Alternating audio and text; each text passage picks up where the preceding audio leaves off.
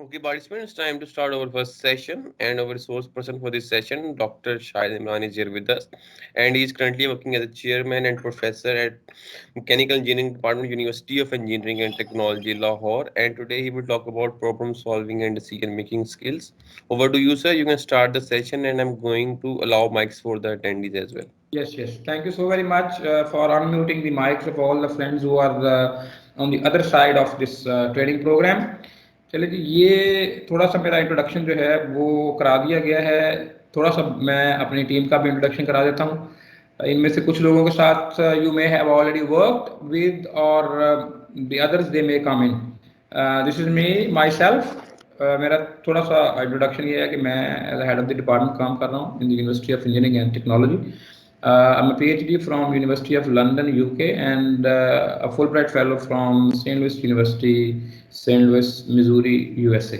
तो ये जो मोस्टली भाई जो काम जो है मेरा that is on culture change management और जो ऑर्गेनाइजेशनल फ्रेमवर्क डेवलपमेंट ये सॉफ्ट स्किल्स के इनके ऊपर Then we have Dr. Fahad Noor. He is also a professor at the University of Engineering and Technology.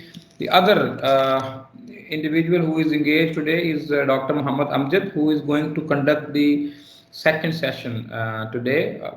And then we have Professor Dr. Muhammad Asif Rafiq. He usually talks and train on the research related skills. So is Dr. Hassan, and you may have also worked with Dr. Amjad Hussain, who is former director of continuing engineering education, and he usually conducts session on the team building skills. So these are some of the recent contributions that myself and my team has made over past few months, maybe now it's more than a year now, using the PHEC platform, Pakistan Engineering Council's platform. We have worked with almost every public sector university in that lies in the geographical boundaries of the province of Punjab and all public sector colleges regarding the capacity building of the principals and the vice principals, and then the promotion related trainings of the associate professors, both ladies as gentlemen, and now this training we are dealing with. So these are some of the institutes that we have recently worked with. ये जो session है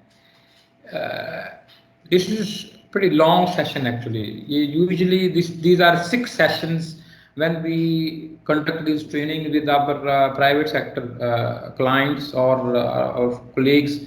So ये problem solving is a full day job. So 3 sessions, and then the decision making they are another 3 sessions. So what we would like कि ये जो आपका आज का दिन है ये जो session number 1 है especially एक brief सा at least image हम present करें कि when we are solving problems जो प्रॉब्लम के सोल्यूशन के ऊपर कितना जोर होना चाहिए प्रॉब्लम की डेफिनेशन जो है वो कितनी इंपॉर्टेंट है and what is the hierarchy of the problems and the solution as the Einstein said whenever science solves a problem it creates many so it may sometimes there are solutions that creates problem इसकी मैं example ऐसे देता हूँ कि when we are work in Lahore for example in October November there is a 5th season added उसे कहते हैं ये स्मॉग का सेशन है smog it's just like a gas container है जैसे इसमें आप बंद हो गए तो you can't actually breathe freely तो अब सम टाइम ये सवाल होता है जी कि ऐसा क्यों है तो इसमें फिर ये जो प्रॉब्लम सॉल्विंग जो है that has a direct bearing on that particular issue ये किसी न किसी प्रॉब्लम का सॉल्यूशन है जो ये प्रॉब्लम हम स्मॉग का देख रहे हैं जिस थोड़ा सा नीचे जाएंगे तो then we would I would illustrate this example so problem solving as a process इसको अंडरस्टैंड करने की कोशिश करेंगे और ये देखेंगे कि why is it unwise to reinvent the wheel हमारा मसला ये है मैनी टाइम्स वी फाइंड के we have to start from the scratch so but there are solutions there are working bits what we have to do is we need to put these bits together इसमें कुछ examples हैं जो historically different companies different organizations they have taken without reinventing anything तो अगर आप हर दफा पहिया इजाद करेंगे तो you need कुछ 50,000 या million years to come to this point. So what precedes all actions? What determines what actions we take? What is the father of action? Now, when we are making decisions, this is critical. So then we need to ask a few questions that do we experience emotions of tragedy and frustrations in the moment of making decisions? Now you are going to be associate professor, hopefully all of you very soon. You will be getting more and more administrative positions, heads of the departments, vice principals and the principals and all other things. So we need to see कि ये जो decision making का है या जब आपने कोई goal achieve करना है, you have set an aim or an objective, तो उसको achieve करने के लिए how do we proceed actually? So just do it. Why can't we everyone follow it? कर गुजरे, but not everyone can follow that. We are unaware that what does it mean to make a real decision and what is the force that a concrete or committed decision create. Are we interested in making good decisions? If yes, then you should not be afraid of making decisions. We should make a lot of them. We will discuss about this as well. Then, did we ever decide? And if we had made a decision, did action flow from it? अगर वो फैसला आपने कर लिया है, तो that is simply a piece of paper if there is no action initiated out of that decision. When we are making a decision, ये जो bigger hierarchy है या framework level पे या strategic level के ऊपर what we need to see, there are a few questions we need to ask. That what is our purpose? What are our fundamental values? What are our goals? What are the key advantages? And how should we exploit them? How should we be organized and structured? What resources are required if you are in the process of making a decision? तो उस decision में any action items that are listed or any outcome that you have defined that you want to achieve them. In order to achieve those outcomes, what resources are required? How shall we know that we have achieved our aim? कि अगर आपने कोई destination define की है, तो what are the KPIs, key performance indicators क्या हैं, which can actually help you or guide you कि now you have reached your milestone. And how do we manage uncertainty, friction, and risk? We all know that there is no way that we can predict what is going to happen tomorrow. So there is a certain level of uncertainty. एक uncertainty का एक level जो है वो exist करता है. So when you are considering things, for example, well, last year, not last year, the year before last year, in 2019, at this point of time in the year, nobody had any clue that COVID-19 is going to disrupt the global business. And it is going to be a massive disruption, and we will all be locked in our homes, and we will be actually, in order to continue this teaching learning process, नए tools सीखना पड़ेंगे और trainings होंगी. So there was nothing that we could have predicted. So ये uncertainty को कैसे manage करना है? फिर friction, yes, wherever there are humans interacting with each other, this is very natural. So as a decision maker, you need to have a very good look on this issue कि ये जो friction जो है, इसके कुछ फायदे हैं, कुछ इसके नुकसानात हैं. How we are going to optimize the friction that is present within the team members or within the organization that you are leading. और रिस्क जो है उसको कैसे मैनेज करना है, रिस्क जो है उसको आइडेंटिफाई कैसे किया जाएगा, फिर रिस्क को क्वांटिफाई कैसे किया जाएगा, उसका क्वालिटेटिव रिस्क एनालिसिस आप कैसे करेंगे, रिस्क का रिस्पांस कैसे प्रिपेयर होगा, फिर आप उस रिस्पांस को इम्प्लीमेंट कैसे करेंगे. So these are all the things which as a decision maker you need to understand. ये एक मेरा ख्याल ये है कि आप में से जो लोग थोड़े बहुत टेक्नोलॉजी को अंडरस्टैंड करते हैं, स्पेशली म्यूजिक को अगर आप लाइक करते हैं, तो ये आईपॉड जो है ये एप्पल एक कंपनी है जिसके आईफोन्स आप यूज़ करते हैं, उसके कंप्यूटर आप यूज़ करते हैं. It's famous company, we all know that. So इन्होंने एक बहुत ही डिसरप्टिंग इनोवेशन ये 2001-2 अर्ली दिस सेंचुरी ये लेके आए. तो ये जो म्यूजिक का एक आइडिया था, ये पोर्टेबल म्यूजिक. अब ये पोर्टेबल काइंडली अपने माइक्स जो है ना ये खुले इसलिए हैं ताकि आपको ना फ्रीडम फील हो. तो लेकिन वो इफ यू थिंक कि ये पीछे बैकग्राउंड नॉइज है तो काइंडली आप खुद भी इसको म्यूट कर सकते हैं. तो अब सवाल ये है कि when the Apple they were thinking about this new innovation, they were what they were trying to do. Were they trying to make a product or were they trying to solve a problem? तो ये problem solving जो है इसके basically दो components हैं. एक problem वाली side है and there is another side we call the solution side, the product side. Many a time we are very much obsessed with the solution and we ignore the problem. So having not defined the problem in a right context, जो भी आप solution लेके आएंगे, that solution is very unlikely to work. So अब question ये है कि did Apple do anything from the scratch? No, Apple didn't do anything from the scratch. Portable music का जो आइडिया है that existed before iPod. Walkman जिसके साथ हम बड़े हुए हैं, सोनी का वॉकमैन जिसके अंदर वो कैसेट चलती थी जिसमें वो रील्स होती थी, that was a portable music. तो आप वो आपने अपनी पेन के साथ जो है उसको लटकाया हुआ है या हाथ में पकड़ा हुआ है और वो जो एयर जो with your headphones on, तो इसका idea was not that new.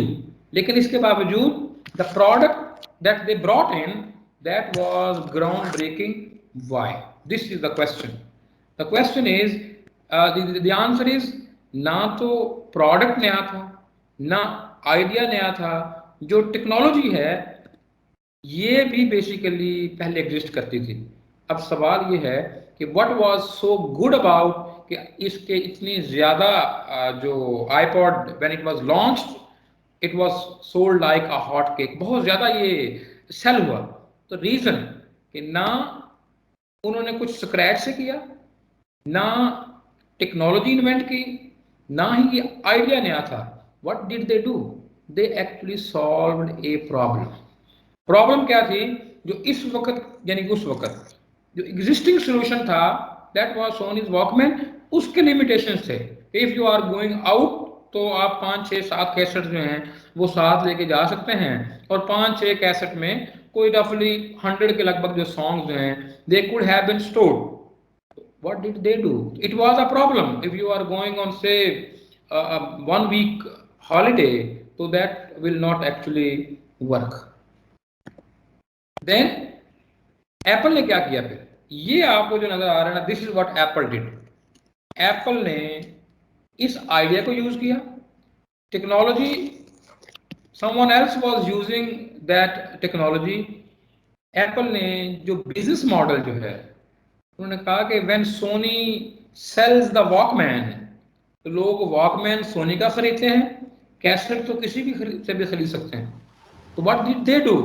Apple ने बिजनेस मॉडल नहीं कॉपी किया. बिजनेस मॉडल उन्होंने कॉपी किया जिलेट का.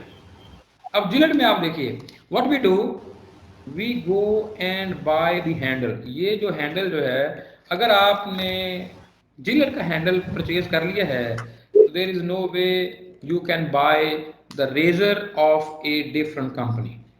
सो नाउ व्हाट हैपेंस, जो when they brought this particular product in, तो उससे क्या हुआ कि सोनी के वॉकमैन में किसी की कैसेट भी चल सकती है. But when you buy this iPod, iPod में आईट्यून्स जो हैं ये सिर्फ एप्पल ही की चलेंगी. So they solve 2 problems. Number 1, they solve के जो लिमिटेशन का मसला हल किया उन्होंने कि जो नॉर्मल वॉकमैन था that used to store around से 100 सॉन्ग्स इन 6 कैसेट्स, लेकिन 1000 songs in iPod. So this is something that got solved. एक और प्रॉब्लम थी कि जो म्यूजिक का जो डाउनलोड था, illegal downloading of the music, that was becoming a big problem in the US market. तो एप्पल ने उस प्रॉब्लम को भी सॉल्व किया.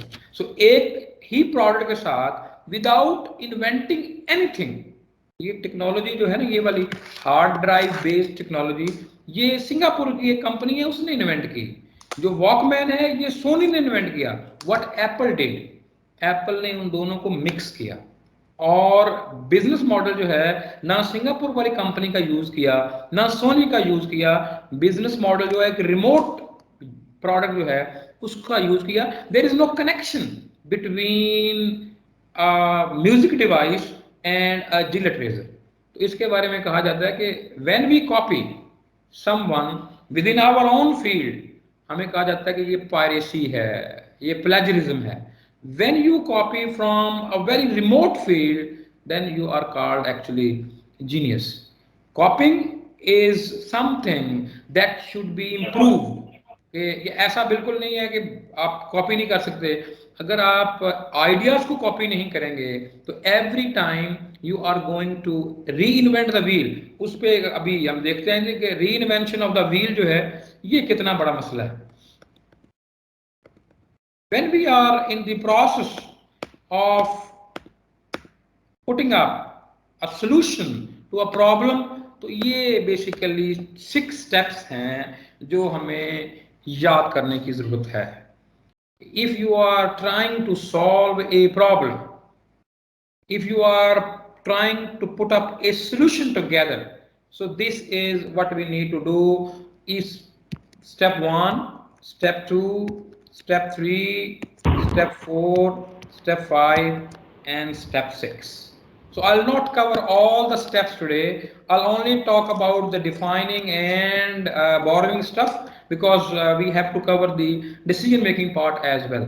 So now if you have to create a solution, तो आप स्टार्ट अवे या स्टेट अवे जो है सोल्यूशन की तरफ जाने के बजाय look into the problem. Problem को अगर आपने ठीक तरह से डायग्नोज नहीं किया तो you will create a product that no one wants. वो जो सोल्यूशन जो है वो कोई भी नहीं खरीदेगा। यूजुअली आजकल जो ट्रेनिंग में मैं एक एग्जांपल दे रहा हूं कि this is we are at the interface of winter and summer. Summer is almost past. कोई 2 3 4 हफ्ते बाद जो है ना एयर कंडीशनर जो है they are going to be out of fashion. तो आप देखिए कि आजकल अगर आपको कोई आके जो वूल जो है या जर्सी या जैकेट बेचने की कोशिश करे, will you by that jacket? Not many of us will by that jacket. Jacket हम अगस्त में या सितंबर अर्ली क्यों नहीं खरीदते? उसकी वजह यह है कि that jacket does not solve any problem. तो प्रॉब्लम क्या है कि the clothes that we use उसका एक पर्पस है कि वो बेसिकली एक तो क्लॉथिंग का जो कॉन्सेप्ट है वो है। दूसरा ये जो वेदर रिलेटेड जो इफेक्ट्स जो हैं, ये इम्पैक्ट है कि अगर गर्मी है तो उसके और तरह के कपड़े हैं, सर्दी है तो उसके और तरह के कपड़े हैं। अब कपड़े कर क्या रहे हैं? They are solving a problem. If we have not defined the problem right, तो इसका मतलब ये है कि the product that we are going to create or the solution that we are going to create, that solution is very very unlikely to work. So the first step कि problem को define करेंगे, इस पे थोड़ी सी और भी बात होगी। Once you have defined the problem, अब अगला स्टेप जो है वो है solution। तो क्वेश्चन ये है कि shall you try to not look into anything, और बिल्कुल कहें जी कि मैं एक genuine जो solution है right from the scratch वो create करूंगा। Well, that is not an appreciated approach. Once you have defined the problem, अब आपने देखना यह है कि ये प्रॉब्लम करंटली कैसे सॉल्व हो रहा है, who are solving this problem currently and how they are solving this problem currently, and what are the problems with the existing solutions. And if you can find the problem with the existing solution, you can borrow all the good ideas that lies with the existing solution, उन्हीं का mix and match करें, and then on top of it you can put your own idea together and it will become a solution. So ये 3 steps जो हैं, defining, borrowing and combining. You define the problem, then you see how others are trying to solve the problem and क्या उनसे solve हो भी रही है कि नहीं हो रही, and then what are the problems with the existing solutions. Once you have seen the problems with the existing solutions, you can borrow all the good parts from the existing solutions and put them together, make an optimum combination, combine them, so a semi solution is ready. Then you need to transform, फिर आगे incubate करें, incubate, judging and enhancing. ये basically the first 3 steps जो हैं इन्हें हम कहते हैं origin of creative ideas. This is how creative ideas are generated. ये जो क्रिएटिव आइडियाज जो हैं, इट्स नॉट के all the time, not even those कि जो अगर हम साइंटिफिक हिस्ट्री में जो बड़े बड़े जो नाम है उसको अगर हम देखें तो nobody started from the scratch. People had solutions. They were good to spot the problems with the solution. आप न्यूटन के एग्जांपल ले लें, डार्विन के एग्जांपल लें, आइंस्टाइन के एग्जांपल लें, none of them actually reinvented the wheel. तो उन्होंने बेसिकली जो एवोल्यूशन क्या है, एवोल्यूशन यही है कि wherever the buck stops, you उसको वहां से पकड़ें और आगे उसको मूव करें. So the first three steps जो हैं, they are the origin of creative ideas. Whenever you are solving problem, you have to be creative. And where do the creative ideas come from? The creative ideas come from by defining the problem, by borrowing the good things from the existing solutions and then putting them together. This is where the creative ideas are born. अब उन्होंने evolve होना है.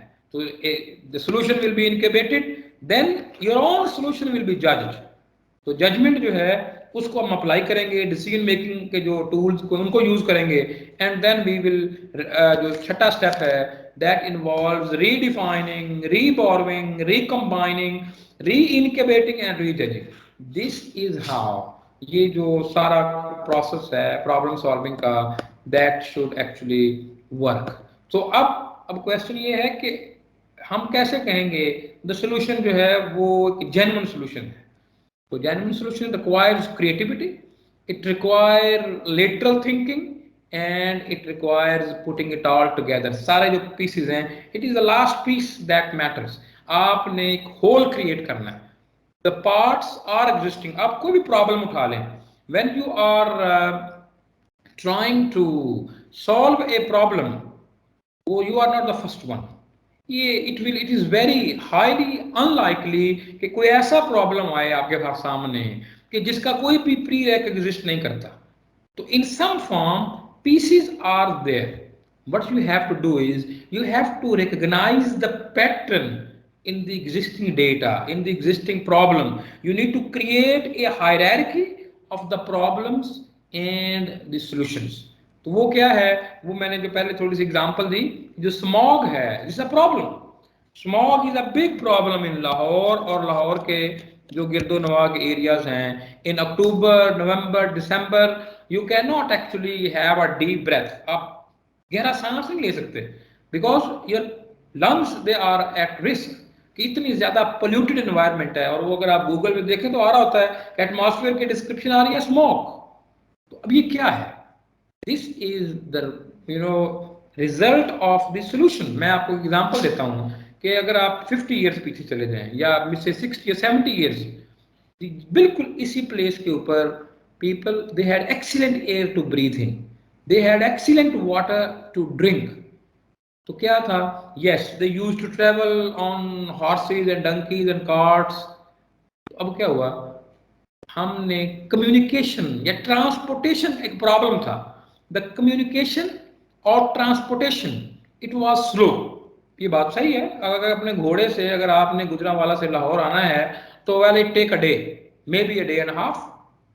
अगर आप एक दिन में आते थे तो अब you can come in like in half an hour or an hour and a half's time. So what we have done, we have quickened the communication. We have solved the transportation problem and we have created the health problem, which is actually a life problem. So this is the biggest dilemma of this problem solving skill जिसके ऊपर अभी आज हम बातचीत कर रहे हैं. ऐसा क्यों है? ऐसा इसलिए है कि if we have not defined the problem right, हम प्रॉब्लम जो है उसकी जो प्लेस है in the hierarchy of the problem and solution, we can not fix the space of the problem. We don't know where the problem lies. If that problem is solved, what new problems are going to be created? When you are solving a problem and your solution creates higher order problems, those solutions are not sustainable. This is how we define the sustainability in this hierarchy of the problems and solutions. There is a hierarchy. Hierarchy exist करती है. You solve a problem, there is another problem. If that problem is a lower order problem, that solution is good. But if you solved one problem and created a bigger problem, जिसकी मैं अभी example दे रहा हूँ आपको कि smog is a health problem and hence this is a life problem, life threatening issue है कि there are many deaths. अगर आपको एस्थमा या इस तरह के कोई इश्यूज हैं तो if the atmosphere becomes murky और इस तरह का स्मॉगी इन्वायरमेंट हो जाता है तो पीपल कैन एक्चुअली डाई.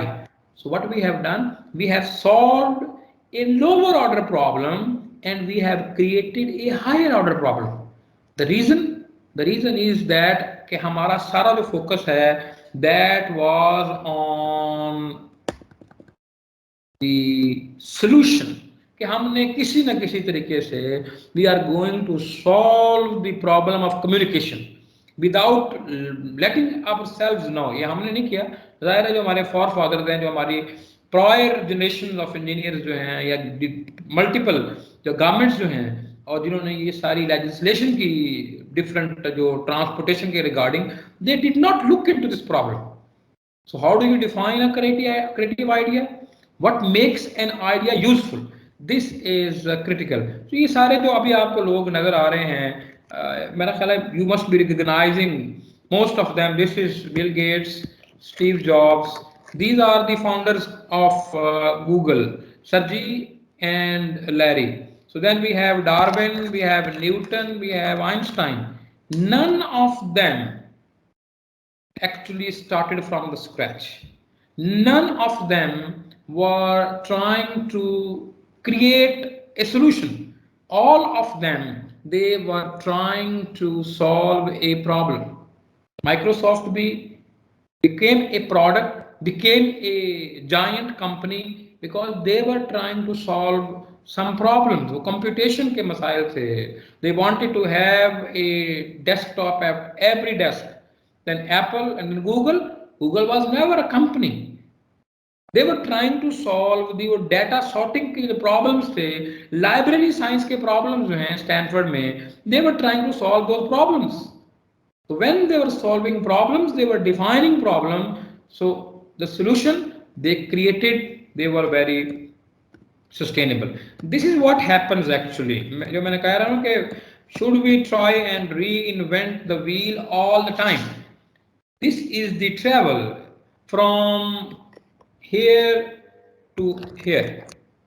कि जो old या ancient Neanderthal थे, जो used to live in the caves और आग जलाने के लिए भी they used to use these stones. उनको एक दूसरे के साथ वो abrasion और उस friction से जो fire निकलती है, उस that was a source to ignite. तो the thing started from there. So this was a Neanderthal who saw a falling rock. उसने देखा कि ये जो पत्थर जो हैं they are falling, it means they can travel. Then they chiseled that rock into wheel. उसने कहा पत्थर की जो shape है that is not round. What should we do? If we have to make a use of it, we need to chisel it. So what they did, when they chiseled it, it became round. तो उसके जो corner थे उसको उन्होंने subside कर दिया. Now it became an easy rolling equipment. And then they realized कि ये जो stone को chiseling जो है that is quite tough. लेकिन जो ट्री है वो तो बना बनाया व्हील है, आप ट्री के पीसेस काटते जाएं and you can create this. So rock was chiseled, then wood replaces the stone. Stone के ऊपर working जो है वो difficult थी, जो tree की shape है वो already round थी, so wood replaced the stone. Then ये जो wheel है that was fitted with the wheelbarrow. So wheelbarrow बन गई. Then there was another wheel added to the wheelbarrow. It became a cart. Then came a horse that made it a chariot. And then there were two more wheels added and it became a carriage. 500 or 450 years ago, there was a steam engine invented. The horse was released and the steam engine was fitted in front of the carrot, and then was the early IC means internal combustion engine car, and now we have this Mercedes Benz. So this is the time travel. This is how innovation work. So अगर आप if you are in the process of solving a problem और आप कहते हैं जी कि I will start from this point, so you will not survive till you reach here.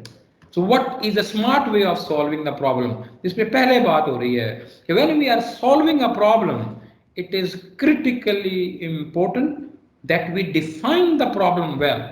जो problem की जो definition है, that is critical. And then what are the existing solutions? And what are the problems with the existing solutions? If you can identify the problems with the existing solutions, your own solution is going to be sustainable. So how you define the problem determines how you solve it. This is critical. If you have defined a problem wrongly or in a wrong way, you will go in a different direction. मैंने जो example दी पहले कि if we were trying to solve the problem of communication or transportation in isolation without understanding the relationship between that one problem and there are many other problem and solution. There is an ecosystem of problems and solutions. What we need to do is we need to find the place of that problem.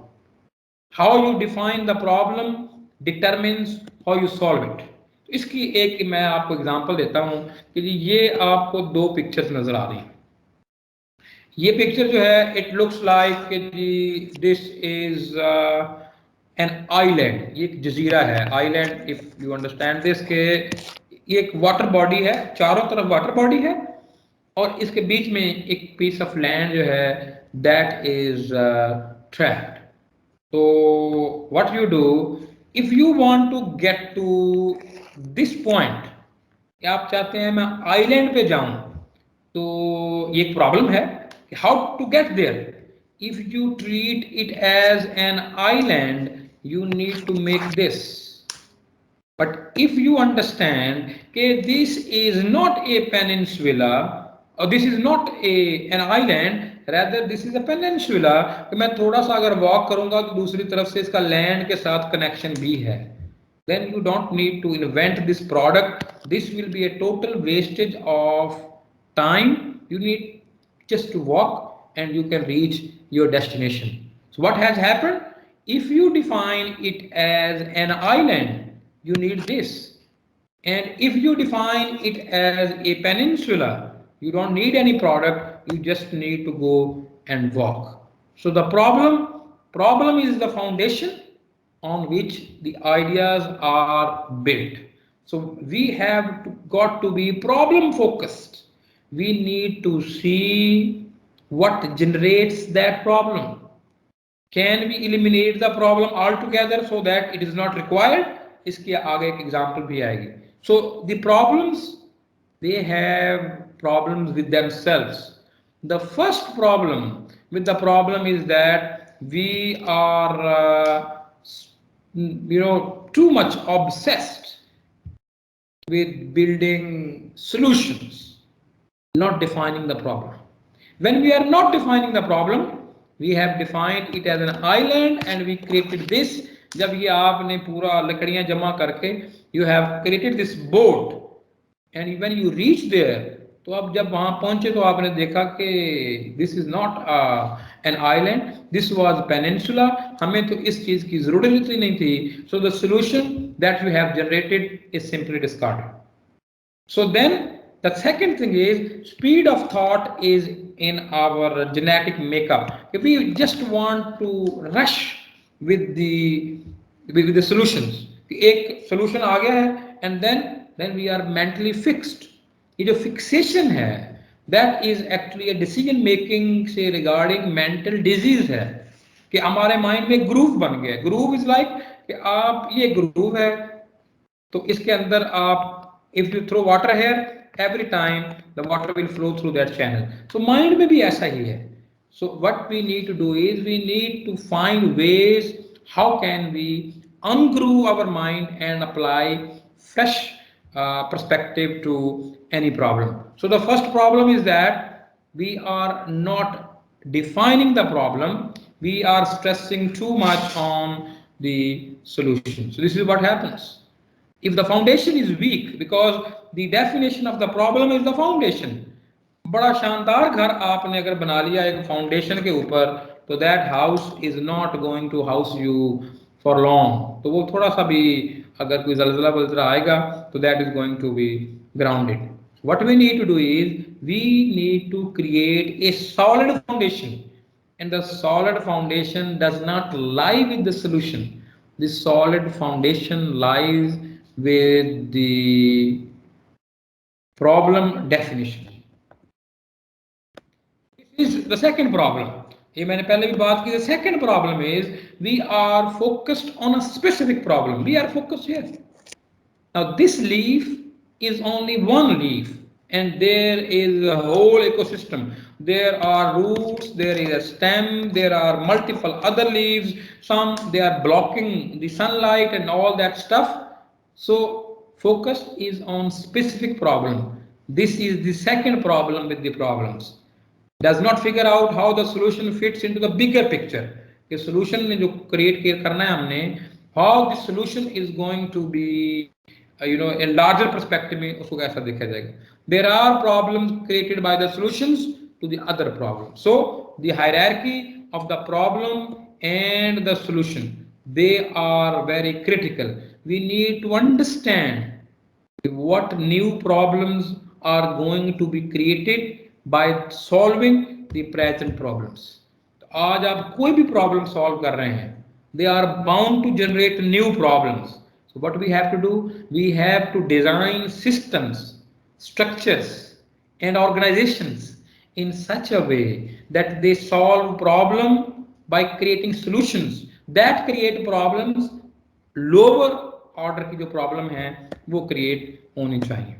So when we are using the process of ideation, तो इसके ऊपर ये एक metaphor हम use कर सकते हैं कि 1, 2, 3 की जो process है, defining the problem is just like choosing a site.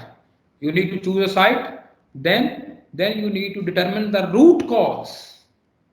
If you do not determine the root cause of the problem, इसकी usually मैं एक example देता हूँ. Well, this example can be helpful. अगर आपने एक मशीन होती है लेथ मशीन, ये जो खराद की जो मशीन है ना, उसको अगर आपने देखा हुआ है तो आपको थोड़ी सी ये प्रॉब्लम जो है, इस example you can relate to this. एक दफ़ा हम एक डायग्नोस्टिक स्टडी कर रहे थे, तो स्टडी में ये आया जी कि मशीन जो है बार बार जो मशीन है उसका फ्यूज जो है वो जल जाता है. तो वो जिस ऑर्गेनाइजेशन के साथ हम काम कर रहे थे उन्होंने कहा यार ये बड़ा प्रॉब्लम है, जब फ्यूज जो है वो शॉर्ट सर्किट हो जाता है, मशीन बंद हो जाती है, और जब मशीन बंद हो जाती है then we are totally locked. हमें समझ नहीं आती कि अब हम क्या करें. तो हमने एक टूल है, ये आप भी इसको यूज कर सकते हैं, 5 why. If you want to get to the root cause of any problem, 5 times you need to ask why. तो फर्स्ट टाइम हमने ये कहा जी कि बताएं जी कि ये फ्यूज जो है ये क्यों जला है. तो उन्होंने कहा जी कि मशीन जो है उस पर लोड ज्यादा था. तो अब एक सवाल है कि मशीन पे लोड ज्यादा है, फिर क्वेश्चन पूछा जी कि क्यों ज्यादा है लोड, व्हाई. उन्होंने कहा जी कि एक अगला सोल्यूशन है जी कि मशीन पे लोड जो है ना इसलिए ज्यादा था कि जो लुब्रिकेटिंग जो पंप है उसके साथ कोई प्रॉब्लम है. अच्छा जी, पंप के साथ क्या प्रॉब्लम है. तो करते करते हो ये रहा था कि वो खराद की जो मशीन थी वो जब वो मेटल को शेप कर रही थी तो जो छोटी छोटी चिप्स वहां से उतर रही थी वो उसके पंप के अंदर चली जा रही थी. अब जब पंप के अंदर जा रही थी तो ये सारी प्रॉब्लम वहां से स्टार्ट हो रही है. तो हमने कहा जी कि मसला ये है कि आपको उधर एक जाली लगानी चाहिए. एक जाली उधर लगा दें, the problem is fixed, no more fusing. So 5 times they ask why.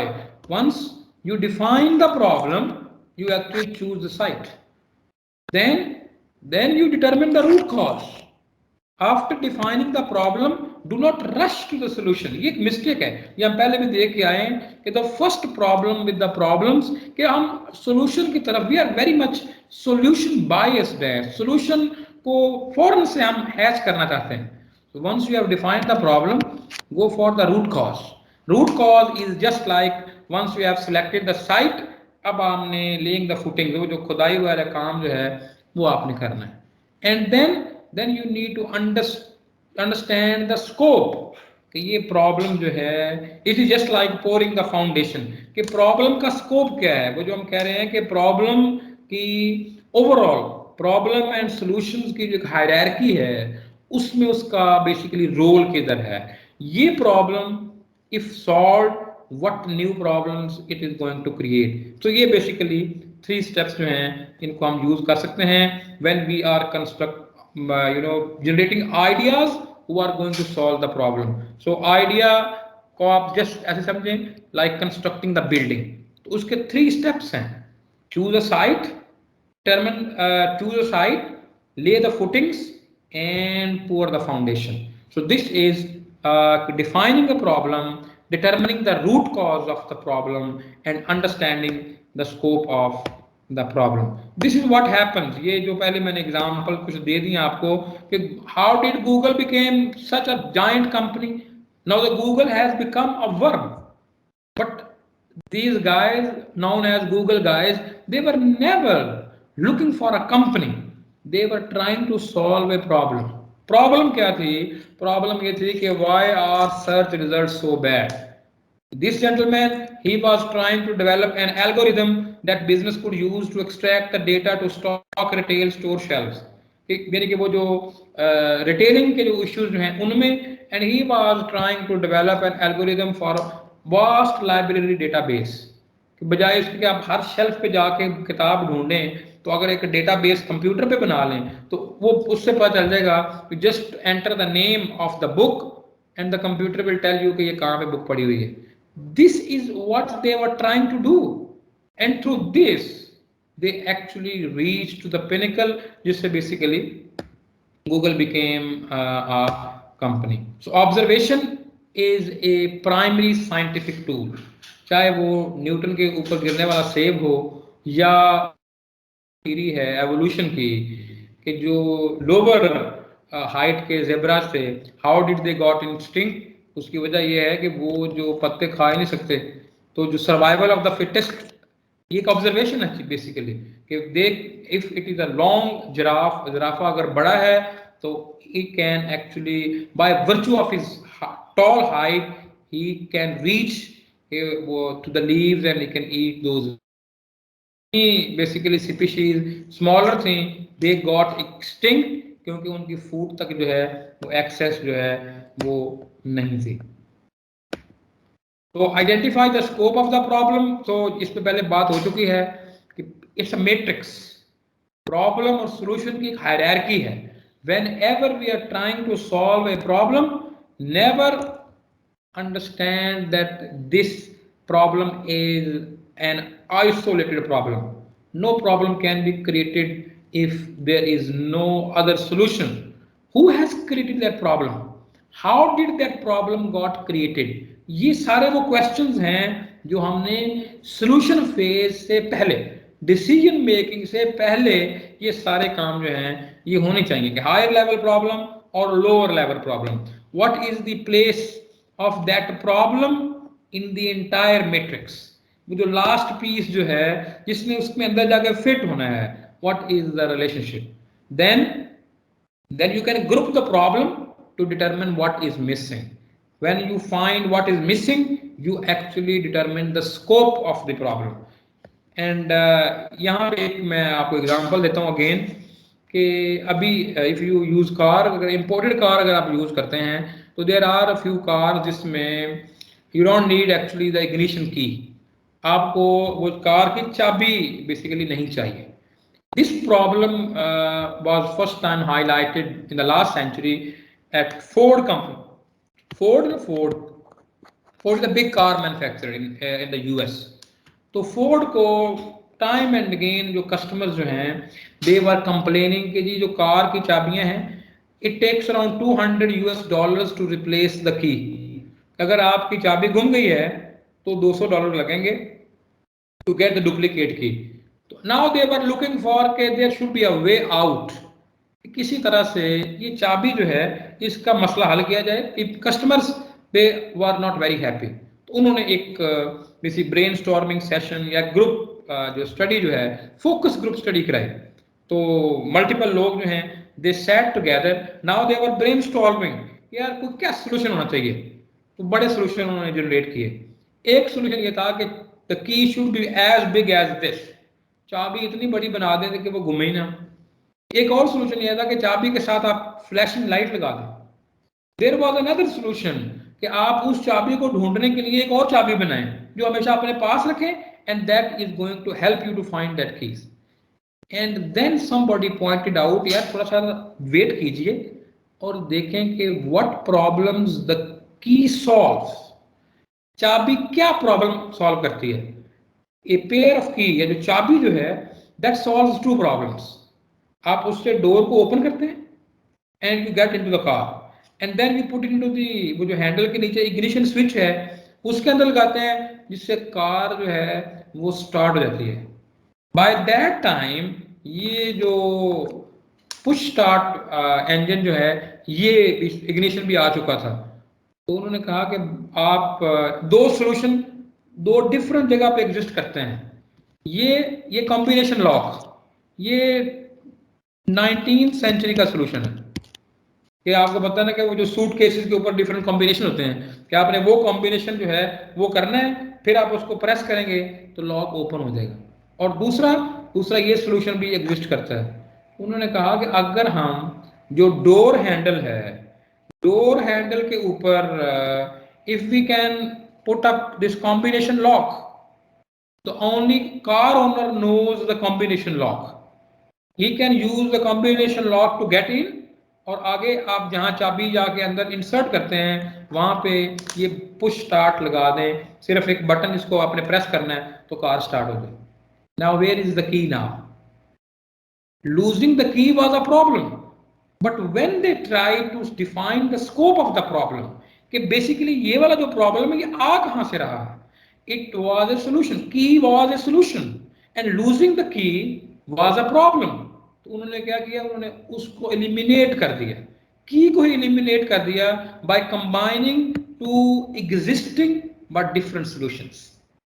Lock को बाहर लगा दिया, इसने चाबी का एक फंक्शन पूरा किया, एंड देन वो जो अंदर जहां पे हम चाबी कार में इंसर्ट करते हैं वहां पे कार्स के अंदर अब वो जो इंजन स्टार्ट स्टॉप का जो है वो आ चुका है, you simply go and press that. So this is how we can generate sustainable solution, or we can solve the problems in a sustainable way. So when we choose the problems, choosing and solving the problem, we need to understand यही जो इनका scope जो है, what keeps planets moving, flying off, and how do they move in the planetary orbits, ये एक problem है।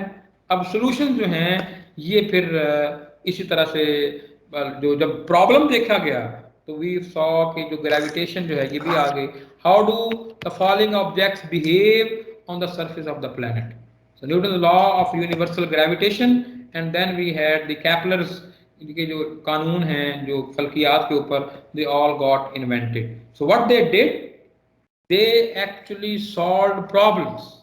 So many a time one problem solves, one solution solve multiple problems.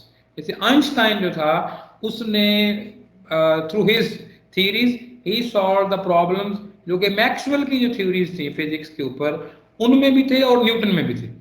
Maxwell tried to solve the Newton's problem, and Einstein he solved both problems.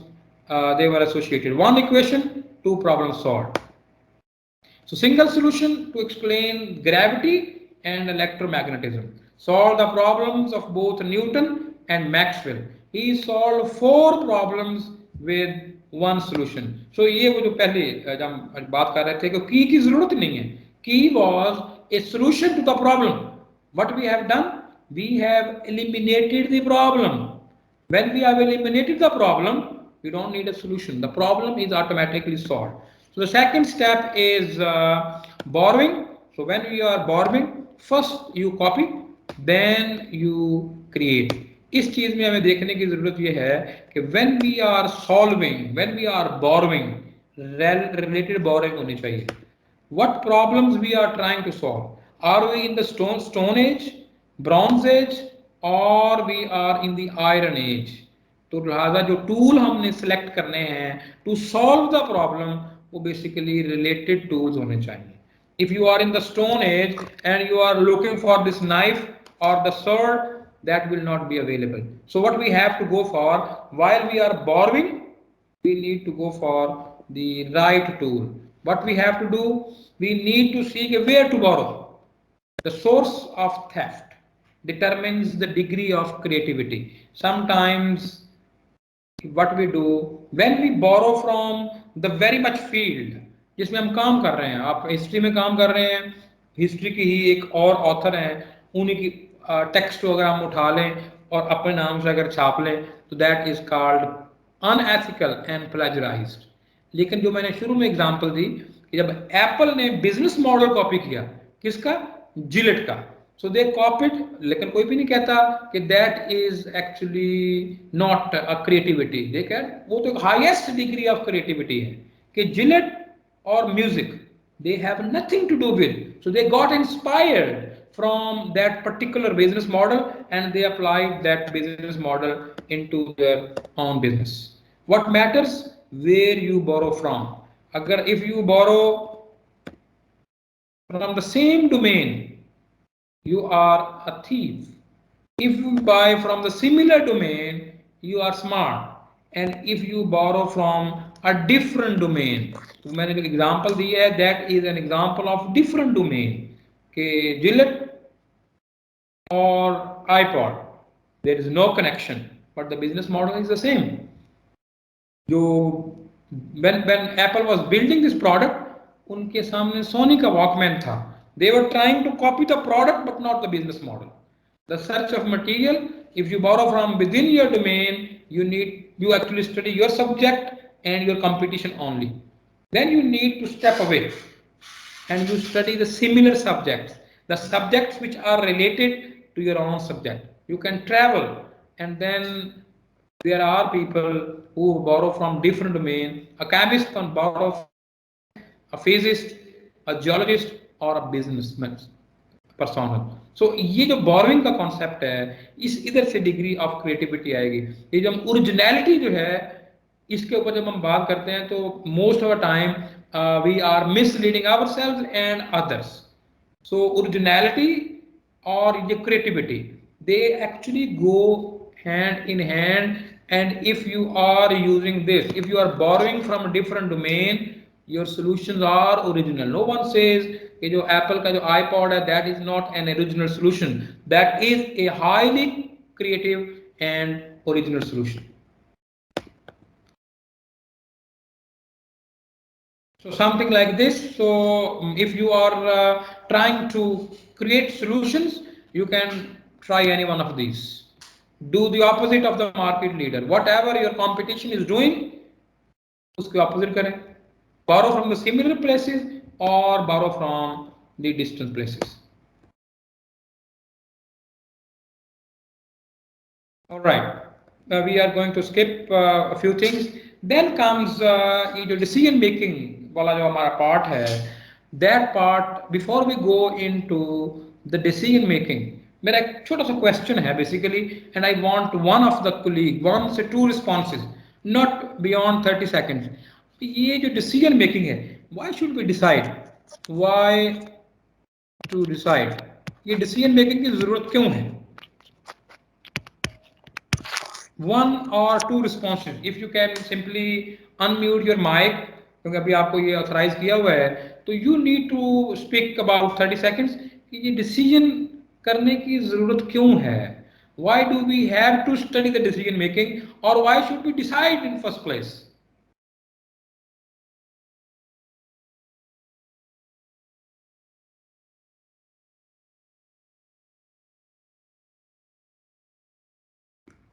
All right.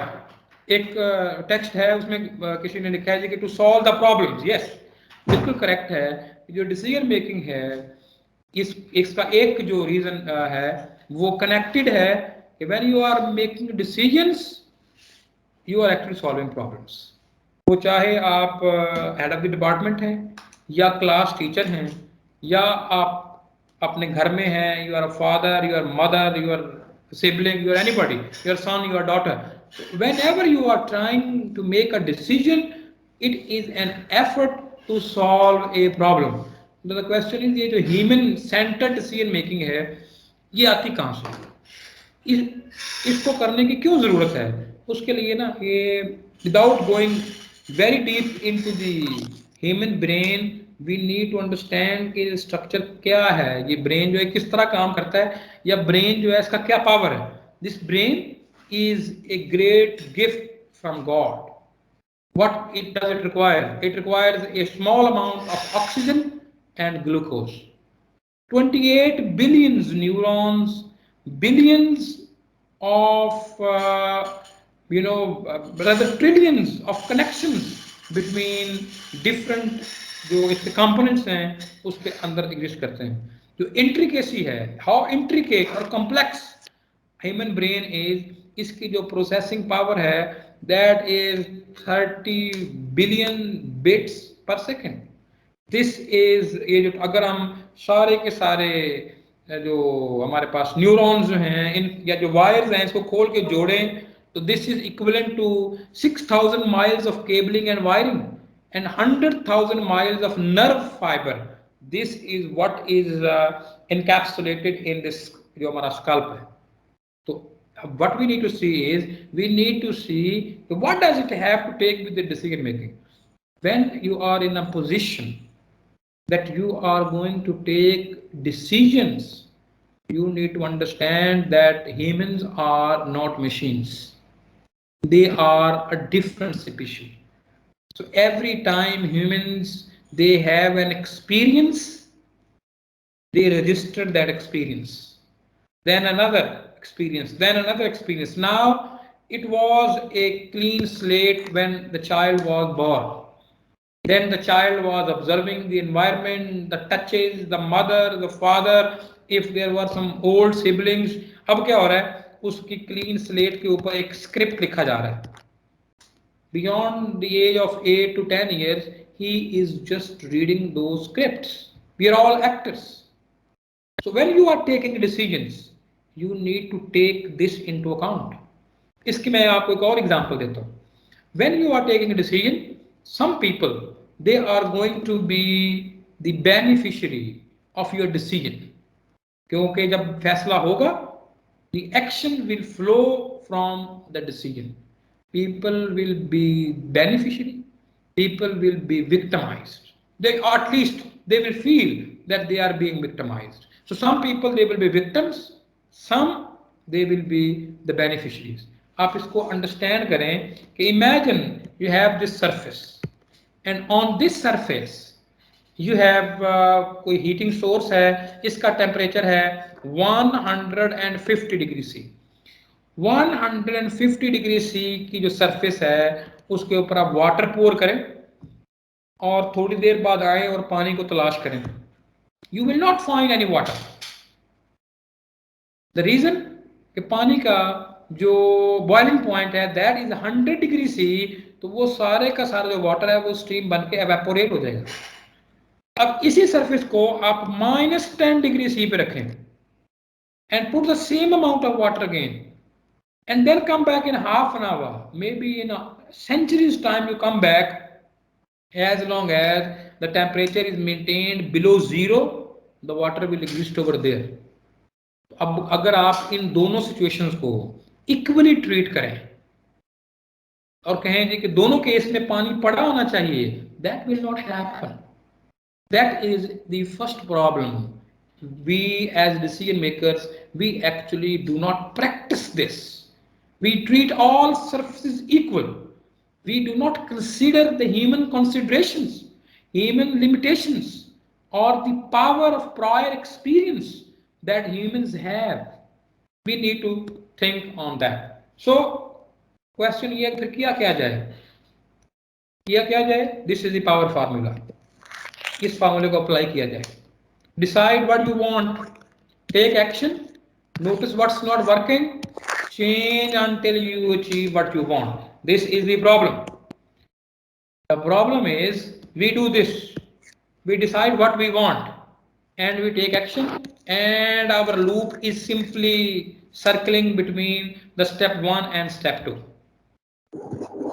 How we are going to improve our decision the next time we have a similar situation? It is only through the process of feedback.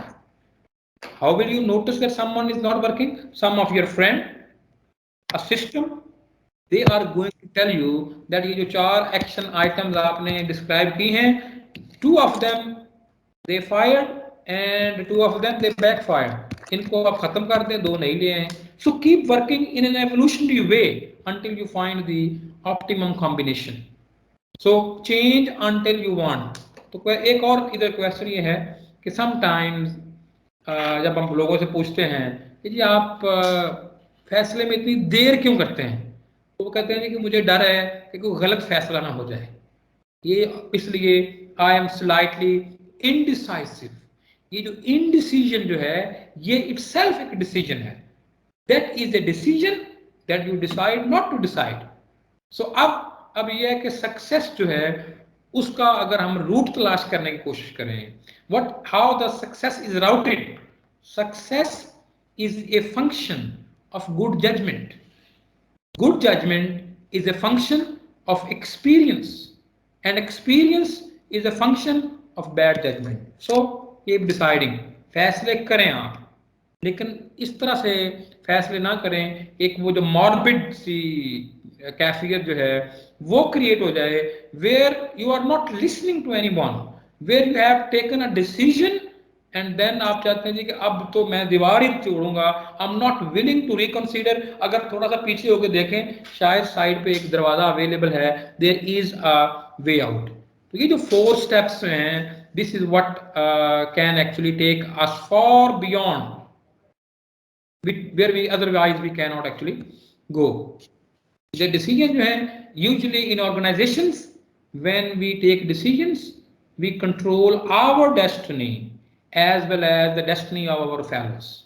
You are principal, you are vice principal, you are head of the organization, vice chancellor हैं आप, teacher हैं for example आप. You are taking decisions. A decision to get prepared, to go into the class, a decision to change the teaching learning process, a decision to improve the teaching learning process, a decision to integrate the existing teaching learning process with the contemporary जो market based skills हैं उनके साथ. What we are doing, we are actually playing with the destiny of ourselves or the students we are dealing with. ये जो decision जो है इसका अगर वो इसकी एटमोलॉजी देखें आप तो ये decision, D is from that is a Latin word and this is from कैडेरे to cut, means to decide. Decisions are different from stating preferences. It's not only कि अगर आप ये कहें कि this is what I want, well that is a preference. If you have convert that preference into a decision, you need to avoid this Niagara syndrome. What is Niagara syndrome? Niagara is from Niagara Fall. कि आप अगर आबशार के पास चले जाएं और उसके ऊपर अगर आप कोई भी ऑब्जेक्ट रख दें तो वो वाटरफॉल के साथ ही ट्रेवल करेगा. ऑटोमेटिकली वो जो ऑब्जेक्ट है वो खुद से किसी और डायरेक्शन में नहीं जा सकता. दैट ऑब्जेक्ट लाइक खुश्क पत्ते की तरह that does not have any choice. So that is what a preference is. If you have to convert your preference into a decision, that is what you need to see. You need to know what to focus on. You need to know what things mean to you, and you need to know what to do to create the results. This is going to help you to convert your stated preferences into very crystal clear decisions. इस काम के लिए जो एक चीज बहुत ज्यादा helpful साबित हो सकती है, that is this principle of the objective. इसको ना मेरा ख्याल है कि this is first thing first, we need to understand and balance the ends, ways and means. जब भी कोई फैसला करना है हमने, that is actually to achieve something. If you want to achieve that, there should be a path. And if there is a path, Then you need the means, you need a car. For example, you decide you want to go from Lahore to Multan. That is the end. Multan is the destination where you want to be. And then there is a way. You can go by train, you can go by air, you can go by bus, you can take your own car, you can walk, you can bicycle, you can cycle it, you can walk. And these are actually the means. So what we need to see is, in order to have an optimum result of our decision, we need to balance the ends, ways, and means. So the question is, what is an end? End is what is to be achieved and why. What are the ways? Ways are the how it should be achieved.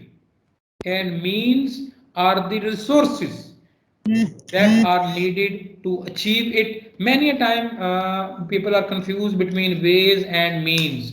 तो आप ये देख लें कि जो वे जो है ये रोड है की ऑप्शन है, ट्रेन की ऑप्शन है, एयर की ऑप्शन है, या वॉक.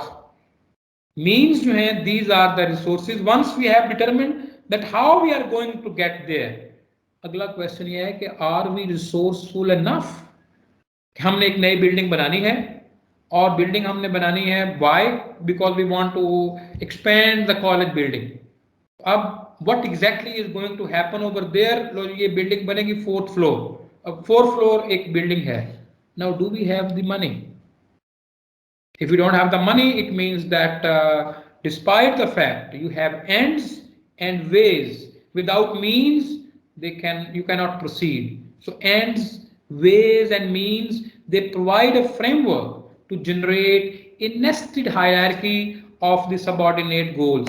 अब जब आपने strategic level के ऊपर एक decision ले लिया, तो जो जितने भी subordinate goals हैं, एक main goal है, goal लिया कि we want to go to Multan, and then उसको आप सब आइटम्स बना लें कि we need a car, we need a motorcycle or a bicycle, car rent करनी है. So these are all objectives. They will be aligned with the principal objective where we have defined the destination to go.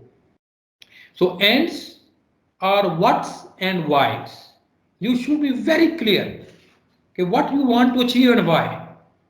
And ways are the hows. Okay, how you are, what is your approach, what is your methodology, how you are going to attempt to be at the ends that you have defined. And then means, these are the resources, what and whom, who is going to do what to get there using ways. So using ways, if you want to be at the ends, you need means. In ends, objectives to be achieved, what and why of the strategy, they are expressed in the end state. उसको बताएंगे जी कि end goal क्या है, ये building बननी है, ये एक नया प्रोग्राम हम बेसिकली लॉन्च करना चाहते हैं, एक्सपेंशन है एग्जिस्टिंग प्रोग्राम की, उसका स्कोप चेंज करना चाहते हैं, नई बिल्डिंग जो है वो बनाना चाहते हैं. And then ways, strategy or a plan that aims to achieve the end state. This is the description of the end state. This is the strategy that how we plan to achieve the end state. And these are the resources that we are going to implement in order to achieve the end state. It means they answer the question with what and with whom shall we carry out the plan of action. This is how we do it. And then ये जो balancing की बात हो रही है कि ends, ways and means, they are to be balanced. For example, if you have the means and the ends but no ways, you are just like a rudderless ship, incoherent plan of action or strategy. क्यों? Resources भी हैं, end goal भी है, but path is not clear. You have a car, you know you want to get to Multan from Lahore, but you are not sure कि car चलेगी कहाँ, कहीं car ने ट्रेन की पटरी पे चलना है या पानी के अंदर चलना है. So incoherent plan of action.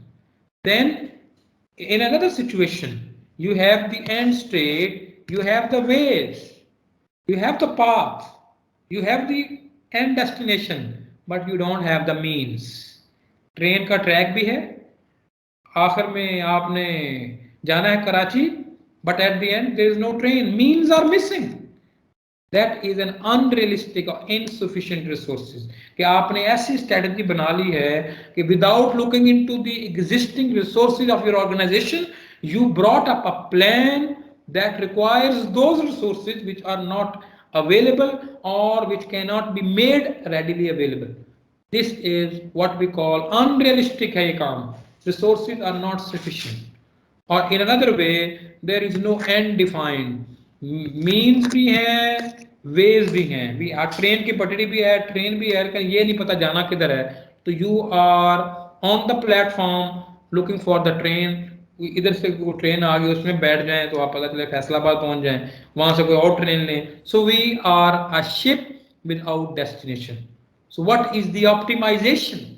The optimization of the decision making, it involves coherent relationship between the ends, ways, and means. Coherence, goals, actions, and resources, they are supposed to be in equilibrium.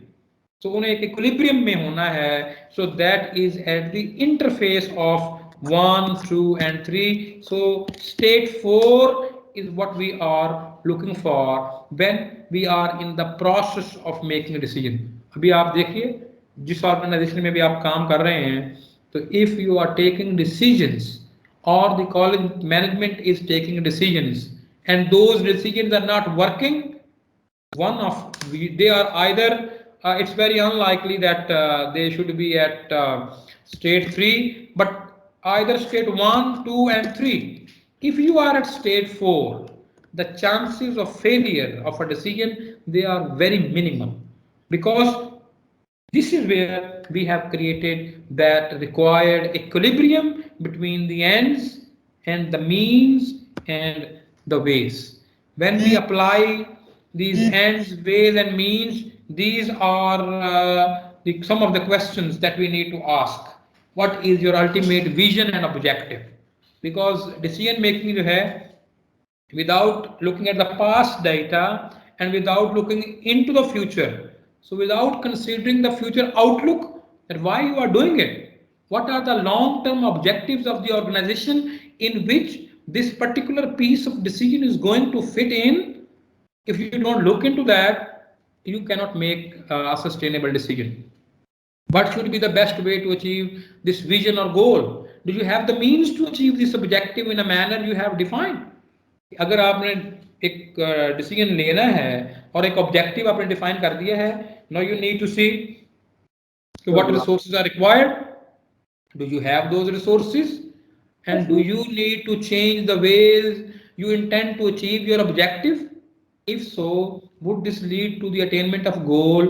ये भी question है कि क्या एक ही solution है हर problem का? No.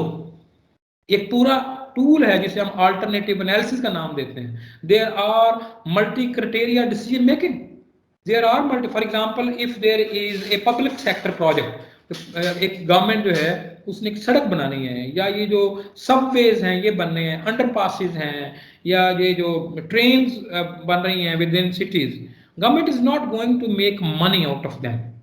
लेकिन अगर यही काम एक सोसाइटी बनानी है, फॉर एग्जांपल किसी प्राइवेट एंटिटी ने, तो their criteria is to make money out of it. तो गवर्नमेंट का क्या है? गवर्नमेंट का है public utility. If people are being facilitated, that is the criteria that should be used when a public office holder is making a decision. लेकिन if the same decision is being made in the private sector, क्या कोई residential कोई block बन रहा है, कोई plaza बन रहा है, कोई कमर्शियल बिल्डिंग बन रही है, तो उसमें what they are going to consider, उनका क्राइटेरिया शायद पब्लिक यूटिलिटी नहीं है. Yes, they are trying to add something into the public service, but they are trying to earn some money at the end of the day. But you need to break up your vision into sub goals and sequence them over time. ये भी एक question है कि क्या एक long जो destination है, कराची जाना है जी हमने, तो कराची जाने से पहले अगर एक दिन में नहीं जा सकते तो एक दो बीच में स्टॉप रख सकते हैं. तो विजन को फ्रैगमेंट करके सब गोल्स एंड देन उसकी वर्टिकल इंटीग्रेशन कर लें. Is that what you are ready to consider or not? अब जब डिसीजन हम कर रहे हैं तो what we usually go through, कि शुरू में मैंने पहली स्लाइड पर बात की, friction, uncertainty, lack of knowledge, these are the three things that we should try to consider when we are making a decision. Friction is wear and tear, the wasted heat and energy. एक basically वो जो emotional sabotage है, जो हमारी already existing feelings हैं, because we are humans, we come from different family background, different cultures, and we have different values, we have been brought up in different ways. It is very unfortunate to actually expect from people that they behave like robots. That may not happen. If they're not robots, they're humans, ये friction होगी. Now the skill of the leadership and the management or the decision maker is कि decision ऐसा होना चाहिए इस friction को minimal रखा जाए. ये जो है कि favoring one and fixing other, this is something that will only bring disaster and harm into our organizations. We should avoid that. Then uncertainty, इस पे भी पहले बात हुई कि uncertainty जो है, we are not very sure कि what is going to happen tomorrow, एक best guess है. तो जब आप decision कर रहे हैं, for example, when you planned the spring 2020 semester, you planned the semester to start in January and end in May or June, but that semester ended in September because nobody knew that this corona thing is going to be coming in March and there will be lockdown and then the whole teaching learning process is going to be halted. So when we are making decisions, there are two types of unknowns. एक को हम कहते हैं noun अननाउन्स, हमें पता है कि कुछ चीजें फ्लक्चुएट करेंगी, but we are not sure how much fluctuation. ये जो हाउ मच फ्लक्चुएशन जो है, that is something can be managed. दूसरे टाइप ऑफ जो अननाउन्स हैं उन्हें कहते हैं वो अननाउन अननाउन्स हैं. Let me write that down. So known unknowns और unknown unknowns. So this corona related जो pandemic है, this was an unknown unknown. So that is why everything got disrupted. So if you are planning an activity and there is a war, for example, nobody could predict war apart from those guys who are really sitting at the top and taking some strategic decisions. So people like us, so we have no clue if there is a war going to occur in next 6 months. So लिहाजा जो planning हम कर रहे हैं, in that plan ये जो noun unknowns जो हैं, इनको basically we have to take care. And then is the lack of knowledge. Lack of knowledge is the condition of ignorance, not knowing something that is knowable and certain. ये जो uncertainty है, इसको basically remove नहीं किया जा सकता क्योंकि it will not be worth it to work so much. क्योंकि आपको today if you are fixing something in your organisation that involves के जी स्टेट बैंक जो है वो मिनिमम इंटरेस्ट रेट क्या होगा on January 1, we don't know, but we can predict जो पास डेटा है उसकी बेस के ऊपर कुछ एक गेस किया जा सकता है. वेल दिस कुड बी क्या लोअर करेंगे या हायर करेंगे, अगर हो हायर या लोअर करेंगे इंटरेस्ट रेट को तो कितना कर सकते हैं. So uncertainty shall be existing, friction shall be existing, लेकिन ये जो लैक ऑफ नॉलेज है इसका हल है. For example lack of knowledge ये है कि when we open the doors we are used to के डोर का एक हैंडल होगा, लकड़ी का दरवाजा होगा और we need to go and wait and then pull the handle and then get into the room. अभी फिर आप जाते हैं तो शीशे का दरवाजा है, there is no handle and that actually involves कि आप जाके थोड़ा सा स्टॉप करें, वो आपको सेंस करेगा और सेंसर फिर दरवाजा खुद ओपन कर देगा. तो इसमें क्या है, इसमें लैक ऑफ नॉलेज है. If you are not expose के डोर कैन ऑटोमेटिकली ओपन, तो इसके ऊपर ट्रेन किया जा सकता है, इंफॉर्मेशन ऐड की जा सकती है. When we add the information, ये जो लैक ऑफ नॉलेज है इसको बहुत हद तक मिनिमाइज किया जा सकता है. Lack of knowledge should be recovered and the uncertainty and friction they must be minimized. लेकिन ये काम कैसे होगा? इस काम के लिए ना ये 4 स्ट्रेटजीज हैं, हम कर सकते हैं। When we are dealing with these frictions and uncertainty, we need to develop a leaps of faith, assumption होने चाहिए हमारे पास। What will the assumptions do? The assumptions, they will provide a framework to advance the planning in the absence of uncertainty and knowledge। कि ये basically जो uncertainty है उसके against एक assumption है कि well this could be something, लिहाजा इस assumption के बेस के ऊपर प्लानिंग हो सकती है।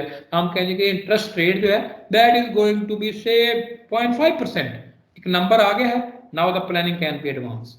then scenarios, the description of future events and situations that are designed to reflect the extremes to help the decision makers prepare for the extreme। Scenario है, हम सिनेरियो बिल्डिंग कर लेते हैं। एक वर्ड है कि वर्स्ट केस सिनेरियो क्या है। In worst case scenario, well for example अभी नेक्स्ट वीक से we are going to start the semester again. 2 हफ्ते पहले जो प्लानिंग हुई उस प्लानिंग में ये था कि यूनिवर्सिटीज में open full time, and then जो एनसीओसी का जो रिसेंट डिसीजन है, another lockdown has been imposed and the colleges and the universities, they are closed again। so it means we need to build scenarios कि what is the worst outcome that we should expect उसके against, or what are the best possible outcomes। so we need to be, as a decision makers, we need to be very quick enough to build these scenarios। we need to create options। many a time we find our colleagues saying bhai ye ek hi option hai, no this is not possible।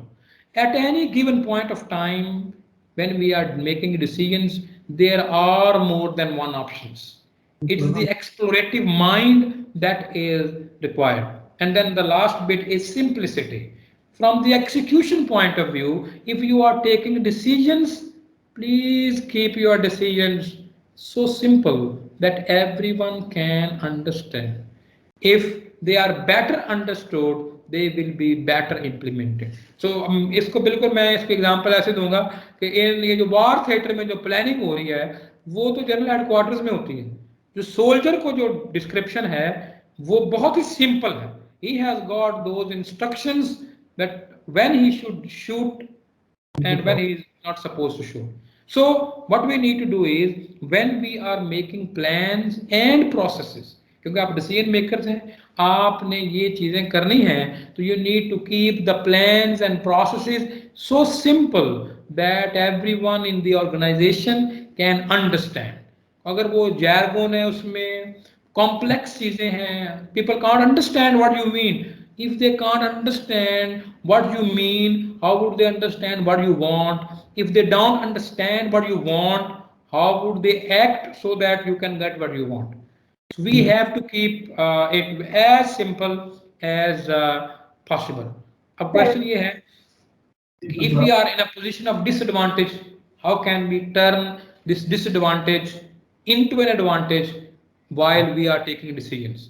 so both failure and success, they teach a lot of lessons। and so what we have to do, if we are keeping that feedback loop very much active, we need to learn where have we failed recently, what does that teach us, how can we extract value from that experience। similar questions should be asked if we succeed in our goals and you are going to restart another project of similar nature, so what have been our recent successes, what caused them, what are the causes, or were they the result of design or a plain luck। अगर वो design नहीं था या success जो luck है, क्या उसको हमने एक्सप्लॉइट किया है। For example if your college or university is in such a area where there is a new industry that is going, or industrial zone that is going to be set up, so that is actually an advantage, that is an arbitrary advantage।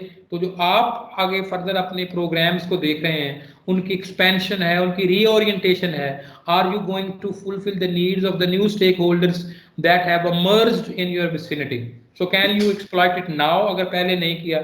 ये सारे question जो हैं they can help us turn the disadvantages into advantages. when you are in a position of decision making, you are working within this triangulation: responsibility, authority and accountability। Now I feel I leave it for you to fill this. Okay, if, for example, if you have no authority, you have been given responsibility and you are being held accountable, what you are going to do? It will be a chaos because you did not have the authority to take decisions and get them implemented. But you are held responsible and you are being held accountable. Many a time this actually, unfortunately, it's not only in our country, in many developing cultures, developing nations, this is a problem where the centralized authorities, they don't delegate. Yes, responsibility is there, accountability is very much on the people who are being held responsible and are being held accountable. They have no authority to get things done. So problem.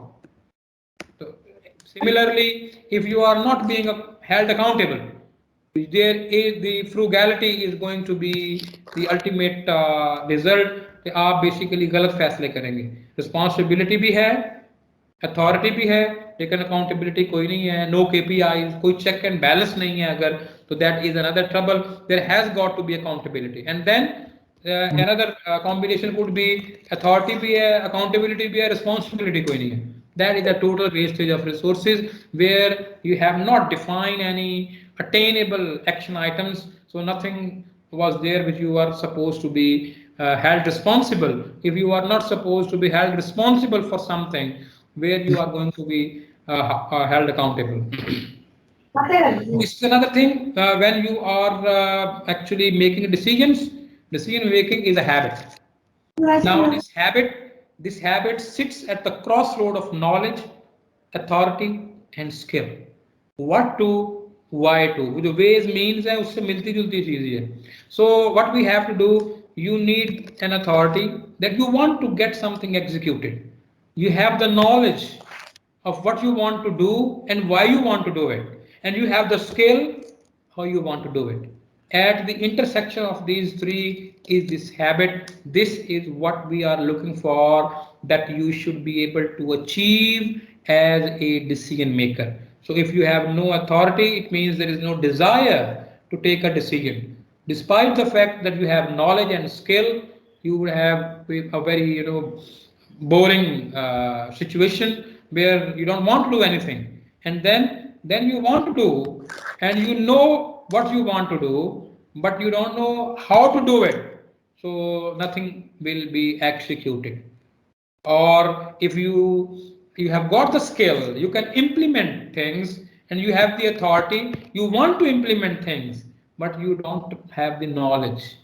For example you are a construction manager आपने construction management में आपकी degree है you have the knowledge of construction लेकिन आप करना क्या चाहते हैं आप सॉफ्टवेयर डेवलपमेंट का काम करना चाहते हैं no you have the team building skills and all that stuff but the knowledge of that field or that project you don't have it.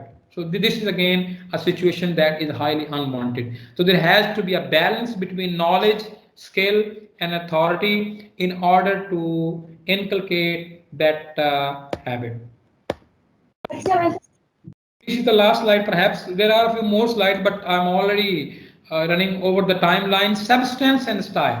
If you are taking a decision as a leader, you need to actually map yourself कि आप किस place में हैं. So you need to think कि substance क्या है?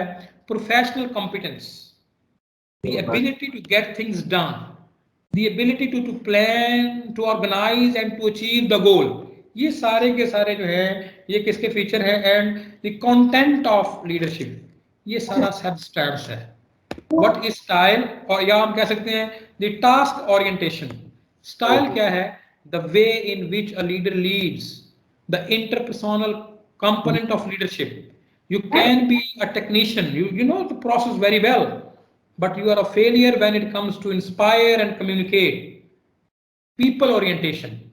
So substance is task orientation, style is people orientation. तो इसमें देखते हैं जी कि हम सब कहाँ कहाँ पे लाई करते हैं कि in this particular जो style versus substance जो हमारा मैप है, if you are an inspiring leader, you are competent, You have the ability to get things done. You can plan and organize them. You have the task orientation as well as the people orientation. So you are an inspiring leader. If you are not inspiring leader, you can still be an effective leader. You have the ability to plan things, you can get things done, but you are not that sort of engaging that an inspiring leader is. So you are mostly task oriented.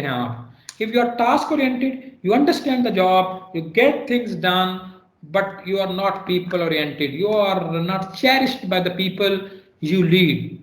तो effective leader हैं. The third thing जो है that is a posturing leader. Posturing leader, and the last item is the ineffective leader. If you are a posturing leader, इस case में क्या है कि everyone has limitations. Limitations में ये है कि now you are एक आपका पोटेंशियल है, you have fully exploited your leadership potential, लेकिन जो एग्जिस्टिंग जॉब है that requires beyond whatever your potential is, now you will be a posturing leader. When you are posturing leader, this is the most problematic type of leading style. इसमें क्या करेंगे, इसमें हम एक Peter principal है, ये जो भी मैंने डिस्क्राइब किया ना कि पीटर प्रिंसिपल ये है कि यू हैव आप ऑलरेडी छत को लग चुके हैं, आपने अपना सारा जो पोटेंशियल है उसको एग्जॉस्ट कर लिया है. द करंट जो जॉब है that requires more than that. तो अब आप you fall victim to the Peter principle. You will try to surround yourself with yes men and favorites. You will insulate yourself with personal admiration. आप सिर्फ उन लोगों को अपने नजदीक आने देंगे जो सिर्फ आपको वो बताएंगे जो आप सुनना चाहते हैं, ना आपके वो बताएं जो आपको सुनना चाहिए. So that is a very dangerous leadership style. Posting leader कहते हैं. Then the ineffective leader, इस टाइप के जो लोग हैं, they're not real leaders. They lack both the substance and style. They heavily rely on punishments and reward. They tend to turn into the posturing leader when they see they are ineffective. So, ये basically when we are taking decisions, or we are in the position, or we are being the decision makers, we need to try to at least stay on top of this line. So this brings this first session to an end. I've almost gone 6 minutes beyond that. If you have any questions, one or two questions I can take, because there is another session on time management. If there are some intriguing questions on the content that I have presented, तो हम उसको वहाँ पर भी ले सकते हैं. तो अभी आपकी 10 मिनट की ब्रेक होगी, and then there will be the session number 2. What are the theories and practices of being a good presenter? So Dr. Bilal Dilawar has already introduced me. I am Dr. Muhammad Amjad, working as Associate Professor in the Mechanical Department of University of Engineering and Technology, Lahore. So ladies and gentlemen, this is the overall flow that we are going to discuss in this second session. So we will start from the managing the presentation by analyzing the audience. So the analysis of the audience is very important before we start the presentation. So we will discuss what are the analysis that we need to do before we start the presentation. And it's not like a mathematics. It's not a mathematical analysis basically. So we need to just have a look on our audience, and having a look will give you a lot of information about the audience and their expectations. And then we will move towards the components of a good presentation. These are also known as presentation blueprints, and these are the main takeaways of this session number 2. Then there is a very, very important session after the presentation session, which is known as question and answer session. So how to manage the question and answer session effectively, we will discuss in our second session. And then there are some common mistakes in the presentations. So normally we repeat those mistakes in our presentations, in our lectures, in our classes, and we do not consider them as mistakes.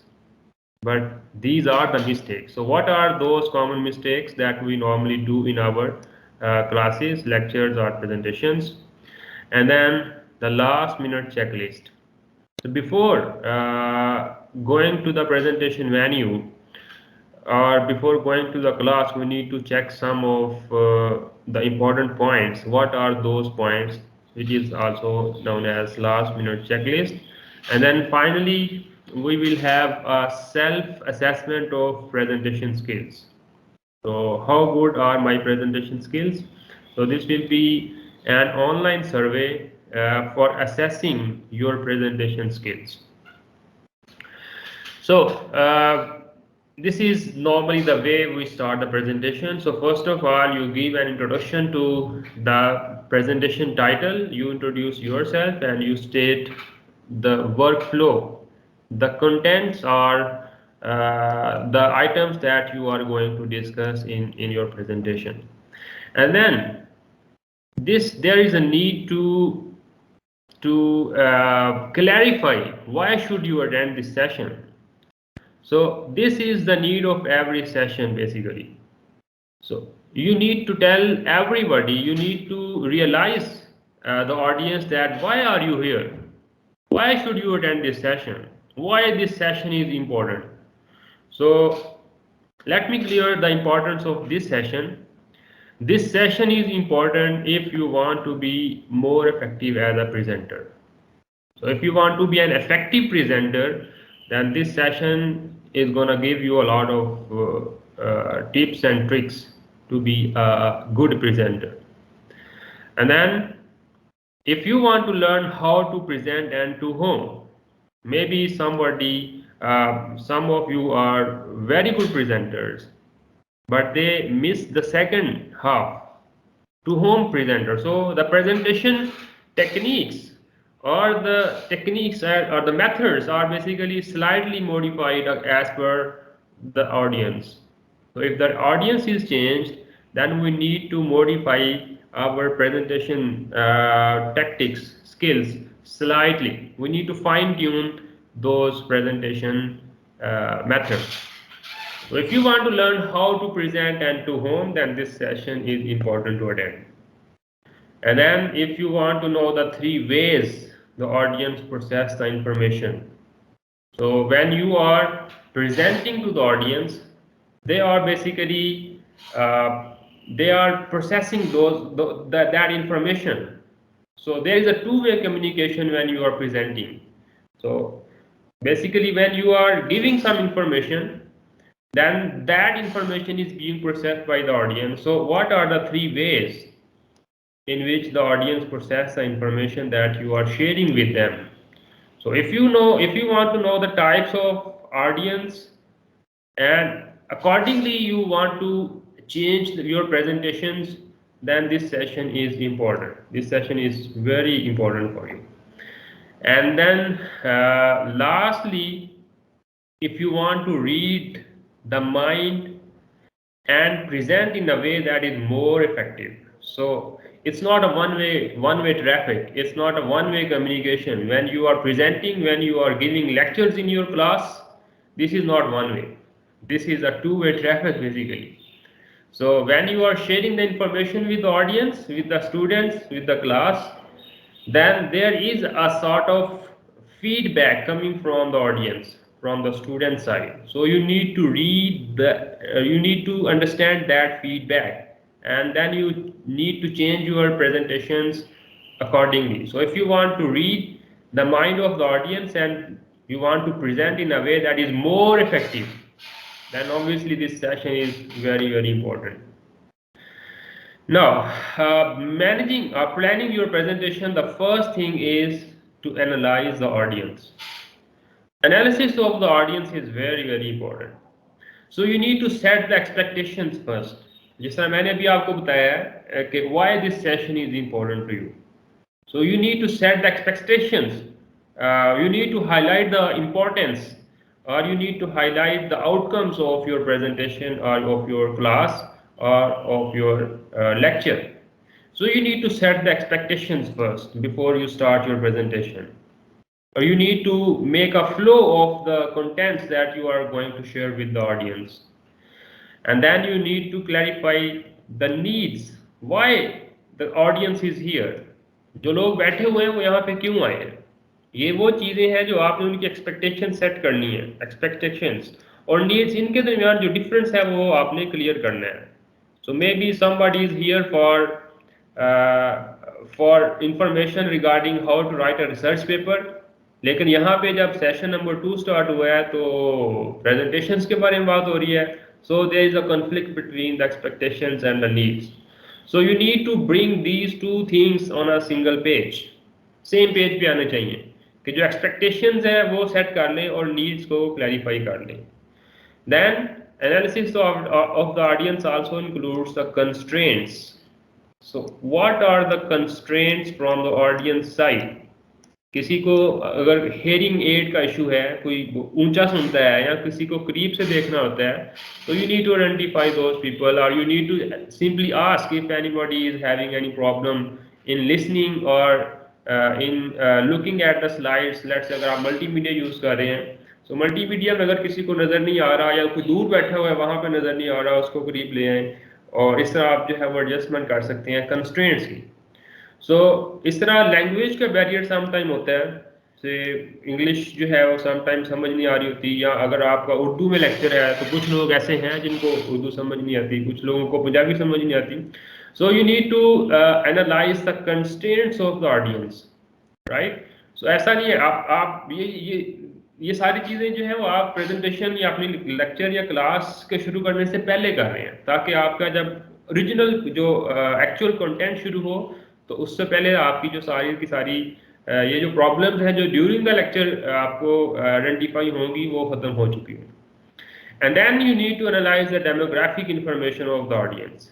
So demographics is basically the size of the audience, कि आपकी जो आवाज़ है वो आखिरी बंदे तक जा रही है या नहीं जा रही। इसी तरह आपको आखिरी बंदा नज़र आ रहा है या नहीं आ रहा, या आखिरी बंदा जो है उसको आप नज़र आ रहे हैं या नहीं आ रहे, ठीक है। सो ये जो डेमोग्राफिक इंफॉर्मेशन है, साइज है, number of people in your class है, सो ये you need to identify so that you can set your vocals accordingly. आप जो है वो अपनी आवाज़ को या अपनी पोजीशन को इस तरह से सेट करें कि everybody can hear you and you can hear anybody from the class. इसी तरह सारे आपको देख सकते हो, कोशिश करें, और आप भी सबको देख सकते हो, ठीक है। तो ये डेमोग्राफिक इंफॉर्मेशन है, ये सारी की सारी जो एनालिसिस है, analysis of the audience, this is just a 1 minute job. So you need to set the expectations, you need to clarify the needs, you need to analyze the constraints, what is, if there is any problem with the class, with any of the audience, regarding the language, regarding the sightening, or and if there is anybody who needs special assistance or special attention or special needs. And then demographics includes the size and the number of participants in the class, so that you can set your pace accordingly, you can set your voice accordingly. So आपको जो है वो सारे लोग नज़र आने चाहिए और सबको आप नज़र आने चाहिए। इस तरह आपकी आवाज़ सब तक पहुंचनी चाहिए और क्लास में कोई भी बंदा बोले तो आप उसकी आवाज़ सुन सकते हो। So this is just an analysis of the audience before you start your presentation actually. Then there are 3 ways in which actually the audience process the information, right? So the first type of the audience is lookers. So lookers are almost 75% of the audience, right? So 75% of the people, let's say if you are having 100 students in your class, उसमें से जो 75 students होंगे they are of lookers type. So lookers, who are lookers? Lookers are those who think in pictures and images, जो photos पे believe करते हैं, जो graph, late से अगर आप कोई पढ़ा रहे हैं कोई चीज़, उसमें ग्राफ प्लॉट करेंगे, आधे घंटे की डिस्कशन के बाद अगर आप सिंपली उनका एक ग्राफ प्लॉट कर देंगे तो दे विल अंडरस्टैंड वेरी क्विकली। और अगर आप शुरू में ही ग्राफ प्लॉट कर देंगे या उनको वो फोटो दिखा देंगे या इमेज दिखा देंगे या कोई प्लॉट जो है वो शो कर देंगे, so they will understand it easily. So it means lookers are the most dominant part of the audience, and they do believe in pictures and images and plots and photos and things like that. जो words हैं, लिखे हुए text है, text rich slides हैं, या जो आप बातें कर रहे हैं उनको उसमें ज़्यादा जो है वो दिलचस्पी नहीं होती. So they are more interested in pictures and images and graphs and plots. So lookers are 75% of the audience. So how will you know that who is a looker? How do you assess who is a looker and who is not a looker? So the identifications are very simple. So just looking at the audience, you will see who is a looker one. So a looker is stands up tall. अगर वो खड़ा है तो वो बिल्कुल सीधा खड़ा होगा, ऐसे नहीं कंधे झुकाया झुका के नहीं खड़ा होगा, बल्कि बिल्कुल सीधा खड़ा है. उसकी दूसरी पहचान ये है कि they have a good posture, they are dressed up well, appearance is important to them. कि उनका जो बॉडी पोस्चर है वो अच्छा है, they stand up tall, उनका जो ड्रेसिंग है वो बेहतर है, क्योंकि जो अपीयरेंस है, जो उनकी लुक है, वो उसको इम्पोर्टेंस देते हैं. उसके बाद दे हैव स्ट्रेस शोल्डर. अगर वो बैठे हुए हैं तो उनके जो शोल्डर्स हैं दे आर स्ट्रेस्ड, ऐसे बिल्कुल नीचे नहीं हुए हुए, या वो ऐसे टेबल पे बिल्कुल ऐसे नहीं बैठे हुए, बल्कि अपराइट बैठे हुए हैं. ठीक है जी, बिल्कुल सीधे, उनके शोल्डर जो है वो सीधे हैं. तो ये है उनकी पहचान. और they have wrinkles in their forehead. This is another identification of lookers. They have wrinkles in their forehead. उनके माथे पे बल पड़ते हैं. आपने देखा होगा कुछ लोगों के माथे पे बल पड़ते हैं. ठीक है, तो जो lookers हैं, जो कि 75% of the audience है, they have wrinkles in their forehead, right? और उसकी एक और पहचान है कि they want to have a lot of eye contact. So this is another very dominant feature of the lookers. So they want to have a lot of eye contact. वो आपकी आंख में देखते रहेंगे, आपके हाथों पे उनकी कोई वो ज्यादा नहीं है, अटेंशन नहीं है, बल्कि आपकी आंख में, आपके फेस पे देखेंगे. अगर आप इधर देखेंगे तो वो आपकी तरफ देखेंगे, अगर आप इधर देखेंगे तो वो इधर आपकी तरफ देखेंगे. और अगर आप मूव कर रहे हैं, वॉक कर रहे हैं या आगे पीछे जा रहे हैं, आप क्लास में पीछे जाते हैं तो वो पीछे मुड़ के ऐसे देखेंगे आपको कि आप क्या कर रहे हैं. तो they want to have a lot of eye contact. वो देखने से ज्यादा ताल्लुक रखते हैं. ठीक है जी. तो ये उनकी सिंपल जो है वो आइडेंटिफिकेशंस हैं, उनकी पहचान है, उनकी जो है असेसमेंट है. और इसके लिए कोई आपको बहुत ज़्यादा पूछने की ज़रूरत नहीं है कि जी खड़े हो जाएं जो लुकर्स हैं, बल्कि नहीं, ये आपका अपना एनालिसिस है, ये आपकी अपनी जो है वो अंडरस्टैंडिंग है, आपकी अपनी असेसमेंट है कि ये वाले जो क्वालिटीज़ हैं अगर हैं तो ये वाले जो स्टूडेंट्स हैं या ये जो ऑडियंस में ये वाले लोग हैं, ये लुकर्स हैं. और लुकर्स की जो रिक्वायरमेंट्स हैं वो हैं pictures and images, graphs and plots, photos, videos. तो इस तरह की जो चीज़ें हैं वो उनको ज़्यादा फैसिनेट करती हैं और वो ज़्यादा इजीली अंडरस्टैंड कर लेते हैं. सो फिनोमिना कोई भी हो, आर्टिकल कोई भी हो, टॉपिक कोई भी हो, फिजिक्स का हो, केमिस्ट्री का हो, मैथ का हो, नॉर्मली स्टूडेंट अंडरस्टैंड कर लेते हैं. लेकिन आपकी जो इफेक्टिवनेस है वो ये है कि आप बोलते जा रहे हो और अल्फाज उनके दिल में उतरते जा रहे हो, या आपकी जो वर्डिंग है या जो आपकी वे ऑफ टीचिंग है या वे ऑफ कम्युनिकेशन है वो इस तरह से है कि एक ही दफ़ा स्लाइड को देखने से या बात सुनने से चीज़ समझ आ जाए. So you are good presenter, you are an effective presenter. ठीक है जी. सो लुकर्स, इसके लिए ये ज़रूरी है कि एक्चुअली जो ऑडियंस है वो उसकी क्या रिक्वायरमेंट है, वो क्या डिमांड करती है. सो लेट्स से अगर हमें जो है वो 100 रुपीज़ चाहिए, हमारी डिमांड 100 रुपीज़ है, वो मिल जाए तो वी आर हैप्पी. सो यही जो हिसाब है वो नॉलेज में भी है. अगर कोई थर्स्टी है, नॉलेज थर्स्टी है, उसकी वो प्यास आप बुझा देते हैं, उसको वो चीज़ अंडरस्टैंड हो जाती है, तो you are a good presenter. तो इसके लिए ज़रूरी है कि आप वो थर्स्ट जो है उसको आइडेंटिफाई करें किस वे से उसको आपने एक्विंच करना है, वो आपको वे बेसिकली पता होना चाहिए। तो उसके लिए जो है वो टाइप ऑफ ऑडियंस, बेसिकली इसको ब्रॉडली हमने 3 टाइप्स में कैटेगराइज किया है। सो lookers is one of them. So 75% of the audience are lookers, and they are more interested in pictures and images, or these are the identification of lookers. Now, how to communicate with the lookers? Once you have assessed, once you have identified the lookers type of audience in your class, then how do we converse with lookers? अब उनके साथ हमने communicate कैसे करना है, उनको present कैसे करना है, या उनको उनके साथ बात कैसे करनी है? So the simple way is, where we finished, we will start here.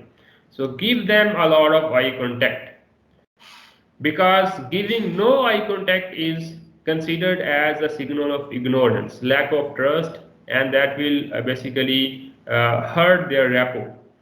So अगर आप उनके साथ जब वो आंख की तरफ देखते हैं तो आप भी उनकी तरफ देख के बात करते हैं, आंख में आंख डाल के बात करेंगे, तो दे विल फील कॉन्फिडेंट, वो समझेंगे कि आप उनको जो है वो रिस्पेक्ट दे रहे हैं। और अगर वो आपकी तरफ देखते हैं और आप नजरें चुरा लेते हैं, तो इट मीन्स कि you are basically ignoring them. ठीक है। सो सबसे पहला जो काम है, जो सबसे पहली टिप है या उसकी जो ट्रिक है, to deal with the lookers, give them a lot of eye contact. जो लोग आपकी तरफ देखते हैं, आप भी उनकी तरफ देखें।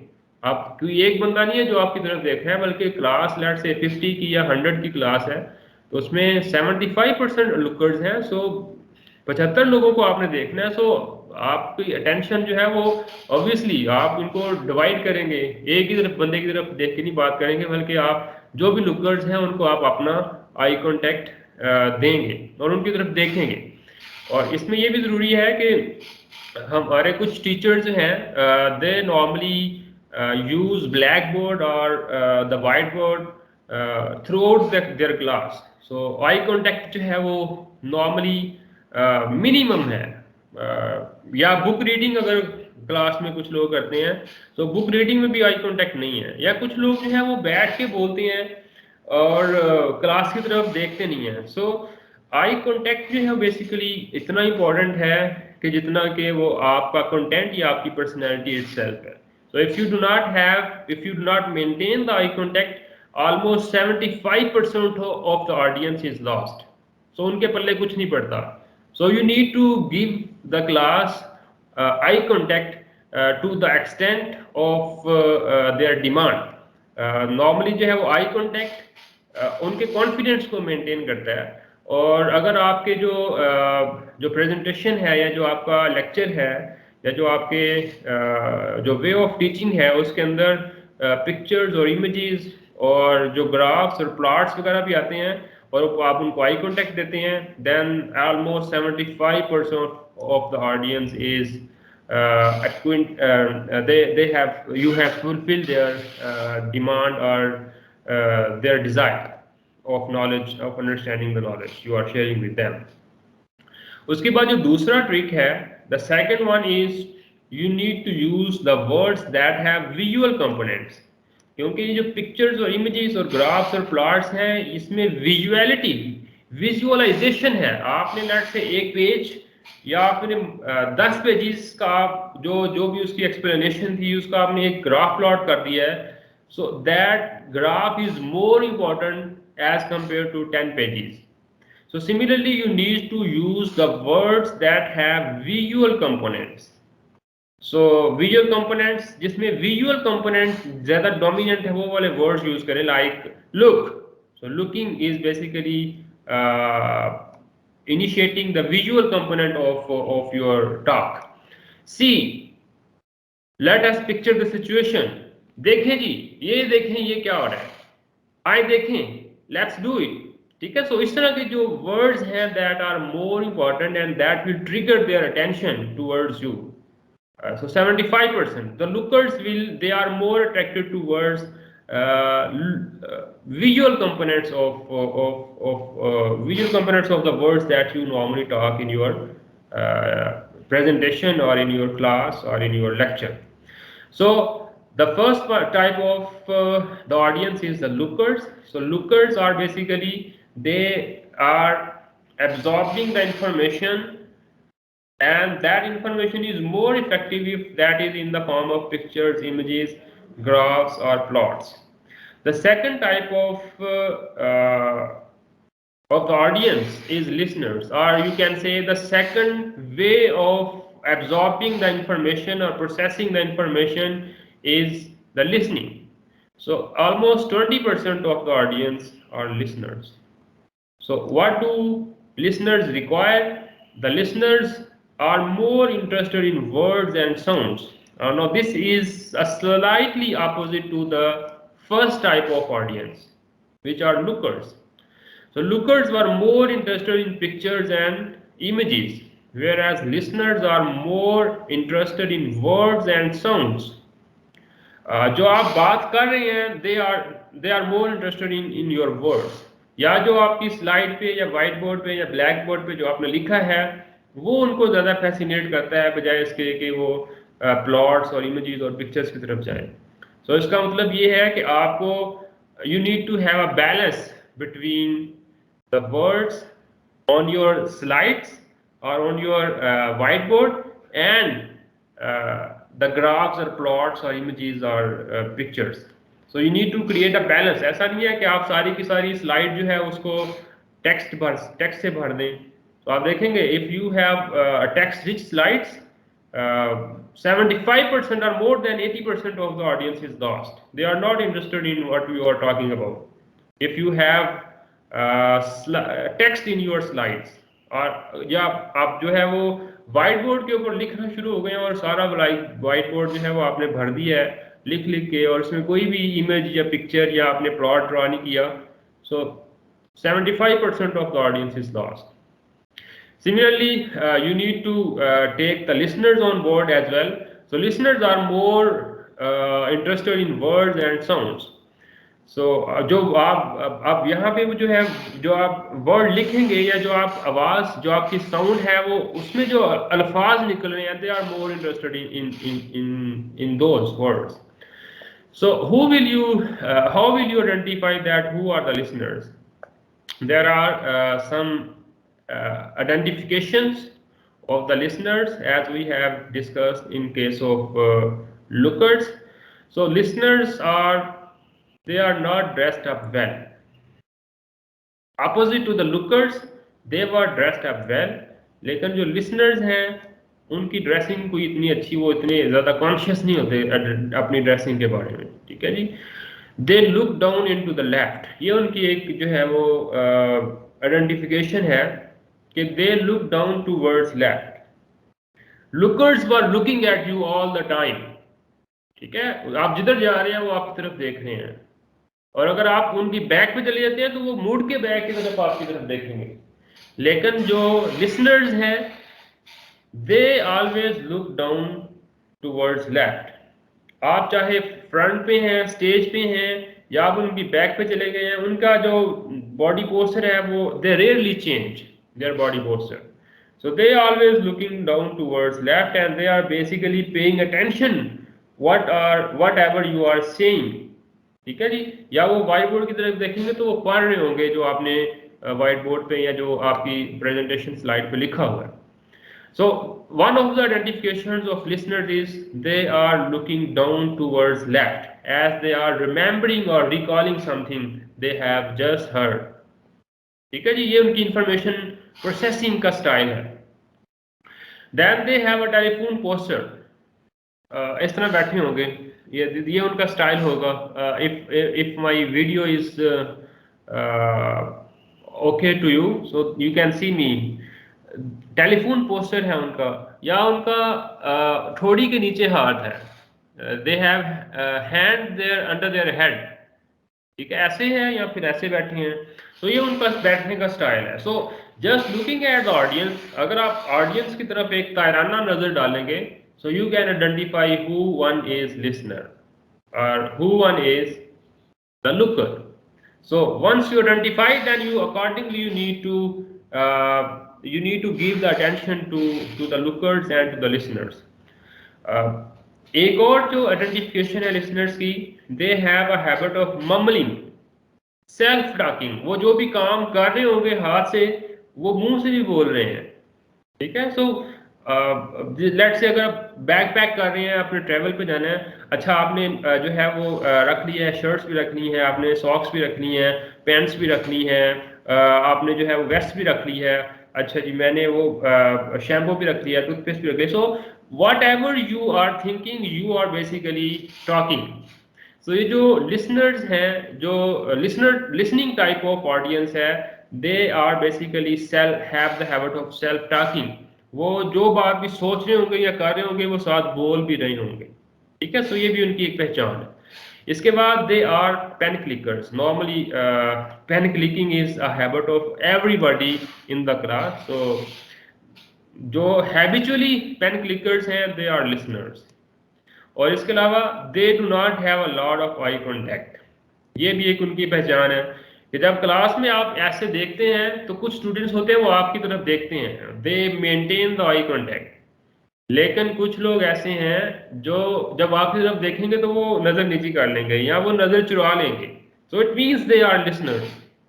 Their way of processing is different from those that are looking at you when you are looking at them, right. So listeners की जो ये वाली खूबी है, ये बहुत ज़्यादा फ्रस्ट्रेटिंग समटाइम हो जाती है कि आप उनकी तरफ देखते हैं, वो आपकी तरफ नहीं देखते, तो आप जो है वो आप इसको ऑब्जेक्शनेबल समझते हैं। Being presenter, being the teacher in the class, अगर आप कहते हैं मेरी तरफ देख के बात करो, मेरी तरफ देख के बात करो, ये उसका स्टाइल नहीं है। You need to understand that this is a different type of audience.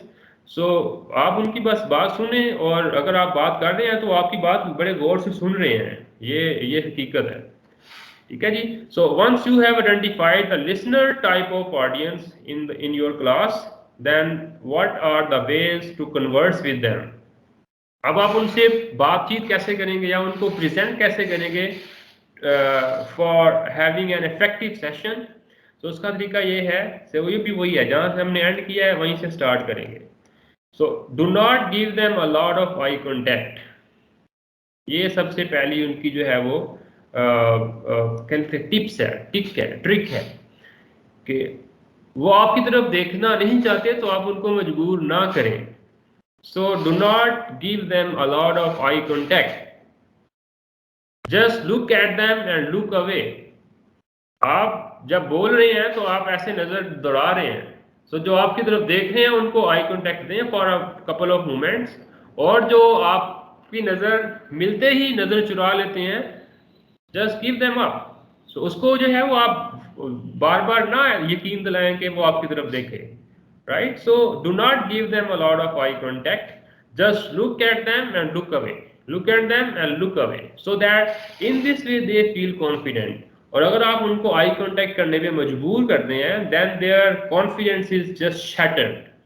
तो वो एम्बैरेस फील करते हैं कि आप उनको मजबूर कर रहे हैं कि वो आपकी तरफ देखें।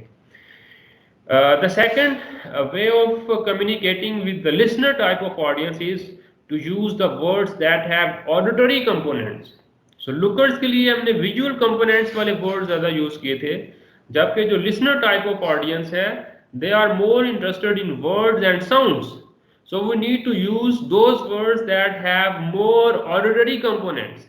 So auditory components like that sounds good, let's talk about, चले जी बात करते हैं आज के मॉर्निंग वॉक के क्या फायदे हैं, ठीक है। सो जो बात करना है या जो साउंड है, जो आपकी टॉकिंग स्टाइल है, ये बेसिकली ज्यादा अपीलिंग है टूवर्ड्स लिसनर्स। सो अब ऐसा नहीं है कि सारी की सारी क्लास लिसनर्स है।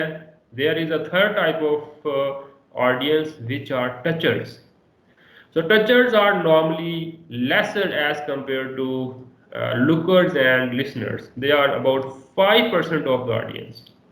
So आप देखेंगे कि these touchers are basically, they are more interested in feelings and touching the things. They learn tactily, right? So let's say tactily क्या है कि आपने आधा घंटा लेक्चर दिया है कि एसी का जो रिमोट है या किसी भी चीज़ का रिमोट है, वो दूर से चीज़ों उसका जो फंक्शन है वो कंट्रोल करता है। अब उनको समझ नहीं आएगी जब तक कि आप उनको रिमोट दिखा ना दें। वो देखेंगे, इसको हाथ में पकड़ेंगे, अच्छा तो ये रिमोट है, So touchers are that type of audience. They are more interested in the feelings or in holding the things in their hand. अभी आजकल कोरोना एसओपीज दोबारा जो है वो इम्प्लीमेंट और रिस्ट्रिक्शंस कोरोना रिस्ट्रिक्शंस लग गई हैं, तो आप देखते हैं कि despite the corona SOPs there are some people who will shake hand with you. ठीक है, आप चाहे हाथ पीछे कर लें, आप ऐसे कर लें, लेकिन वो आपके साथ हाथ मिलाने की कोशिश करेंगे। वो कहते छो जी कोरोना छो, कोई गल नहीं, तुसी हाथ मिलो, गले मिलो। ठीक है, तो इनकी क्या आइडेंटिफिकेशन है, how will you assess who is a torture.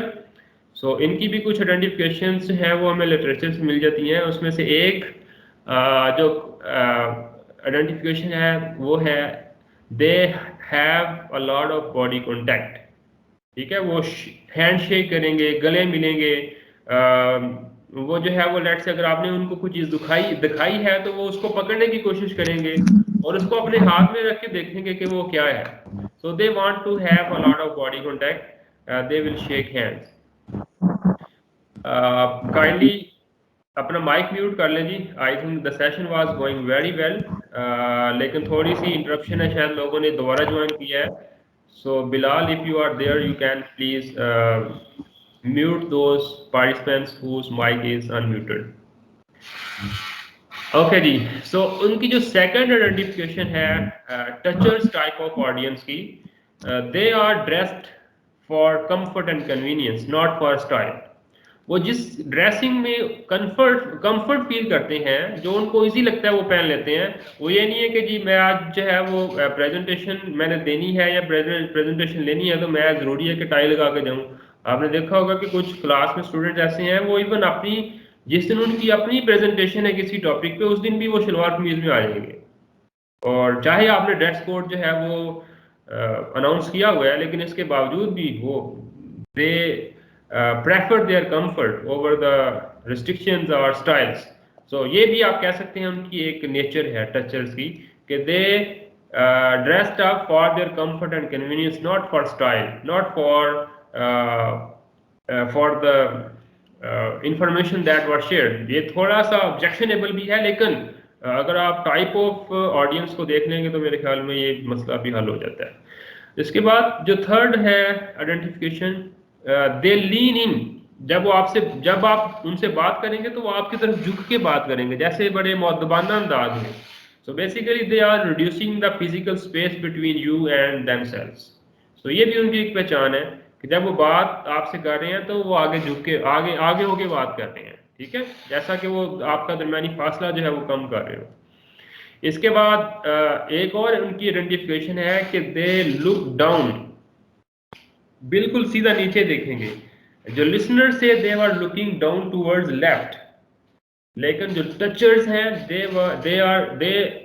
Look down, जैसा कि वो जो चीज़ याद कर रहे हो, जो उन्होंने अभी सुना है उसको वो बेसिकली रिकॉल कर रहे हो।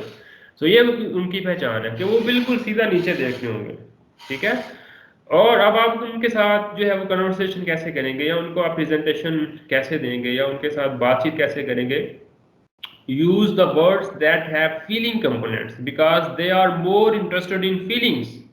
जो गर्मजोशी से ज़्यादा गर्मजोशी से शेक हैंड करेगा, वो उसको ज़्यादा वो उनको जो है वो इत्मीनान होता है कि ये वाकई मेरे साथ जो है वो बड़ा अच्छा रिलेशन है इनका। ठीक है, सो ये फीलिंग्स वाले कंपोनेंट्स जो हैं वो वाले वर्ड्स आप यूज़ करें, जैसा कि how do you feel about. ठीक है जी, लेट्स गेट इन टच।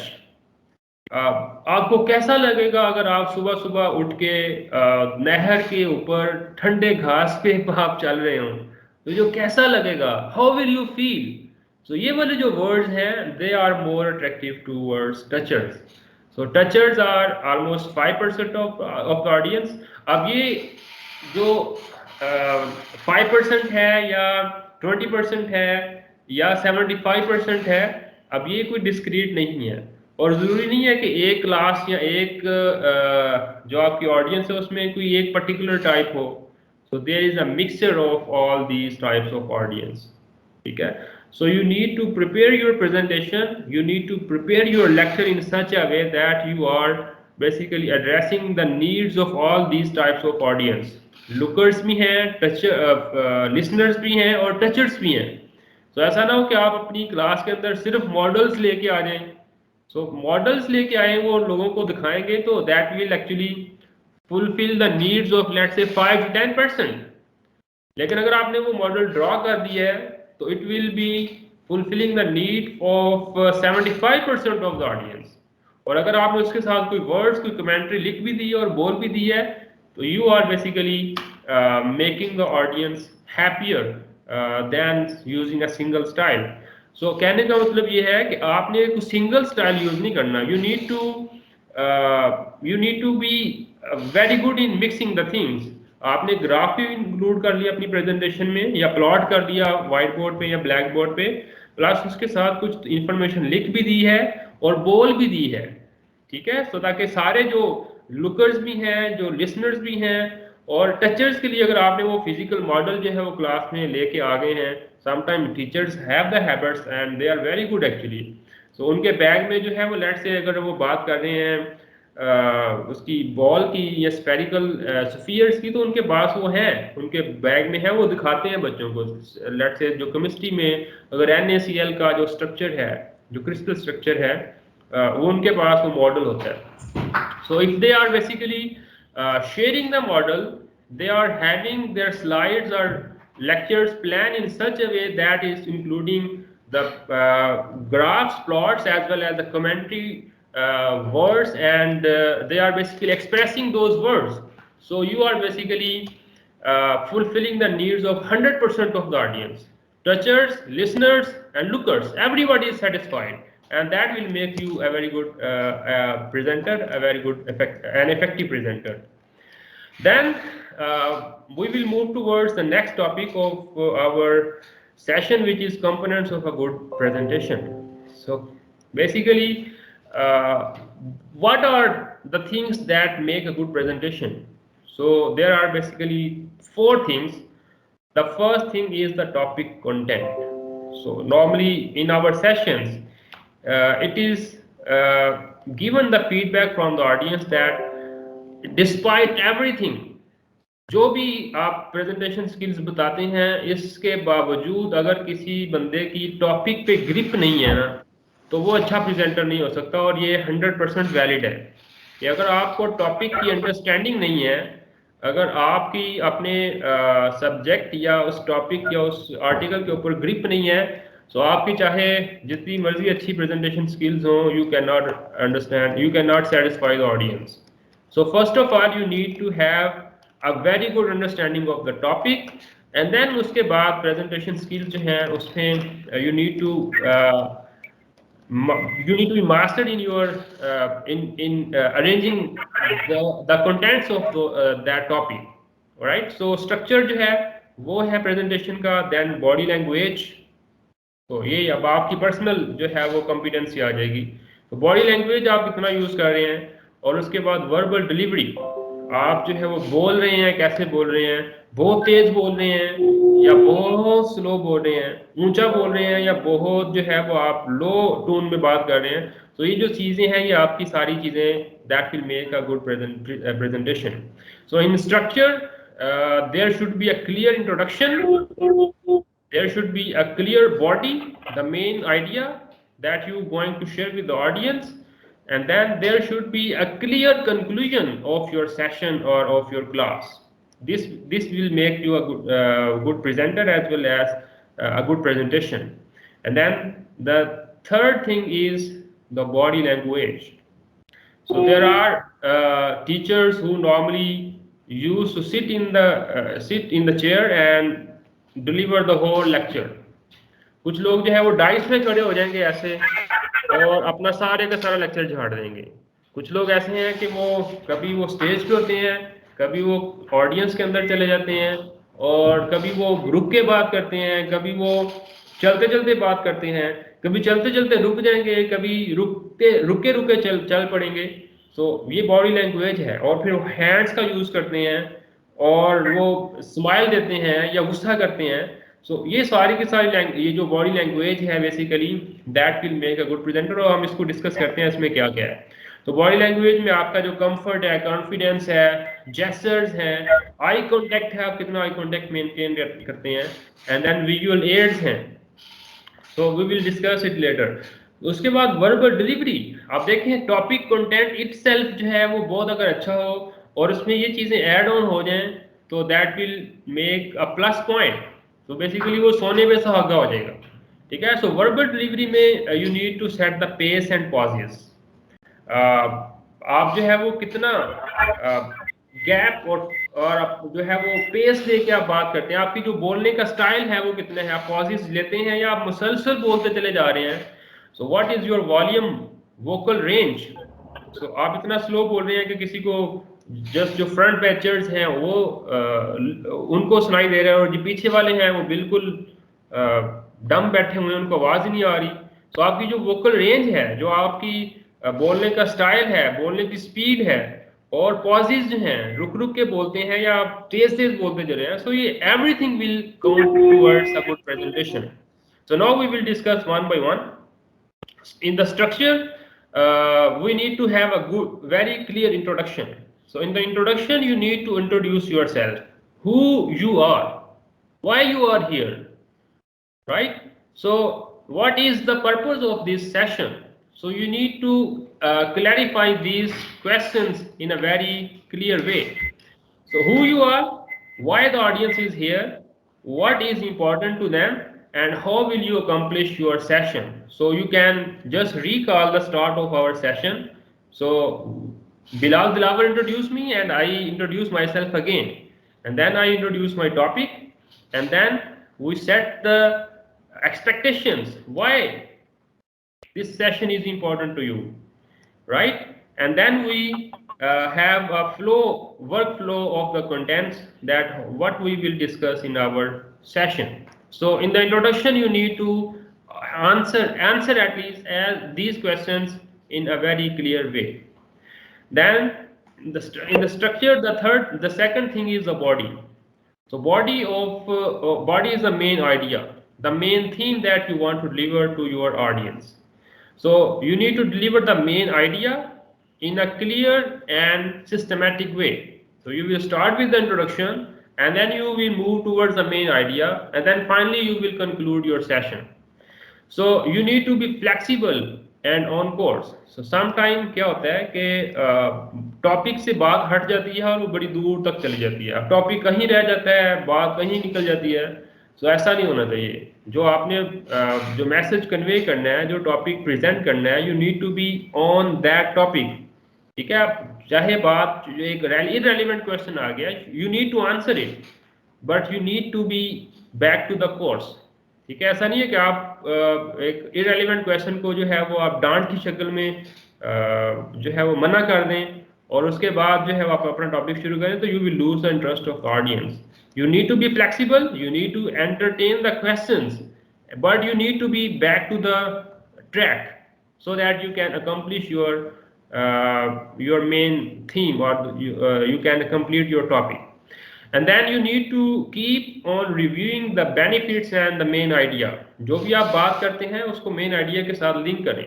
जैसा कि let's say मैं normally I will quote an example of calculating the speed of a car running on the road. Let's say अगर आपकी क्लास का ये topic है कि जी आज हम देखेंगे कि सड़क पे जाती हुई गाड़ी की जो रफ्तार है या जो उसकी स्पीड है वो कैसे मेजर करनी है, तो उसके लिए obviously you need to devise the mechanism, या उसकी जो आपने उसके कंपोनेंट्स हैं वो आपने देखने हैं। तो उसमें टाइम की कैलकुलेशन है, उसके अंदर डिस्टेंस मेजरिंग है और इनका आपस में रिलेशन है।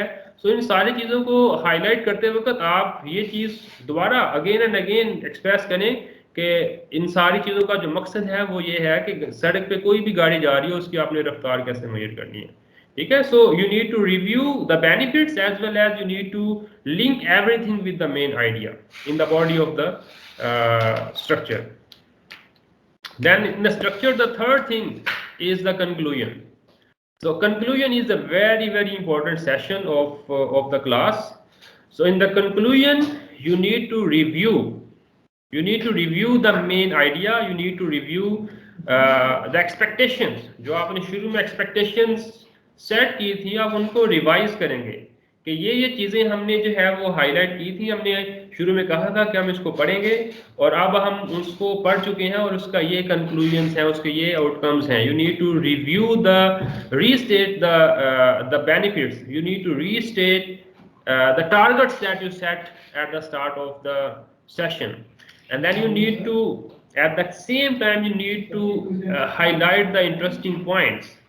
जो interesting points हैं उनको highlight करें, जो important points हैं उनको highlight करें, ताकि आपका वो जो content था उसमें जो important points थे, जो interesting points थे, वो आप उसको basically conclusion में उसको आप restate कर रहे हैं, revise कर रहे हैं, review कर रहे हैं.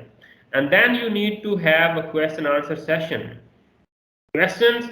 So normally if people do have questions, but sometimes question नहीं होते.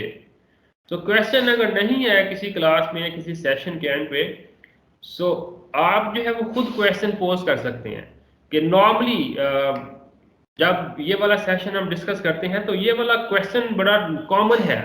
So I was expecting that somebody has asked this question.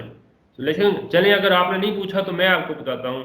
Question भी खुद कर दें और जवाब भी फिर उसका खुद दे दें. And that will basically trigger some more questions from the class.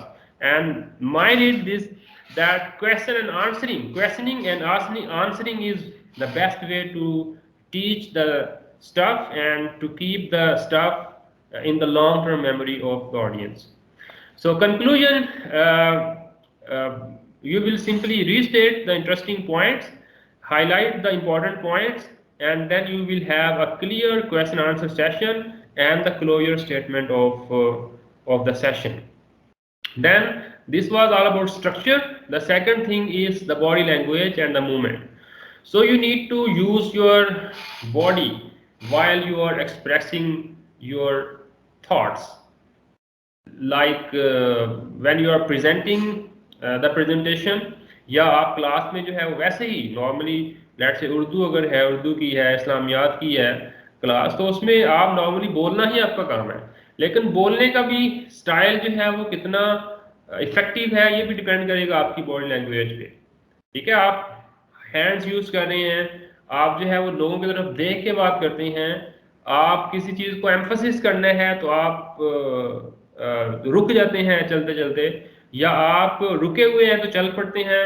ये जो चीज़ें हैं ये बॉडी लैंग्वेज बेसिकली आपके जो प्रेजेंटेशन कंटेंट्स हैं उनको फर्दर इन्हांस करती है towards understanding. So body language में क्या होगा, you need to use the open posture. So class में ऐसा नहीं है कि आपने पॉकेट में हाथ डाल के सारा लेक्चर दे दिया है, या हाथ पीछे बांध के, या आपने डाइस के ऊपर ऐसे बैठ के सारा लेक्चर पढ़ दिया है. So you need to use the open posture. Hands को मूव करें. ठीक है, आप जो है वो क्लास के अंदर अगर पॉसिबल हो तो हल्का सा मूव करें, एक जगह से दूसरी जगह चेंज करें, ताकि जो लिसनर्स हैं, जो लुकर्स हैं, वो अपना जो they can give you the feedback accordingly. उसके बाद eye contact, very important. So you need to maintain the eye contact with the lookers, and you need to look at the listeners and look away.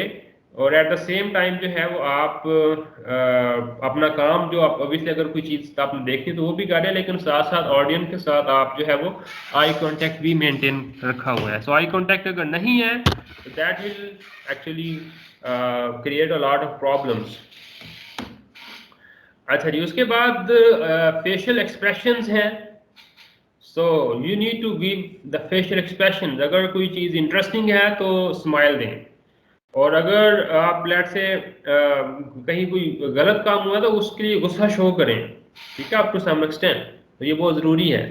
And you need to give good gestures. So very good, thumb up. ठीक है, और इसी तरह आप जो है वो appreciate करें क्लास के अंदर या अपनी प्रेजेंटेशन में. And then you need to use a good body posture. ऐसा नहीं है कि आप क्लास में टेक लगा के बैठ गए हैं. वो पुराने जो हमारे मास्टर्स होते थे स्कूलों में, मतलब बैठ गए हैं और कुछ बच्चे जो है वो अपनी मर्जी से जो करते आ रहे हैं, या आप जो है वो डाइस के ऊपर जाके खड़े हो गए ऐसे और आपने सारा लेक्चर वहाँ पे पढ़ दिया. आप जो है वो अपना पोस्टर बिल्कुल सीधा रखें, चलें फिरें क्लास में अगर पॉसिबल हो, और उसके बाद जो है वो ये वाली चीज़ें जो है वो बड़ी इंपॉर्टेंट है। आई कॉन्टेक्ट है, ओपननेस है, फेशियल एक्सप्रेशंस हैं और जेस्चर्स हैं, और इसके अलावा स्पेस है। So you need to maintain a space between you and the audience. So इसमें एक स्पेस का जो कंपोनेंट है वो ये भी है कि नॉर्मली ये कॉमन मिस्टेक भी है कि नॉर्मली द प्रेजेंटर और the teacher stands between the projector and the screen. So projector और स्क्रीन के दरमियान खड़े हो जाने से आपका प्रोजेक्शन जो है स्क्रीन पर जाएगा, वो चीज़ बच्चे या ऑडियंस नहीं देख सकेगी जो उनको दिखाना आप दिखा रहे हैं। सो यू नीड टू, ये एक एस्पेक्ट है टाइम एंड स्पेस का। और सेकंड एस्पेक्ट ये है कि आप अपनी स्पेस या अपनी लोकेशन या अपनी पोजीशन ऐसी रखें कि आपको सारी क्लास नज़र आ रही हो और सारी क्लास आपको देख सकती हो। Keep reading your audience. This is another very good way of presenting, because presentation or the lecture or the class is not one way communication. ऐसा नहीं है कि आप ही बोलते चले जा रहे हैं और आपकी जो ऑडियंस है वो बिल्कुल डम बैठी हुई है, बल्कि audience is giving feedback to you using their own body language. So sometime जो है वो क्लास में स्टूडेंट्स बोलते भी नहीं है लेकिन वो बहुत कुछ कह रहे होते हैं। सो अगर आपके पास वो अंडरस्टैंडिंग है उनको समझने की, तो उनके बोले बगैर आप वो सारी चीज़ें समझ जाते हैं, और आप जो है वो अपनी जो टीचिंग स्टाइल है या जो आपका प्रेजेंटिंग स्टाइल है उसको आप उसके अकॉर्डिंगली चेंज कर देते हैं।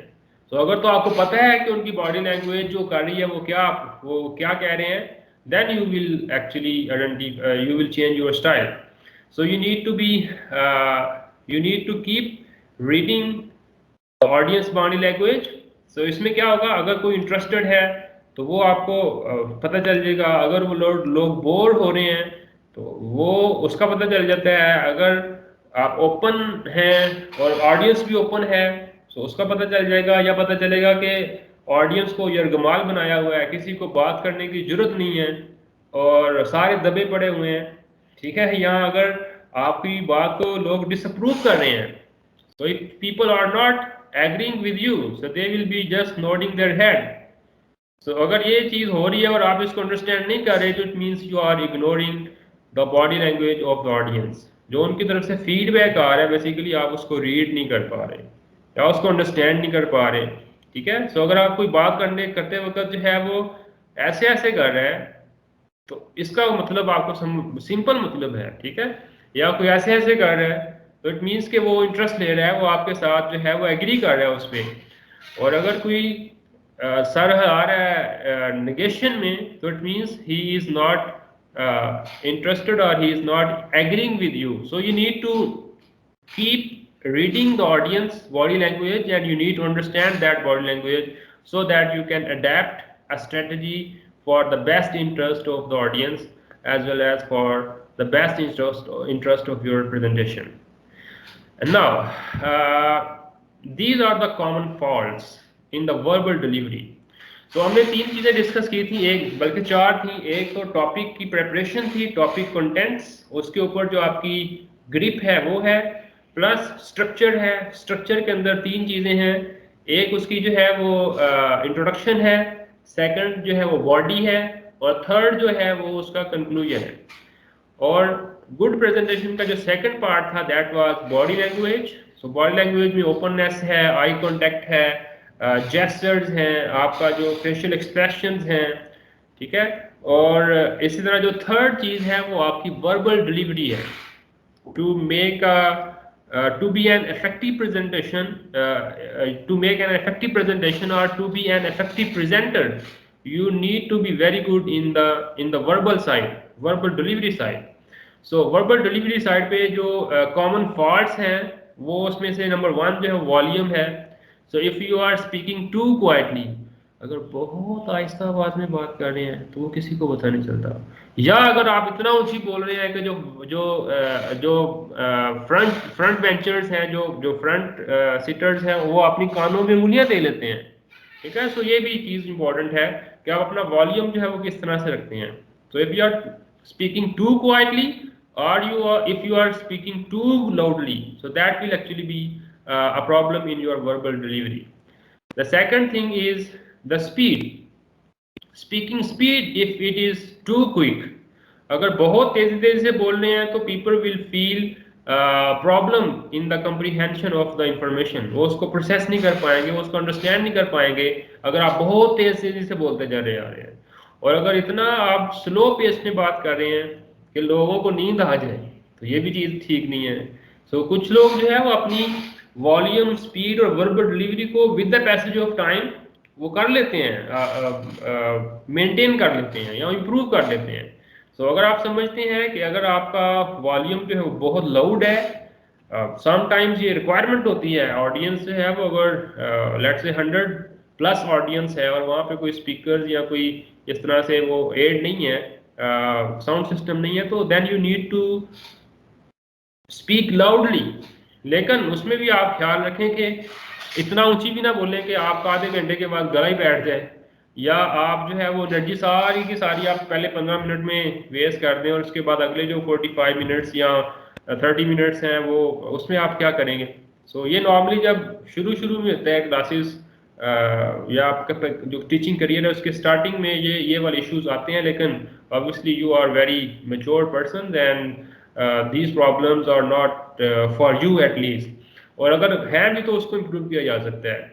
सो सेकंड जो है वो स्पीड है, अगर आप बहुत तेजी से बोल रहे हैं तो that will actually make a problem, अगर बहुत स्लो है तो भी उसका इशू होता है कि लोग जो है वो सोना शुरू कर देते हैं। जो तीसरी चीज़ है वो वैरायटी है। So there are many people who are monotone, उनके पास एक सिंगल स्टाइल है और वो इतना यूनिक है कि वो बच्चे को याद हो जाता है। ठीक है, वो बच्चे उसका जो है वो उस स्टाइल को फिर यूज करके मिमिक्रिंग करते हैं। So you should be basically multi style person. आपके पास बहुत ज़्यादा वैरायटी हो क्लास में जब आप बोल रहे हैं, so you have a lot of variety. आप कभी आवाज़ ऊंची करते हैं, कभी स्लो करते हैं, फोकस करने के लिए, स्ट्रेस करने के लिए, कभी आप जो है वो चलते हैं, चलते चलते रुक जाते हैं, रुके हुए चल पड़ते हैं, क्लास के अंदर आप जो है वो आगे तक चले जाते हैं, या सम टाइम अगर ये रिस्ट्रिक्शंस है तो आप जो है वो स्टेज के अपनी जो बॉडी मूवमेंट है, बॉडी लैंग्वेज है, उसको आप इफेक्टिव वे में यूज करते हैं। ठीक है, सो आपके पास बोलने में भी कई वैरायटीज हैं, आपके पास वर्ड्स की वैरायटीज हैं। अगर आप लेट से एक लेक्चर जो है वो 10वीं दफा दे रहे हैं तो वो चीज एक ही है लेकिन उसके वर्ड्स डिफरेंट हैं, आवाज डिफरेंट है, स्टाइल डिफरेंट है, एग्जाम्पल डिफरेंट है, उसमें जो है वो एनेक्डोट्स डिफरेंट है आपके। ठीक है, so you have a lot of variety. अगर वैरायटी नहीं है, मोनोटोन है, लैक ऑफ एक्सप्रेशन है, अगर बॉडी लैंग्वेज का यूज नहीं है, अगर आप जो है वो ऑडियंस की फीडबैक को फील नहीं कर रहे, then it means you are basically weak on your verbal delivery side, so you need to improve that. अब पहले सबसे पहले जो है वो हमें मिस्टेक्स का, फॉल्ट्स का पता चल जाए, फिर आप उनको इम्प्रूव करेंगे। सो ये जो वॉल्यूम है, स्पीड है, वैरायटी है, ये बेसिकली इश्यूज हैं, and if you are rich in all these stuff then you are a very good presenter. Number 4 is the fillers. अगर आप हेजिटेंट टू स्पीक हैं, if you are using excessive pauses, एक बात की है उसके बाद इतना पॉज, लंबा पॉज आ गया है कि अगला बंदा समझता है कि बात शायद खत्म हो गई है। ठीक है, सो इतने लंबे फिलर्स या एक्सेसिव पॉजेस जो है वो भी एक कॉमन मिस्टेक है वर्बल डिलीवरी में। सो कनेक्टिविटी जो है वो उसको मेंटेन करना है। ठीक है, आप जो अगर बहुत ज़्यादा फिलर्स यूज करते हैं, इस तरह से कुछ लोग करते हैं फिलर्स यूज, तो आप देखेंगे वहां पे ऑडियंस का जो इंटरेस्ट है दैट इज लॉस्ट। इस तरह नंबर 5 जो है वर्बल डिलीवरी में जो कॉमन मिस्टेक है या कॉमन फॉल्ट है that is emphasis.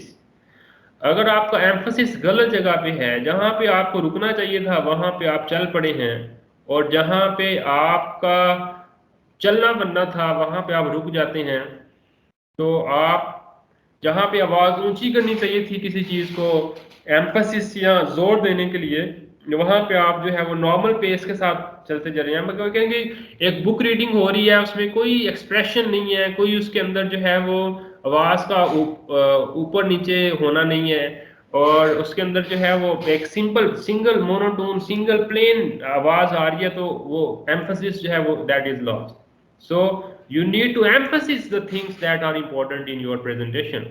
So all these 5 verbal delivery common faults in the verbal delivery, they are very common basically. Okay, so you need to set the volume in such a way that everybody is convenient, comfortable with your volume. The speed is okay. It's not too fast. It's not too slow. You have a variety of expressions, words and examples in your presentation. Then you need to use the fillers in an effective way. Excessive fillers will make the presentation boring, and you need to emphasize on the right thing. You need to stress on the important things, not the unimportant things. अगर आप unimportant things को या unimportant words use करेंगे stress करने के लिए, so that will actually lose the interest of audience. Then how to manage the question answer session. So this is very important. So managing the question answer session is also a technique in the presentation.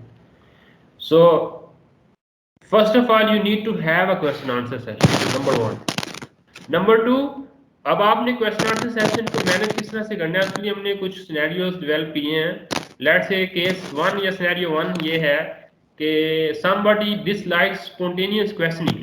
Let's say अगर आप में से कोई question अचानक question कर दे तो मैं जो है वो कंफ्यूज हो जाता हूँ, या मैं टॉपिक से मेरा टॉपिक ही वो बिल्कुल ब्रेन से निकल जाता है.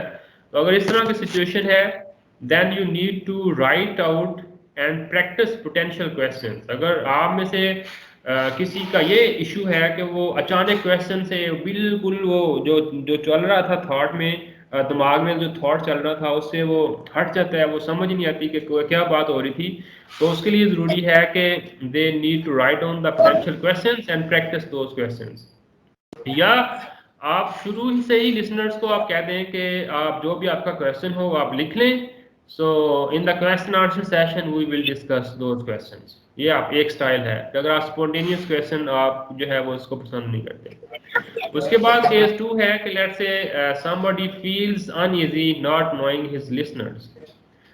लेट्स से बिल्कुल ये नॉर्मली कॉलेजेस में ऐसा नहीं होता, क्योंकि आपने एक पूरे का पूरा सेशन जो है वो पढ़ाया है. लेट्स से वो सेमेस्टर है तो आपने 4 to 6 मंथ्स जो है वो स्टूडेंट्स के साथ इंटरेक्ट किया है. और अगर आपका एनुअल सिस्टम है तो पूरे का पूरा साल जो है वो नॉर्मली स्टूडेंट के साथ कांटेक्ट करता है.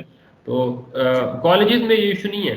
लेकिन सम टाइम अगर आप कोई कॉन्फ्रेंस पे जाते हैं या आपने कोई किसी ऐसी जगह पे बात करनी है जहाँ पे लिसनर्स जो ऑडियंस है वो आप उनको जानते नहीं है, तो उसके लिए फिर या किसी ने ऐसा क्वेश्चन कर दिया है कि आपको पता ही नहीं चला कि किसी कौन बोल रहा है. ठीक है, तो उसके लिए फिर ये एक टिप है कि you should greet people as they enter. जब लोग आ रहे हैं तो आप उनको देखें भी और उनको एक साइन ऑफ एक्सेप्टेंस दें कि आपने उनको जो है वो नोट कर लिया है. और उसके बाद can ask question by show off hands. कि ये भी आप शुरू में ये क्वेश्चन प्रेफरेंसेस है basically. So you can set the question preferences कि अगर आपका कोई क्वेश्चन हो तो आप हाथ खड़ा करके पूछ सकते हैं, या आपकी प्रेफरेंस अगर ये है कि लेट मी टॉक फर्स्ट, मुझे अपना टॉपिक जो है वो कंप्लीट करने दें और उसके बाद जो है वो हम अपने क्वेश्चन आंसर सेशन में डिस्कस करेंगे. सो आप क्वेश्चन लिख लें ताकि आपका जो क्वेश्चन हो उसको जो है वो क्वेश्चन आंसर सेशन में डिस्कस किया जा सके. तो ये बेसिकली क्वेश्चन आंसर प्रेफरेंसेस हैं आपने जो शुरू में सेट करनी है. उसके बाद एक और केस है, let's say somebody is easily distracted from his central points. कि क्वेश्चन पूछा है तो उससे पहले जो टॉपिक चल रहा था वो बिल्कुल स्किप हो गया है, वो माइंड से निकल गया है. तो उसका हल भी ये है कि you need to ask the listeners at the start of the session to hold the questions and comments to the end of the talk. ठीक है, या आप उनको कह दें कि आप जो है वो you can answer the questions in between the major points. Let's say एक टॉपिक था उसके अंदर 2 पॉइंट्स थे, तो एक पॉइंट कवर करने के बाद आप क्वेश्चंस ले लें और उसके बाद दूसरा टॉपिक शुरू करें और उसके एंड पे जो है वो आप क्वेश्चंस ले लें. तो इस तरह से भी आप जो है वो इजीली मैनेज कर सकते हैं. एक फोर्थ केस है जिसमें कोई ऐसा क्वेश्चन आ जाता है that is difficult to question, या आपके वो स्कोप से बाहर है, या आप जो क्वेश्चन पूछा गया है उसकी इंफॉर्मेशन नहीं है आपको, या वो क्वेश्चन का आंसर आता ही नहीं है सिरे से, then how to handle those difficult situations in the presentation, कि कोई ऐसा क्वेश्चन आ गया है जिसका आपको आंसर नहीं पता। Now you need to use such a method that will leave a least negative effect on the audience। ठीक है जी, आप उसमें इस तरह से आप बात कर सकते हैं कि जी I am not sure about this question but we can discuss the same question in our next class, और फिर नेक्स्ट क्लास में उस क्वेश्चन को डिस्कस करें, स्टार्ट ही उस क्वेश्चन से लेंगे जी लास्ट टाइम किसी बच्चे ने या इस बच्चे ने ये क्वेश्चन पूछा था और उस वक्त मैंने माजरत की थी और आज मैं इसका आंसर आपको बताता हूँ। ठीक है, ये उस वक्त सिचुएशन है। या आप ये भी कह सकते हैं कि लेट्स से अगर कोई अननोन ऑडियंस है, आप कहीं किसी कॉन्फ्रेंस में प्रेजेंट करने गए हुए हैं या आप किसी ऐसी जगह पे प्रेजेंटेशन दे रहे हैं जहाँ पे फर्स्ट टाइम है और आप लोगों को नहीं जानते, तो आप कह सकते हैं कि I have noted your name, या आप अपना मुझे नाम लिखवा दें, हम बाद में इस पर बात कर लेंगे। ठीक है, या मैं अपने जो कोलीग्स हैं उनके साथ डिस्कस करके आपको आंसर कर दूंगा, या आप जो है मुझसे बाद में कॉन्टेक्ट कर लीजिएगा, अभी फिलहाल इस क्वेश्चन को हम जो है वो एंटरटेन नहीं कर सकते। तो इस तरह से आप जो वर्ड्स हैं, जो आपकी हैंडलिंग सिचुएशन है, जो हैंडलिंग टेक्निक है, वो आप इस तरह से करेंगे कि आपका लीस्ट नेगेटिव इफेक्ट आए ऑडियंस के ऊपर when the question is difficult to answer. The last thing, the second last thing is the common mistakes in the presentation. So these are so common that we do not consider them as mistake.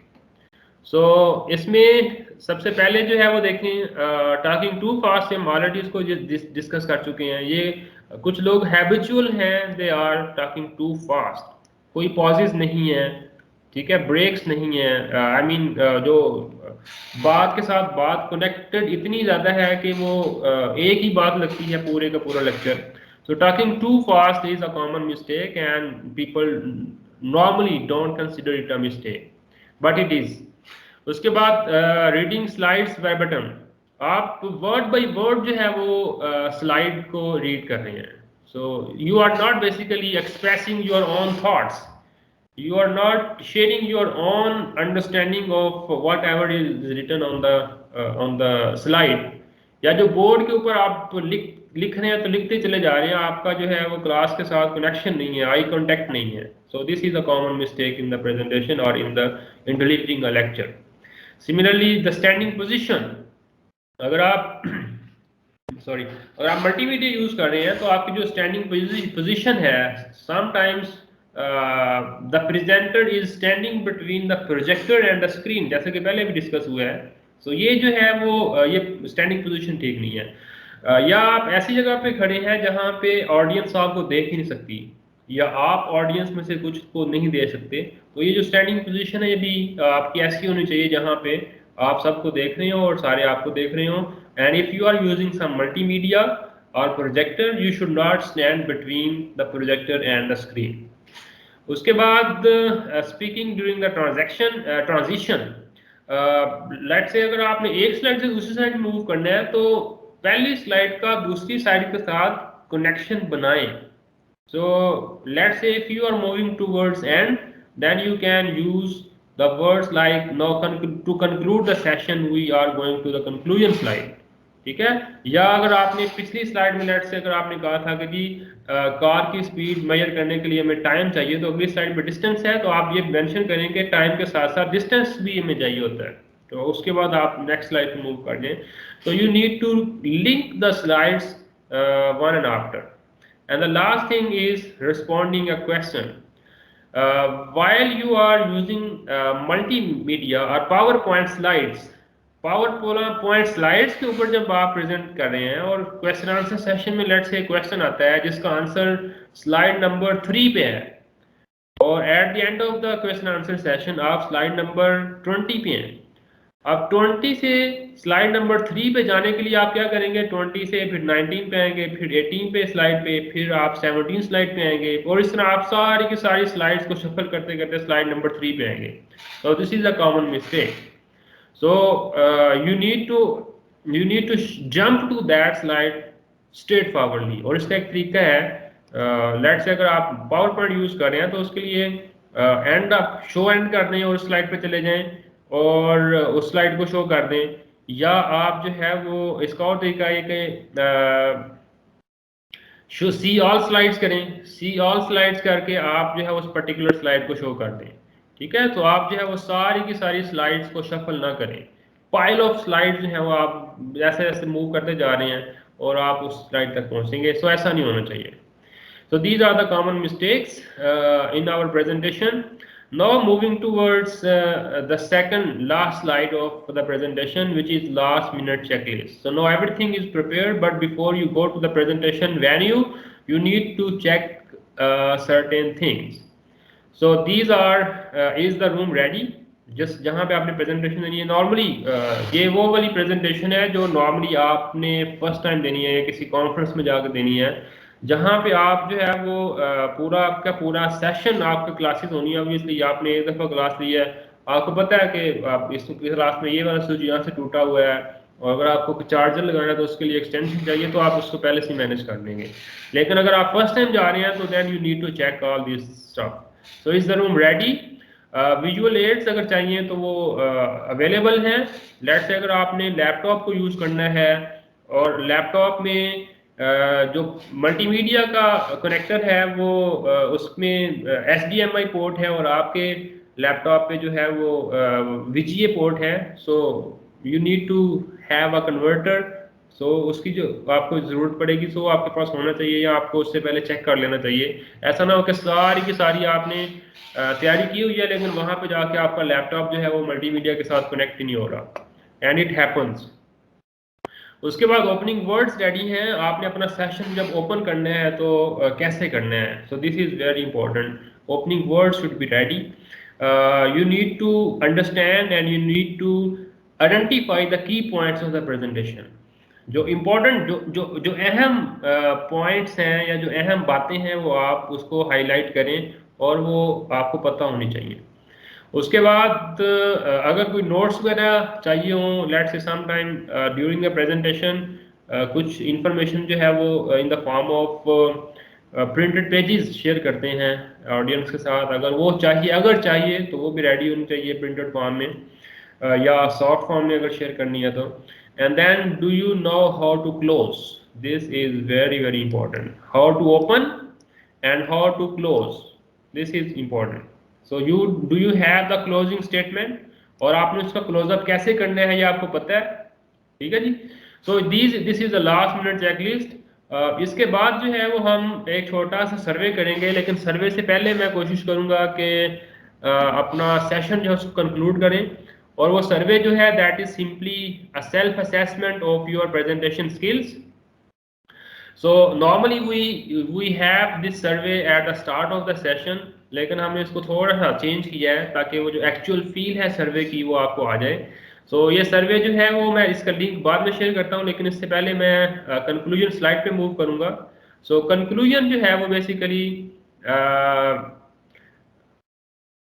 just to conclude the whole session. So this is what we discussed in our session. So no, you need to revise as we discussed in the structure of the presentation. In the conclusion, you need to recap or you need to restate the important points that you discussed in your presentation. So first of all, we discussed the presentation blueprints. So this is the main takeaway of today's session. So the blueprints include the structure, the body language, and the verbal delivery of the presenter. And then we discussed how to manage the question answer session, and then we discussed the common mistakes in the presentation. Sorry. And finally, we have the last minute checklist, right? Now we will be moving towards the question answer session, and then we will have a survey on how good are our presentation skills. Thank you very much. Before we go to the survey, you are most welcome if you have any question, or if you want to share, or you comment, or if you want to express your observation for this session. Thank you so much for the active listening during this session. Thank you. अगर question है तो please. Thank you very much doctor साहब, आपने बहुत ज़्यादा informative और presentation skills के बारे में बड़ा ब्रीफली और कंप्रीहेंसिवली डिटेल में बल्कि आपने हमें सारा कुछ बताया। बहुत शुक्रिया सर, थैंक यू। लेकिन सर इसमें मैं एक दो छोटी छोटी पॉइंट्स ऐड करना चाह रहा हूँ। मेरा नाम कदूस खान है, सामिया कॉलेज रेलवे रोड से बात कर रहा हूँ। जनाब जनाब। सर इस सारी प्रेजेंटेशन में हमारे पास जो ऑडियंस है वो सबसे इम्पोर्टेंट बात है कि उसकी दिलचस्पी कायम रहे। हम जो उसे प्रेजेंट कर रहे हैं, अगर उसका इंटरेस्ट कायम नहीं रहता हमारे सब्जेक्ट मैटर के बारे में, तो हमारी जितनी मर्जी अच्छी प्रेजेंटेशन स्किल्स है हम उसे कन्वे ही नहीं हो पा रहे होते। तो मैं समझता हूँ कि सबसे ज्यादा जब आप लेक्चर दे रहे हो तो आप इस बात को भी चेक करें कि जो मैं डिलीवर कर रहा हूँ उसकी क्या क्वांटिटी या उसका सब्जेक्ट मैटर इतना ज्यादा तो नहीं हो गया कि उनमें लर्न करने के बजाय फॉरगेटिंग शुरू हो गई है। जब मटेरियल एक जैसा होता है तो हमें रिट्रोएक्टिव इनहिबिशन और प्रोएक्टिव इनहिबिशन शुरू हो जाती है। रिट्रोएक्टिव में जो पहला सीखा हुआ मवाद होता है, मटेरियल होता है, वो पहले सीखे हुए मवाद को डिस्टर्ब कर रहा होता है और बाद में सीखा हुआ मवाद प्रोएक्टिवली पहले को डिस्टर्ब कर रहा होता है। तो इस तरह की इंटरफेरेंस जो लर्निंग मटेरियल में होती है वो हमारी फॉरगेटिंग में है। आपके सारे लेक्चर्स में ये बात की मैं समझता हूँ कि ऐड कर लेना चाहिए अगर हम मुनासिब समझे कि प्रेजेंटर इस बात का भी ख्याल रखे कि उसकी प्रेजेंटेशन स्किल बहुत ज़बरदस्त है, लेकिन वो ये भी देखे कि जो subject suitable amount, selection of suitable amount of subject matter, कि जितना उसने लेक्चर में डिलीवर करना। अगली बात सर, हाँ सर अगली बात, बॉडी लैंग्वेज में अगर आप स्लिप ऑफ बिहेवियर्स को भी शामिल कर लें तो वो बहुत ज़रूरी बात है। हम सारा कुछ अपनी बॉडी लैंग्वेज से नहीं कहते, हम बॉडी लैंग्वेज कॉन्शियसली होते हैं। जैसे प्रेजेंटर आप अभी हमें एक लेक्चर प्रेजेंट कर रहे थे तो आप बड़े कॉन्शियसली कर रहे थे, हर बात पे एक नबी तोल में होती है और कोई गलत बात ना हो जाए, हम उस वक्त अच्छा खासा कॉन्शियस होते हैं। हम सब टीचर हैं और 20-25 साल से प्रेजेंट कर रहे हैं तो हम बड़े फॉर्मल हो जाते हैं। लेकिन जो स्लिप ऑफ बिहेवियर्स होते हैं टीचर्स के और स्टूडेंट्स के, वो अनकॉन्शियसली होते हैं, वो actually presenting the actual position of the picture of the situation. हम उनको स्लिप ऑफ बिहेवियर्स को बाद में देखें, जमाइयाँ आ रही होंगी, कुछ लोग पानी पीना शुरू हो जाएंगे, कुछ टांगें सीधी करने शुरू हो जाएंगे, कोई सर खुजलाना शुरू, कोई आंखों को, कोई कानों को। ये जो स्लिप ऑफ बिहेवियर्स हैं, ये आपके लेक्चर कितना आप कन्वे हो रहे हैं इस बात को भी बहुत ज्यादा इंपॉर्टेंट देते हैं। अगली सर बात मैं समझता हूँ सर जी जनाब प्लीज कंटिन्यू सर। अगली बात कि जो टचर्स हैं और जो सिर्फ लिसनर्स हैं, हमने उनको भी अपने एक्टिव पार्टिसिपेंट में शामिल करना है, क्योंकि वो जो लिसनर है वो 70% हम अपनी विजुअली लर्निंग कर रहे होते हैं, हेयरिंग से हम 30% कर रहे होते हैं। अगर हमारी विजुअल काम कर रही है तो हमें उनकी विजुअलिटी को भी इंक्रीज करना है ताकि वो विजुअल भी हो और लिसनर भी हो। और उसके बाद अगर कुछ ऐसे डायग्राम्स हैं, कोई चीजें हैं जैसे केमिस्ट्री में कोई या बायोलॉजी में कुछ सब्सटेंस को टच करके, क्योंकि मैं समझता हूँ कि टचिंग जो है वो बहुत बड़ी हमारी सेंसेस में इंफॉर्मेशन गेन करने के लिए। सर आपको याद होगा कि बल्कि अभी भी खवातीन बाजार जाती हैं, जब इन्हें कपड़े की समझ नहीं आती तो अपनी दोनों फिंगर्स के दरमियान उस कपड़े को टच करती हैं, अंदाजा करती हैं। तो टच जो है, जी हाँ, टच जो है वो हमें बहुत ज्यादा इंफॉर्मेशन कन्वे करता है। तो हमें उनकी तमाम 5 सेंसेस को इस्तेमाल करके कन्वे करना चाहिए कि जो सब्जेक्ट मैटर हम कन्वे कर रहे हैं वो उनको प्रॉपरली हो जाए। और बतौर साथ मेरा बुनियादी मकसद भी क्लास में यही होता है कि जो मैं कन्वे करना चाहता था वो मैं कन्वे कर दूं, बिहेवियरल कर दूं, वर्बली कर दूं, एक्सप्रेशन से कर दूं, सब्जेक्ट मैटर को रिटन फॉर्म में कर दूं। और ये सारा कुछ जब वो क्लास में आए और क्लास से बाहर जाएं, वो स्टूडेंट और हो जो पहले आए थे और वो जो सीख के गए हैं वो इससे बिल्कुल डिफरेंट होकर निकले सर। तो फिर मेरी जो नौकरी है, क्योंकि हम वो लोग हैं, those peoples are not, we are not performing our job for the sake of earning, we are performing our job for the dignity. हम कुछ कन्वे करने के लिए, नेशन को सर्व करने के लिए, कैरेक्टर बिल्डिंग के लिए होती है। तो क्लास में जहाँ फॉर्मल लर्निंग हो रही हो वहाँ इनफॉर्मल लर्निंग पे भी टीचर फोकस करे, ना सिर्फ सब्जेक्ट मैटर पे करे जो कि उसके सिलेबस का है। तो इस तरह हम बेहतर परफॉर्म कर सकेंगे। सर आप इसके बारे में ज़रा बेहतर कमेंट्स कर दें। Thank you sir. बहुत शुक्रिया दोस्तों, आपकी सारी बातें जो हैं वो बड़ी प्रैक्टिकल हैं और बड़ी इम्पॉर्टेंट हैं। मैं इंशाल्लाह कोशिश करूँगा कि आपकी जो सजेशंस हैं स्पेसिफिकली जो स्लिप ऑफ बिहेवियर है और जो डिग्निटी ऑफ द टीचर है, इसको भी इंशाल्लाह नेक्स्ट टाइम पे इसको इंक्लूड करेंगे। बहुत शुक्रिया आपके इन पॉइंट्स का, thank you so much. Thank you very much sir, thank you. जी मियां एहसान अहमद साहब, आपने हाथ खड़ा किया जी, आप कुछ शेयर करना चाह रहे हैं? चलें जी, किसी और का कोई क्वेश्चन है जी? If anybody want to share और कमेंट और want to share something, he is most welcome और शी इज मोस्ट वेलकम। अस्सलाम वालेकुम सर। तो जी वालेकुम सलाम। मैं मंजूर हुसैन बोल रहा हूँ शरकपुर से। जनाब मंजूर सर, साहब। इस प्रेजेंट 21st सेंचुरी में एक चीज़ बहुत ही ज़्यादा मेरी ऑब्जर्वेशन में आई है। जनाब। जो हमारे कुलीग या टीचर्स क्लास में ज़्यादा बच्चों को लतीफ़े या कोई ऐसी बातें कहानियाँ सुनाना शुरू कर देते हैं, बच्चे उसकी तरफ बहुत ज़्यादा अट्रैक्ट होते हैं, लेकिन वो बच्चों को एजुकेशन से डिट्रैक्ट कर रहे होते हैं। अगर 45 मिनट्स की क्लास है तो उसमें ऑलमोस्ट 25 मिनट्स 20 मिनट्स वो उनके साथ झुकते हैं, लतीफ़े और अजीब सी बातें करना शुरू। लेकिन इसी ये भी देखा गया कि ऐसे लोग ज़्यादा जो है ना क्राउड पुलर्स भी बन रहे होते हैं, बच्चे उनको लाइक कर रहे होते हैं। बच्चों से पूछा गया, यार उधर तो आप लोग 20 मिनट भी नहीं पढ़ते, आता जाता भी कुछ नहीं है। जब मेरे पास प्राइवेटली भी कुछ बच्चे आते हैं, मैं उनसे पूछता हूँ, यार आता जाता भी नहीं, वो बड़ा टाइकून बना हुआ है टीचर, क्यों? सर वो बड़ा मजा आता है, लतीफे सुनाता है, ये करता है। सर इसका क्या सोल्यूशन है कि बच्चों को किस एजुकेशन वे से अट्रैक्ट किया जाए, ना कि उनको लतीफे सुना के या कोई ऐसी वैसी उनकी मनपसंद बातें सुना के उनको खुश करके तो और अपनी तरफ अट्रैक्ट रखा जाए, इसका क्या सोल्यूशन है? नहीं मंजूर साहब, ये आपकी बात बिल्कुल वैलिड है। इसमें मेरे ख्याल में अगर तो आपका कोई लतीफ़ा आपके टॉपिक को सपोर्ट कर रहा है तो वो बड़ा इफेक्टिव है। और कंटेक्चुअल लर्निंग, आपका एक वर्ड सुना होगा, कंटेक्चुअल लर्निंग बेसिकली यही है कि आपका अगर एक टॉपिक से रेलिवेंट कोई स्टोरी अगर आपके जहन में या आप बना के स्टूडेंट्स को सुनाते हैं तो that will make a very good impact. लेकिन अगर पूरे का पूरा जो सेशन है या जो क्लास है वो जुगतों और लतीफ़ों से भरी है और उसमें जो है वो मेन जो टॉपिक है वो कहीं है ही नहीं, तो फिर obviously that is simply a waste of time. और उसको जो है वो डिस्करेज भी करना चाहिए और उसकी मजम्मत भी होनी चाहिए। लेकिन इसका जो पॉजिटिव पहलू या इसका जो मुस्बत पहलू है वो ये है कि अगर आप उस टॉपिक से रेलेवेंट कोई ऐसी स्टोरी या कोई जो लतीफ़ा या कोई वाक़या अगर आप कोट करते हैं तो that will make a very good impact. और वो जो टॉपिक या वो स्टोरी के साथ वो टॉपिक जो है वो बेसिकली लिंक हो जाता है और वो हमेशा याद रहता है। इसके लिए हमारी जो है वो एक सिंपल एक लॉन्ग टर्म मेमोरी आप कह सकते हैं या शॉर्ट टर्म मेमोरी।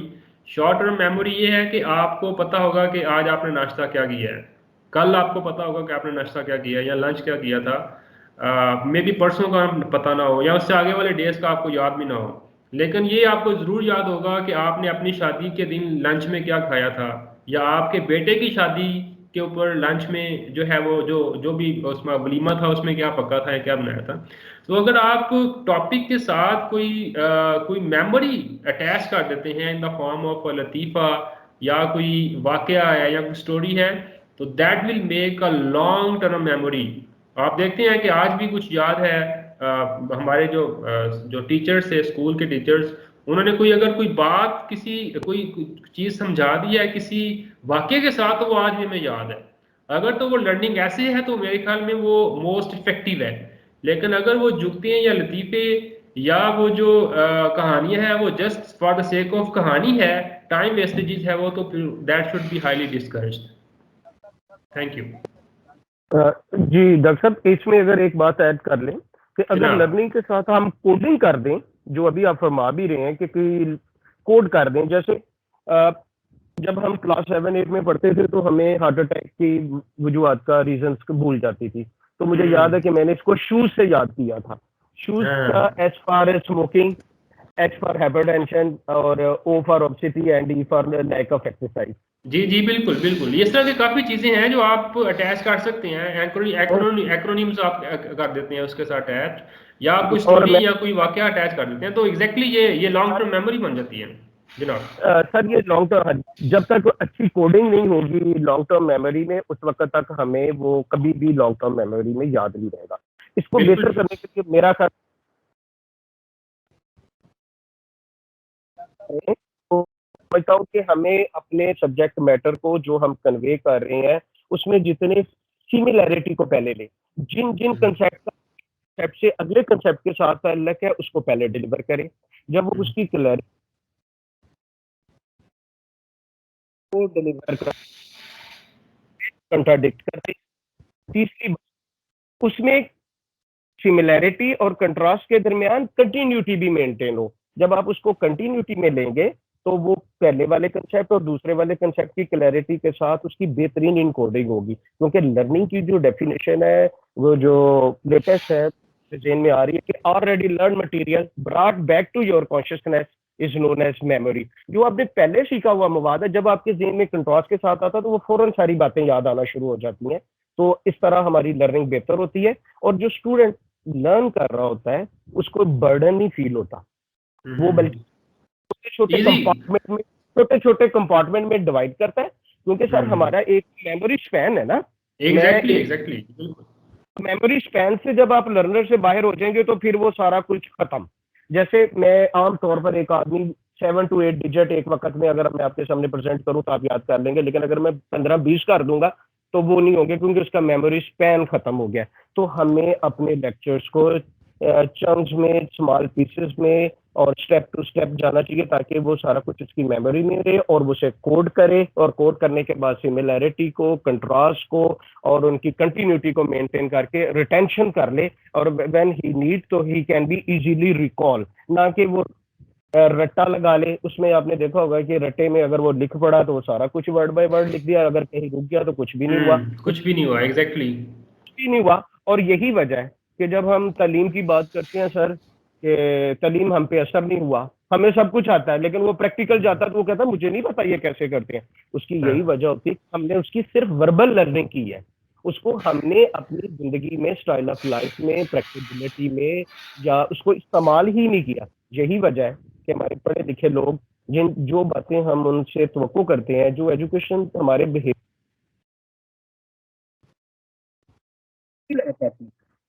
है कि हमने उनको सिर्फ कंसेप्चुअल कंटेक्चुअल याद किया हुआ है, उसकी एप्लीकेशंस नहीं की हुई। इसी तरह जैसे हायर एजुकेशन कमीशन ने जो एडीपी का कोर्स किया है, उसकी बुनियादी मकसद ही यही है कि उनकी जो अकेडमी है, करिकुलम है, वो प्रैक्टिकल लाइफ और इंडस्ट्री के पास हो, ताकि ये लर्निंग में और परफॉर्मेंस में और प्रैक्टिकल करने में गैप कम हो सके। सर लेक्चर गैप को कम करना है। हम अगर आप मुनासिब समझे डॉक्टर साहब तो प्रेजेंट करना सबसे इम्पोर्टेंट बात है। जैसे मेहमान आते हैं तो मैं बहुत अच्छी तरह डिशेस, टिश्यू पेपर, चीजें कवर, लेकिन सर जो चीज हम उसको खाने के लिए दे रहे हैं वो भी तो इम्पोर्टेंट बात है ना।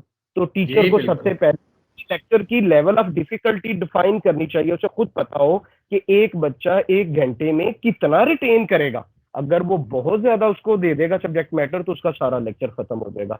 हमें अपने सब्जेक्ट मैटर को divided into suitable amount of duration and level of difficulty कि हम स्टूडेंट को कन्वे हो जाए। और हमें अंदाजा होता है, जैसे अभी आप फरमा भी रहे थे कि बिहेवियर जो रिफ्लेक्सिव एक्शंस है वो हमें बता देते हैं कि बच्चा सीख रहा है या बोर हो रहा है। वो होता है कि जब उसका मेमोरी स्पैन से सब्जेक्ट मैटर बढ़ गया है तो हमें वो वहां रखना है ताकि उसकी रिटेंशन कर ले और नेक्स्ट डे उसी से कंटिन्यू हो। जैसे सपोज सर अगर मुझे इजाजत हो तो मैं एक बात कह दूं, जैसे आपकी बात के बाद हम एक क्वेश्चन लेते हैं क्योंकि टाइम ओवर हो रहा है, तो आपका एक ब्रेक भी है क्योंकि ब्रेक हम बेसिकली कंज्यूम कर रहे हैं। तो आप अब्दुल कुद्दूस साहब आप अपनी बात को कंटिन्यू करें, नो प्रॉब्लम। जी सर, हमें जो पीएलटी अब दी जा रही है इसमें इतनी ज्यादा इंफॉर्मेशन हमारे ऊपर कन्वे की जा रही है, हर लेक्चर डिफरेंट होता है। हमें इसको अगर आप सब्जेक्ट मैटर वाइज अगर इसे कन्वे करते कि अगर एक प्रेजेंटेशंस के बारे में, गुड टीचर के रोल के बारे में ये एक सीक्वेंस अगर असाइनमेंट्स का होता तो हमारी बेहतर होती। अभी आपके लेक्चर से पहले हम कोई अगर आईटी की बात सीख रहे हैं और आईटी की बात सीखने के बाद हमने कोई रिसर्च की बात सीख ली है तो सर इनमें कोई कंटिन्यूटी नहीं है, हम हिस्सों में डिवाइड हो रहे हैं। और ये आपकी बात बिल्कुल ठीक है। ये अब्दुल कुद्दूस साहब आपका ये पॉइंट मैं इंशाल्लाह PHEC जो हमारे पर्सनल्स हैं उनको भी पहुंचा दूंगा कि वो जो स्ट्रक्चर है, डे का स्ट्रक्चर, लेट से अगर एक दिन में 3 सेशन हो रहे हैं तो उनकी आपस में जो है वो कोहेरेंस है। अगर एक टॉपिक पे सर अगर हम 2-3 दिन डिस्कस कर रहे हैं तो हमारे पास एक सूटेबल अमाउंट ऑफ नॉलेज मौजूद है जो मुझे पिछले प्रेजेंटर्स ने, जो हमारे फादर दोस्तों ने बताए हैं, तो हम उनसे सीख रहे हैं। मुझे फिर नेक्स्ट पॉइंट मिलता तो मैं वो बैकग्राउंड को रखता हूँ। लेकिन अब क्या हो रहा है, एक वक्त में तो मेरे मुंह में एक मीठा चम्मच आ जाता है और फिर मैं एक चिल्ली वाला आ जाता है, फिर आ जाता है, तो मुझे पता ही नहीं है कि मेरे साथ क्या हो रहा है। और दूसरा ये है कि हम ये सारी जो ट्रेनिंग हो रही है, ट्रूली स्पीकिंग हम ये सिर्फ जॉब के लिए नहीं सीख रहे हैं सर, मेरे पूरे जितने भी कोलीग सुन रहे हैं, हम डिस्कस भी करते हैं, हम इस बात से सीख रहे हैं कि हमने इसको अप्लाई करना है, बेहतर रिजल्ट देनी है। मेरा प्री ट्रेनिंग और पोस्ट ट्रेनिंग में मेरा फर्क नहीं अगर होगा ना सर, तो फिर इस ट्रेनिंग का क्या फायदा है? आज आपने जो लेक्चर दिया दिल खुश हो गया, मुझे बहुत सारी बातों का पता चला है, और अल्लाह जिंदगी रखे मैं जब कॉलेज में लेक्चर दूंगा तो ये सारी बातें इस्तेमाल करूंगा, और ये वाली स्किल जो है, लर्निंग जो है, मैं 100 स्टूडेंट्स में जितनी मेरी बाकी जॉब है उनको मैं कन्वे करता रहूंगा। तो एक्चुअली यही होना चाहिए कि जब सब्जेक्ट मैटर करता है। अब्दुल कुद्दूस साहब बहुत शुक्रिया, बहुत शुक्रिया। आपने मेरी बात बड़ी तसल्ली से और पेशेंटली सुनी है सर, हर बात के लिए बहुत शुक्रिया सर। आपका बहुत शुक्रिया अब्दुल कुद्दूस साहब, आपकी बातें सारी बड़ी अच्छी हैं, thank you so much. We can take one more question from Qamar Hafeez sahab. अस्सलाम वालेकुम सर। Sir Qamar Hafeez, Islamia college civil line से। जनाब मेरा फिलोसफी डिपार्टमेंट है, तो मैं थोड़ा सा इसमें ऐड करना चाहता हूँ, क्योंकि मैं फिलोसफी की एक बड़ी अहम ब्रांच है लॉजिक, जो कि जो भी नॉलेज है उसकी बेस है। तो मेरी नज़र में जो प्रेजेंटेशन है या टॉपिक है, प्रेजेंटेशन हम टॉपिक भी कह सकते हैं, तो जब हम इसको डिस्कस करते हैं तो मेरे ख्याल में जब इसकी प्रैक्टिकल एस्पेक्ट को डिस्कस नहीं करेंगे, उसको लेके नहीं आएंगे, तो थ्योरी का कोई फायदा नहीं है, क्योंकि हमने अप्लाई करना है। मैं इसकी मिसाल देता हूँ, हमारे पास है इंडिया, तो इंटरनेशनली 2 बुक्स हर 2 साल के बाद लॉजिक पे पब्लिश होती हैं, नए एडिशंस आते हैं, वो उनको अपने जो सोसाइटी है ना उसके एस्पेक्ट से उसको मोल्ड कर लेते हैं। हम उस पर कोई काम नहीं करते, हम जस्ट उसको डाउनलोड करते हैं और स्टूडेंट्स को उसकी नई चीज़ें कुछ बता देते हैं, कुछ वही 10 साल पहले वाली बता रहे हैं। तो मैं ये समझता हूँ कि प्रैक्टिकल में जो हम थ्योरी पढ़ा रहे हैं, नो डाउट आपका बहुत खूबसूरत लेक्चर था, बड़ा मजा आया मुझे, और मैंने बहुत सारी चीज़ें अप्लाई की है और आइंदा भी इंशाल्लाह करूंगा। तो मैं आज भी अगर देखता हूँ 30 साल 32 साल पहले जो मैट्रिक के मेरे एक टीचर थे, उन्होंने सिर्फ 3 लेक्चर मैंने उनके अटेंड किए, फिर वो चेंज हो गए। तो आप यकीन कीजिए कि वो कहानियां ज्यादा थी, स्टोरीज ज्यादा थी, और जिस तरह वो उसको थ्योरी के साथ सिमुलेट करते थे ना, दैट वाज फैंटास्टिक। असल में ये चीज है। तो हम उसको, मुझे आज भी सिर्फ एक टीचर, जो मैं जीसीयू में मैं 8 साल पढ़ा हूँ, एमफिल मैंने वो इससे किया, तो लेकिन मैं आज भी अगर कहता हूँ तो वो 3 लेक्चर मेरी जिंदगी के सबसे फैंटास्टिक और ट्रिमेंडस किस्म के लेक्चर थे। आज भी मुझे उनकी वो बातें याद है, वो मुझे याद है, वो कहते थे जी आप मेरी जो है ना आपको मैं रिलेट करता हूँ, जो कहानी, स्टोरी या बात, उसको याद रखे, आपका सिलेबस तो मैंने 1.5 महीने में खत्म कर देना। वो तो ऑटोमेटिकली हो जाता है, एग्जैक्टली ऑटोमेटिकली हो जाएगा। आपने जीसीयू की बात की है, तो मैं भी जीसीयू का ग्रेजुएट हूँ। मेरे टीचर थे गुलाम मुस्तफा साहब, उर्दू के थे। अब वो उर्दू में जो आपको पता है वो मीर तकी मीर और गालिब की वो शायरी पोएट्री है, तो वो उनका बड़ा लगन था। तो उसमें वो मीर तकी मीर की एक गजल थी, उसमें उसकी एक्सप्लेनेशन में उन्होंने एक शेर बोला था, वो मुझे मीर तकी मीर का शेर तो याद नहीं है, लेकिन उनका अपना जो शेर था वो मुझे याद है आज भी, इतने साल गुजर जाने के बाद भी। वो ये था कि मेरे मुंह से कफन को खोला, मेरे पास आके बोले, ये नया लिबास है कैसा, ये कहाँ की है तैयारी। मतलब इतनी उनका ये स्टाइल था जो मुझे आज तक याद है। तो ये आपकी बात बिल्कुल ठीक है। जी मैं खुद सर जाती तौर पे, अब देखिए, अब एक मीर का ये एक शेर है कि इश्क एक मीर भारी पत्थर है, कब ये तुझ नातवां से उठता है। आप इसको अपनी प्रेजेंटेशन के ऊपर अप्लाई करें, ये इतना आसान काम नहीं है। हमें नॉलेज देना दूसरों को आसान काम नहीं है, ये बड़ा मुश्किल काम है। लेकिन मैं समझता हूँ कि चाहे लतीफ़ा हो, चाहे किसी की बात हो, कोई कहानी हो, मैं ज़ाती तौर पे इसको उसके साथ रिलेट करता हूँ अपने लेक्चर में, मंतक में, लॉजिक में, फॉर्मल लॉजिक पढ़ाता हूँ मैं, तो उसके साथ रिलेट करता हूँ और ये ज़िंदगी के साथ रिलेट होती है। कहीं से उठा, यकीन करें, वो बाज़ औक़ात ऐसी चीज़ आती है कि मैं स्टूडेंट से कहता हूँ ये मुझे भाई बाद में बताना है, ये मुझे भूल ना जाए, तो नई चीज़ आ जाती है। तो मेरे ख्याल में क्लास के दौरान अगर हम प्रैक्टिकल लाइफ को रिलेट करेंगे तो ज्यादा अच्छे अंदाज में हम टीचर साबित होंगे, अच्छे टीचर। एग्जैक्टली। कमर साहब बहुत शुक्रिया, thank you so much. Dear participants, thank you so much for your active listening, and I will hand over the floor to PHEC. Bilal, are you with us? Yes, sir, I am here. Bilal, yes फिलहाल sir. मैंने आपको ना WhatsApp पे एक link send किया, kindly वो जरा इधर ग्रुप चैट में कर दें, पेस्ट मैं कर दें अभी मेरे। हाँ जी, वो ग्रुप चैट मुझे सर मैं एक्सेसिबल इनके नहीं है। पर्सनल व्हाट्सएप ग्रुप में पेस्ट कर देता हूँ। चलें चलिए, दैट विल बी ग्रेट। मैं एक मैसेज छोटा सा देता हूँ, डियर पार्टिसिपेंट, कि बिलाल दिलावर साहब आपके जो व्हाट्सएप का ग्रुप है उसमें वो मैसेज करेंगे, एक वो लिंक है छोटा सा, उसमें आपकी जो प्रेजेंटेशन स्किल्स की सेल्फ असेसमेंट है और उसका जो स्कोर आएगा उसके नीचे एक्सप्लेनेशन भी दी हुई है। तो आप सबसे रिक्वेस्ट है, दरख्वास्त है कि आप काइंडली वो छोटा सर्वे 5 से 10 मिनट उस पर लगने हैं, वो लाजमी कीजिएगा। आप ब्रेक में कर लें या आज जब आपका सेशन खत्म होंगे उसके बाद आप कर लीजिएगा, लेकिन do go through that survey and that will give you a picture of your presentation skills that you are practicing in your classes. Thank you so, with this message, thank you so much and see you again inshallah अगली जिंदगी। तो बहुत शुक्रिया जी। Over to Bilal. Okay, thank you sir, thanks a lot, and I have shared the link in their WhatsApp group as well, and thanks a lot for spending your time sir. के sessions हैं, we always start with a survey in the beginning, और जो training material है या जो चीज़ें discuss होती हैं इन द फॉलोइंग सेशन, वो बेसिकली सारी की सारी उस सर्वे के इर्द गिर्द जो हैं वो रिवॉल्व करती हैं। तो while we are sending you a link, जो अभी थोड़ी देर में पोस्ट हो जाएगा, एक छोटा सा क्वेश्चन है, 2 से 3 पार्टिसिपेंट्स जो हैं उनसे basically I am expecting some input. How do you take this time management, कि टाइम मैनेजमेंट जो है, how important skill is time management for the professionals, और specially when we are in this academia, academic life जो है, that is our bread and butter.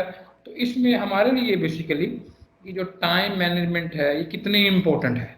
तो एक तो in general you can talk about for half minute to 1 minute कि time management की importance क्या है, एंड देन जो स्पेसिफिकली जिस सेक्टर को हम सर्व कर रहे हैं कॉलेजेस में या यूनिवर्सिटी में, थोड़ी देर पोजीशन डिफरेंट है but we are the part of the same ecosystem. आप अगर कॉलेज में काम कर रहे हैं, the others are working in the universities, the nature of job और the systems they are pretty much similar. तो एक कमेंट इस पे अगर कोई बताए कि टाइम मैनेजमेंट जो है ये कितनी इंपॉर्टेंट स्किल है। कर रहा हूँ sir, time is actually the part of our life, either short और the whole life, that is time. तो लेट्स टेक इट प्रेशियस, जिसके साथ हम टाइम स्पेंड कर रहे होते हैं। फॉर एग्जांपल, जैसे आप अब एक प्रेजेंटेशन दे रहे हैं, it is the part of your life and that is and on the other hand our life as well. तो इसको इतना इम्पोर्टेंस देनी चाहिए जितनी हम अपनी जिंदगी को इम्पोर्टेंस देते हैं। तो उसका एक लम्हा भी ज़ाया नहीं होना चाहिए।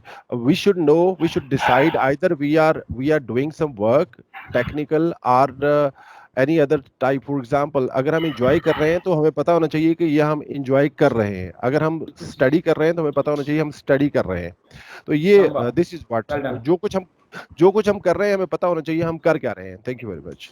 बिल्कुल ठीक है जी, very very valid comment made actually कि जी जो टाइम है, when we want to manage the time, it is actually the management of life, it is a life skill. So बहुत ही ना राइटली पॉइंट आउट आपने किया कि जब before we talk about the importance to definition the way you have defined time, अगर हम अपनी लाइफ को भी देखें तो we hardly describe our lives in terms of how many lectures I have taught, how many students graduated. Time life में हम क्या कहते हैं जी कि इतने साल, इतने घंटे, इतने दिन। सो जो लाइफ का जो यूनिट है वो टाइम है। तो when we are managing time, we are actually managing our life. और this is very important as indicated by one of our very respected participant कि ये जो टाइम है, whatever we are doing, we should know what we are doing, because ये ऐसा नहीं है कि there is something extra। जो टोटल जो लाइफ है उसको अगर हम यूनिट्स देखें, अभी इससे बात होगी आगे जाके कि अल्लाह ताला जो है he has created, the Almighty has created the day and night। उसके बाद जो सारी डिस्ट्रीब्यूशन है ये ह्यूमन इन्वेंशन है, चाहे वो डे आवर्स हैं, मिनट्स हैं, सेकंड्स हैं, they are actually not invented by Allah ताला। ये अल्लाह ताला ने एक ब्रॉड एक स्पेक्ट्रम डिफाइन कर दिया जी कि there is a darkness and there followed by the light and then there cycles, एक वो रिदमिक साइकिल्स हैं, टाइम साइकिल्स हैं, इनको सर्केडियन साइकिल्स भी कहते हैं। तो उसके बीच में जो टाइम की डिवीजन की, ये हमने खुद की as a matter of convenience. अगर हम थोड़ा सा रिफ्लेक्ट बैक करें 400-500 साल अगर पीछे चले जाएं, प्री इंडस्ट्रियल रेवोल्यूशन जो सोसाइटी थी, और इवन हमारी society that never got actually industrialised, और उस तरह से जो टाइम कीपिंग का जो कॉन्सेप्ट है, जो modern concept of time keeping है, वो कभी भी शायद उस तरह से हमने ग्रैस्प नहीं किया। व्हेन वी वर ग्रोइंग से कोई 25-30 साल पहले, तो हमारे पेरेंट्स जो हैं, the way they use to take time, it was as, वो जो पहर का कॉन्सेप्ट है, 8 पहर यानी 24 घंटों में। अब व्हेन वी से पहर, इसका मतलब है कि if you have to do something in the second पहर, it means that there is a 3 hours window. लेकिन ये जो इंडस्ट्रियल इरा जो था, जो इंडस्ट्रियल रेवोल्यूशन हुआ, उसमें जो फैक्ट्री स्टाइल लाइफ जो कॉन्सेप्ट था, उन्होंने टाइम को मिनट्स सेकंड्स के अंदर basically, not only from the job perspective but also from कि आपने जो 8 to 9 है, सॉरी 8 to 5 है, या 9 to 5 है, या 8 to 4 है, ये क्या है? This is the concept of the time that was given by the industrial as. उससे पहले ये, क्योंकि जब तक फैक्ट्री का कॉन्सेप्ट नहीं था, उस वक्त तक इस फॉर्मलाइज्ड एजुकेशन का, या स्कूल का, या यूनिवर्सिटी का, या कॉलेज का कॉन्सेप्ट भी नहीं था। It was the factory concept that brought everything under this huge umbrella.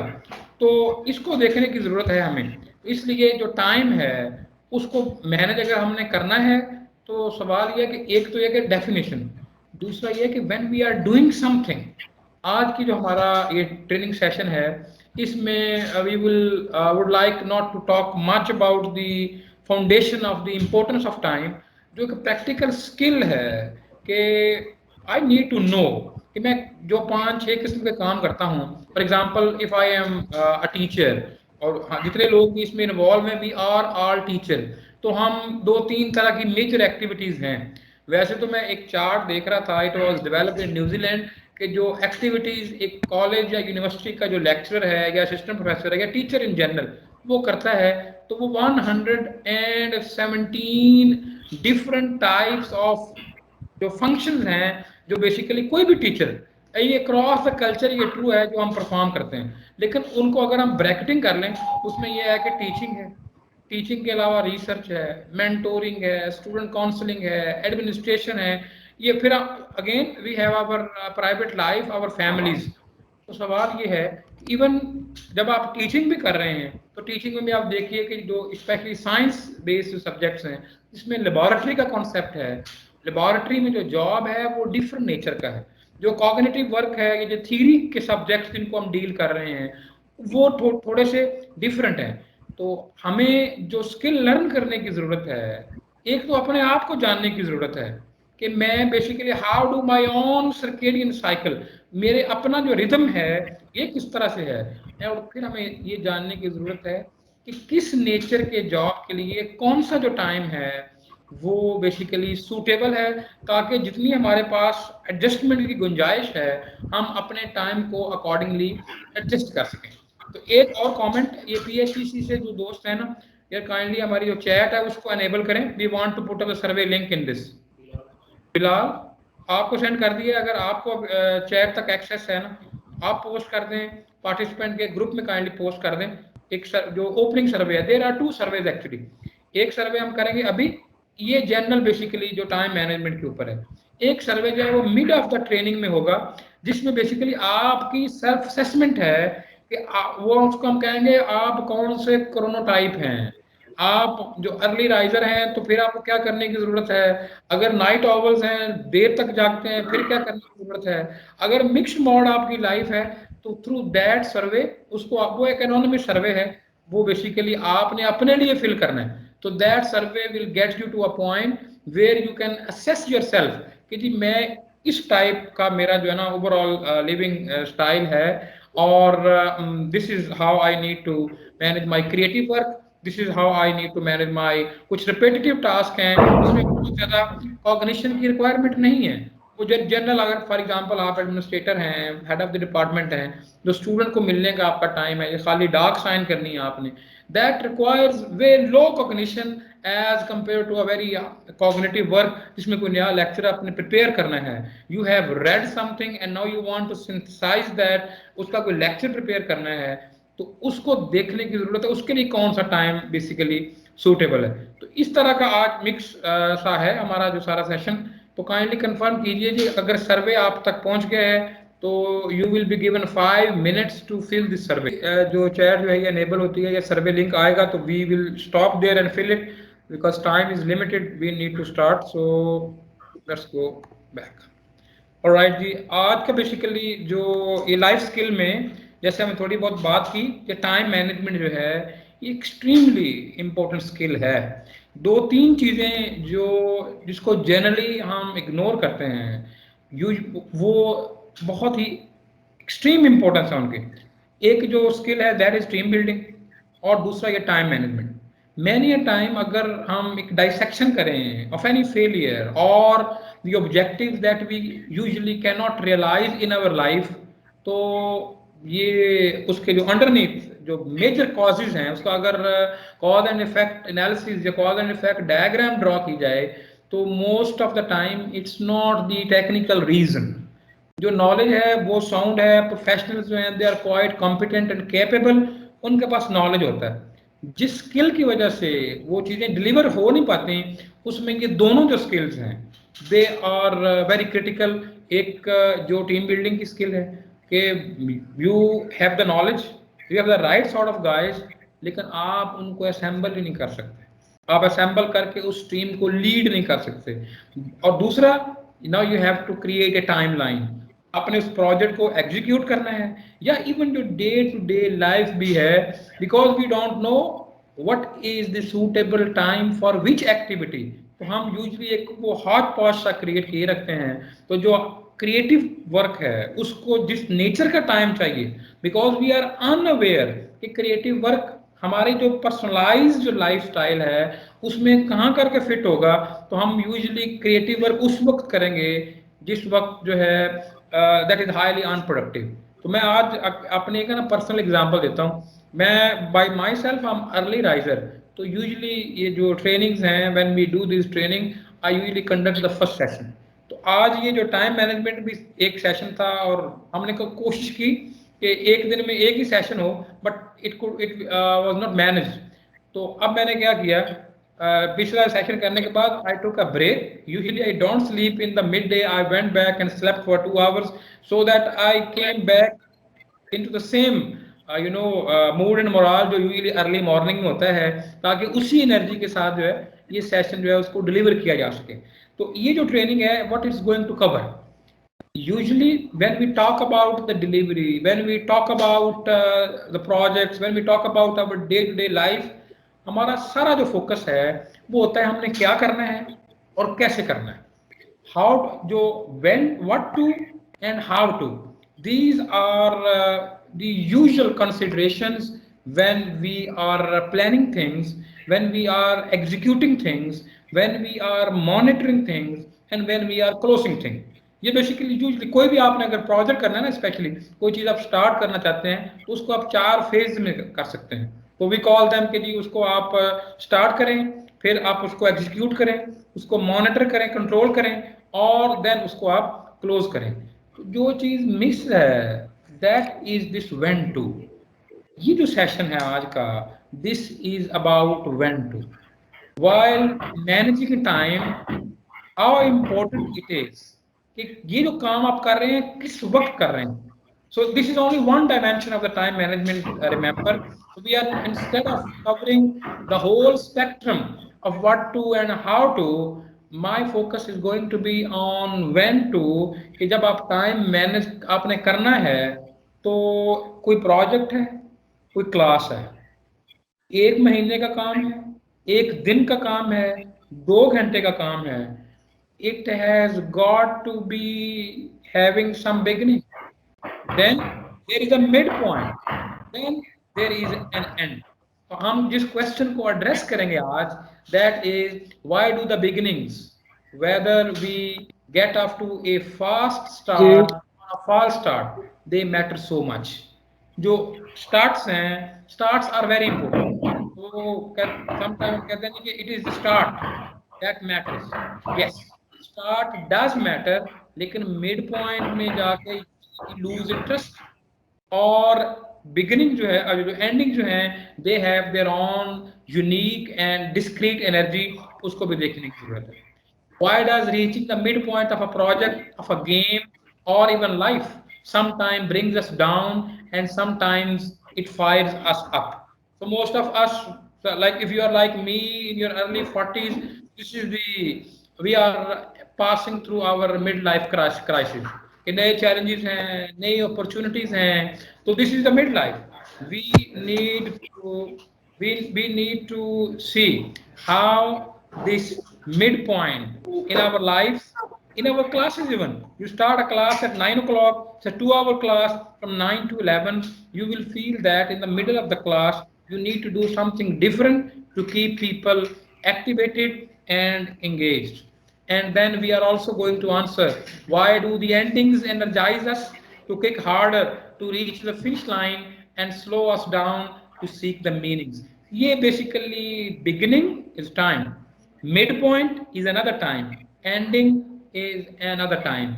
ये unit जो है, it could be day, it could be hour, it could be a month, or it could be the whole span of life.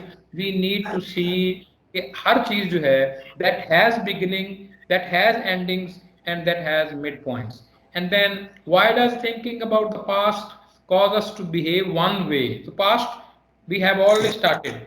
Now we have reached at say midpoint. So when you think about past, your mood is different.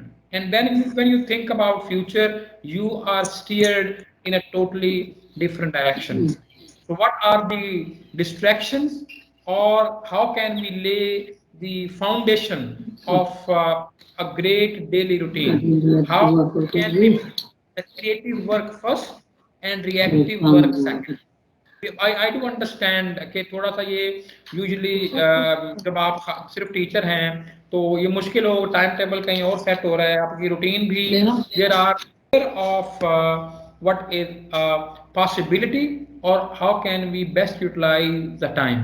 जो time management का जो concept है, इसकी history जो है, ये जो Egyptian सन dials जो हैं, जो अभी भी म्यूजियम में हमें मिलते हैं, जहाँ पे जो डे को यानी कि 24 आवर्स को मल्टीपल जो सेक्शन में डिवाइड किया गया, फिर इन अराउंड 15 to 16 सेंचुरी, आज से कुछ 600-700 साल पहले जो मैकेनिकल जो क्लॉक है उसका जो कॉन्सेप्ट है 16th सेंचुरी, उसमें वो इवॉल्व हो गया. And then since last century अभी हमारे पास ये जो जीएमटी बेस्ड जो टाइम है, that has come up the concept of 19th century time zones. हमने जो ग्रीनिच मीन टाइम जो है उसके हिसाब से अलाइन कर लिया. तो if you are in Pakistan, you say you are 5 hours ahead. If you are on the same position of on equator but on the different side, US के किसी जो मिड वेस्ट की किसी स्टेट में है तो उसमें आप 5 hours बिहाइंड होंगे, तो टोटल टाइम डिफरेंस पे 10 घंटे का हो जाएगा पाकिस्तान का और यूएस की किसी स्टेट का. तो ये इसकी वजह क्या है? इसकी वजह ये है कि जैसे जैसे एवोल्यूशन और ये जो ग्लोबलाइजेशन का कॉन्सेप्ट जो है ये आगे बढ़ा, उसमें जो interconnectedness between different cultures and countries वो बढ़ी, तो उन्हें फिर एक single unit of time reference की जरूरत पड़ी.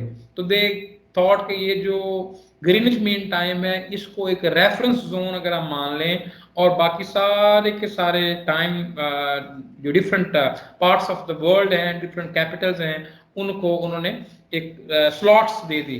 तो अभी भी आप देखें समर में थोड़ा सा 1 घंटे का फर्क होता है फ्रॉम विंटर. कुछ मुल्क ऐसे हैं जिनमें they usually turn their clocks 1 hour back when it is summer. That is done in order to actually utilize the maximum daylight. तो अगर हम विंटर्स में देखें तो सनराइज इज अराउंड 7 to 7:15, लेकिन यही सनराइज जो है समर में अगर हम देखते हैं तो 5:30 to 5:45 the sun is out. तो ये टाइम मैनेजमेंट ही है कुछ दिन basically for a few years Pakistan में भी ये प्रैक्टिस हुई, लेकिन ग्लोबली ये बहुत ही एस्टैब्लिश प्रैक्टिस है। It does not require any parliamentary debate or any executive level decision. It is written कि जी अक्टूबर की उस डेट को टाइम जो है वो 1 घंटा पीछे आ जाएगा, और समवेयर इन मार्च और अप्रैल वो 1 घंटा जो है वो आगे चला जाएगा।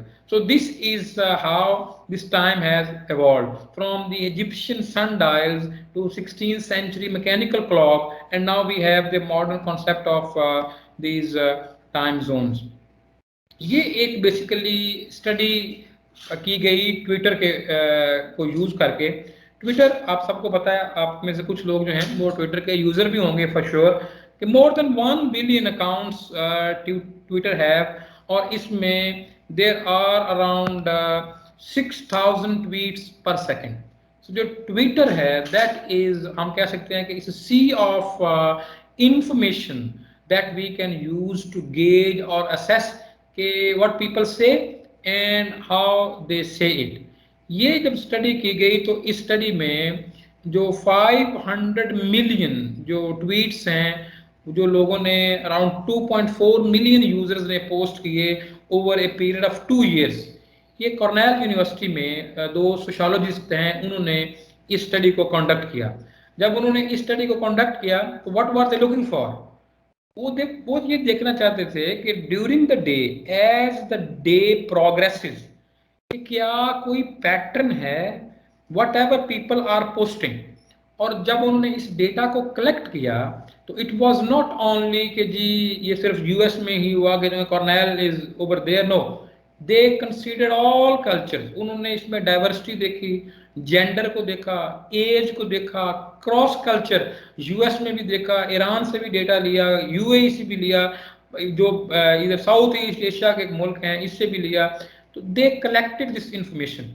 When this information was collected, what they were looking for?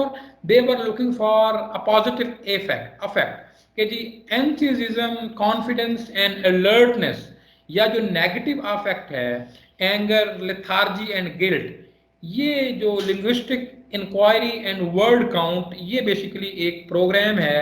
इसको यूज करके दायरा 2.4 मिलियन को they did not analyse one by one, इस सॉफ्टवेयर को या इस प्रोग्राम को यूज किया। By the help of this linguistic inquiry and word count program, this is what they found. From 5 a.m. to 11 p.m. उन्होंने ये basically mark किए ये पॉजिटिव अफेक्ट को और नेगेटिव अफेक्ट को भी।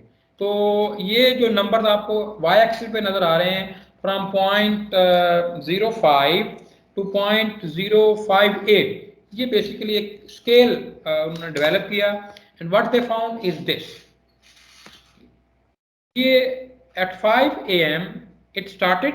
उन्होंने देखा कि जो पॉजिटिव इफेक्ट है, मींस जो ट्वीट्स जो हैं उनमें जो रिफ्लेक्शन आ रहा है कॉन्फिडेंस का, एंथुसियाज्म का या अलर्टनेस का, early in the morning it increased and then it started decreasing and it reached the बिल्कुल जो मिनिमम जो पॉइंट है अराउंड मिड और जो आफ्टरनून में। And early in the evening they found that people again starting feeling alert beyond 6 p.m. or around 11 p.m. then it was again going down. So ये पूरे day को ना इस तरह से उन्होंने डिस्क्राइब किया कि this is how the positive affect means enthusiasm, confidence and alertness, it will spike up and then it will come down and then it will again spike up in the afternoon. अच्छा, इसमें अब एक trend नजर आया हमें, इस trend की तरफ हम दोबारा आएंगे, लेकिन इसमें एक देखने की जरूरत है कि एक और बेसिकली स्टडी जो है, ये स्टडी नहीं है, ये एक एक्सपेरिमेंट था, इट्स एन इंसिडेंट। ये एक डिमेरियन जो एक फ्रेंच बेसिकली साइंटिस्ट थे, scientist come writer and he has done a lot of work.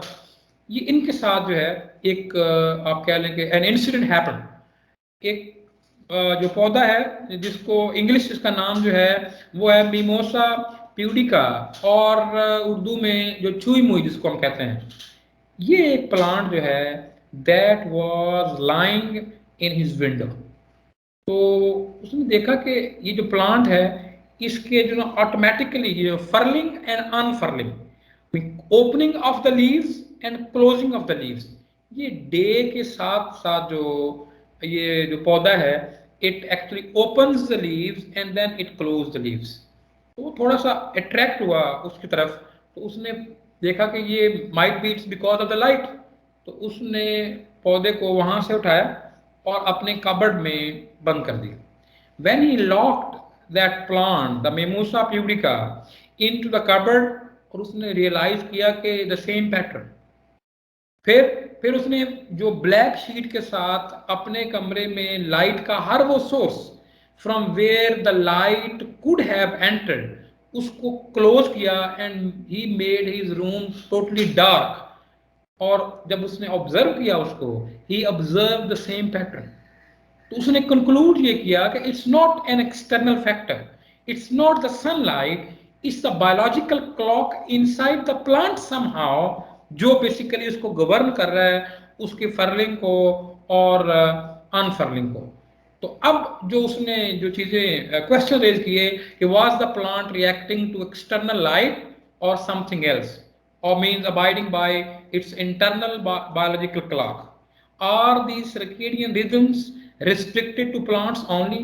क्या प्लांट ही ऐसे बिहेव करते हैं या जो ह्यूमंस जो हैं, जो ये स्पीशीज जो है इसमें भी ये चीज है कि they also have a biological clock set inside them जो कि उन्हें साथ साथ जो है वो गाइड कर रहा है। The science of these biological rhythm is now known as chronobiology. तो एक जो हम मिड ऑफ दिस ट्रेनिंग एक सर्वे करेंगे that is to let you know कि आप what type of chronotype you are. तो वो ये बेसिकली यहाँ से निकला है। तो ये जो कंट्रोल है जो टाइम का, when should we get up, how our energy is regulated and with our temperature, ये थोड़ा सा ये again with in our brain ये एक बायोलॉजिकल क्लॉक है। ये SCN ये सुप्राकैस्मेटिक न्यूक्लियस है, जैसा पार्ट इन आवर ब्रेन जो इस सारे फ्लो को अप्स एंड डाउन को कंट्रोल कर रहा है, controlling the stress, the endocrine and the metabolism and our behaviour. So this is how this time management is not restricted to the plants only. It is very much present within the humans as well. ये जो SCN है that is very small, ये जो चावल का जो दाना जो है उस साइज का है और there are 20,000 cells in it और ये ब्रेन का जो लोअर पार्ट जो है उसमें है ये। What does it do? It controls the rise and fall of the body temperature. It regulates our hormones. It helps us fall asleep in the night and awakens in the night. तो इसका मतलब ये है कि एक time clock जो है वो हमारी बॉडी के अंदर भी बेसिकली एडजस्ट है। Sometimes if we have developed a routine तो आपको वो जो एक्सटर्नल अलार्म क्लॉक है उसकी जरूरत नहीं पड़ती। If you have set up your biological clock for the Fajr prayer, so even before the call for the Fajr prayer, जो फजर की अजान है उससे पहले you are up and you are fresh. You have set up your time for morning exercise. It is that exercise, it is that routine that is actually compelling you to go into the park or your lawn or wherever you need to do those rituals. एक जैसे पहले एक study share की, एक और basically study conduct हुई है जी। इस स्टडी में जो हैप्पीनेस, वार्मथ और जो एक एंजॉयमेंट है, how do we feel during the day, ये आपको जो 3 लाइन नजर आ रही हैं, this line is for happiness, this is जो गर्म जोशी या warmth, how do you respond to the people, जब लोग आपके पास आते हैं आप उनसे बातचीत करते हैं, और how good you are feeling during the day. ये भी बेसिकली एक इसको भी इधर ट्रेस किया गया है। 7 AM to 9 PM ये जो total exhaustive length of the day है उसमें on a scale of 3 to 6 ये इसको प्लॉट किया गया है। तो ये है self reported levels of happiness, warmth and enjoyment. तो अगर हम देखें तो जो पहले हमने एक स्केल देखा, the pattern is the same. Our happiness our warmth or our enjoyment, तीनों जो हैं they are increasing in the beginning, reaching maximum height and then coming down and reaching an ebb and then start rising again in the evening. So ये basically एक जो पहले भी हमने Twitter की हेल्प से स्टडी की, सर्वे का नहीं बना कुछ, वो नहीं किया उसको कॉल करें, ठीक. So this is how our day actually proceeds. We start a day, as the day starts from very early in the morning to noon, we are, increasingly feeling happy, increasingly feeling warm, and increasingly feeling enjoying. And then there is a lunch. Post lunch, not a great time. So इसमें कहा जाता है कि जितने decision आप mid day और evening के दरमियान में ले रहे हैं, जो आफ्टरनून डिसीजन हैं for early risers they are not great. And this is what I related कि मैं पहले जो ट्रेनिंग सेशन था उसके बाद I went back and slept for 2 hours so that I start feeling as if कि थोड़ा सा एनर्जी लेवल जो है that should be up when this training is going on. So तीनों केसेस में for the 3 factors that they studied, usme there is an early spike, then a big drop, and then a subsequent recovery. This is how our day actually progresses. So ये जो हमारा brain है, which is actually the CPU, the central processing unit है, ये control कर रहा है हमारे जो multiple जो functions जो हैं, जो changing cognitive abilities जो हैं, उसको control कर रहा है. Sometimes we are smarter, sometimes we are faster, sometimes we are dimmer, sometimes we are slower, sometimes we are more creative, and sometimes we are less creative. And it also accommodates a wide range of fluctuations. The low point can be equivalent to getting mildly intoxicated through drugs. ये है वो point मेरा ख्याल है कि which should pinpoint the whole session number 3.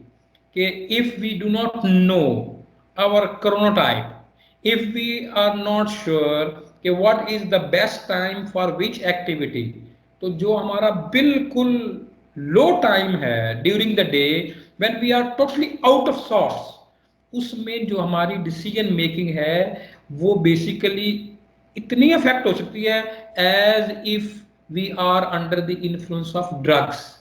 सो ये afternoon में अगर आप अर्ली राइजर हैं और आप बड़े जो क्रिटिकल डिसीजन जो हैं वो आफ्टरनून में कर रहे हैं, तो दिस इज इक्विवेलेंट टू कि यू आर एक्चुअली इंटॉक्सिकेटेड, आपने ड्रग्स यूज की हुई हैं and you are under the influence of drug, you are taking decisions. So those decisions, they are very unlikely to be producing the entire and desired results because they did not receive your full consideration and you did not give your 100% into it. And then the nature of the task is also critically important. तो ये तीनों चीजें जो हैं ये brain की performance जो है उसको इम्पैक्ट करती हैं या उससे हमें रिलेट करना पड़ेगा कि what time of the day is suitable from the performance of the brain perspective.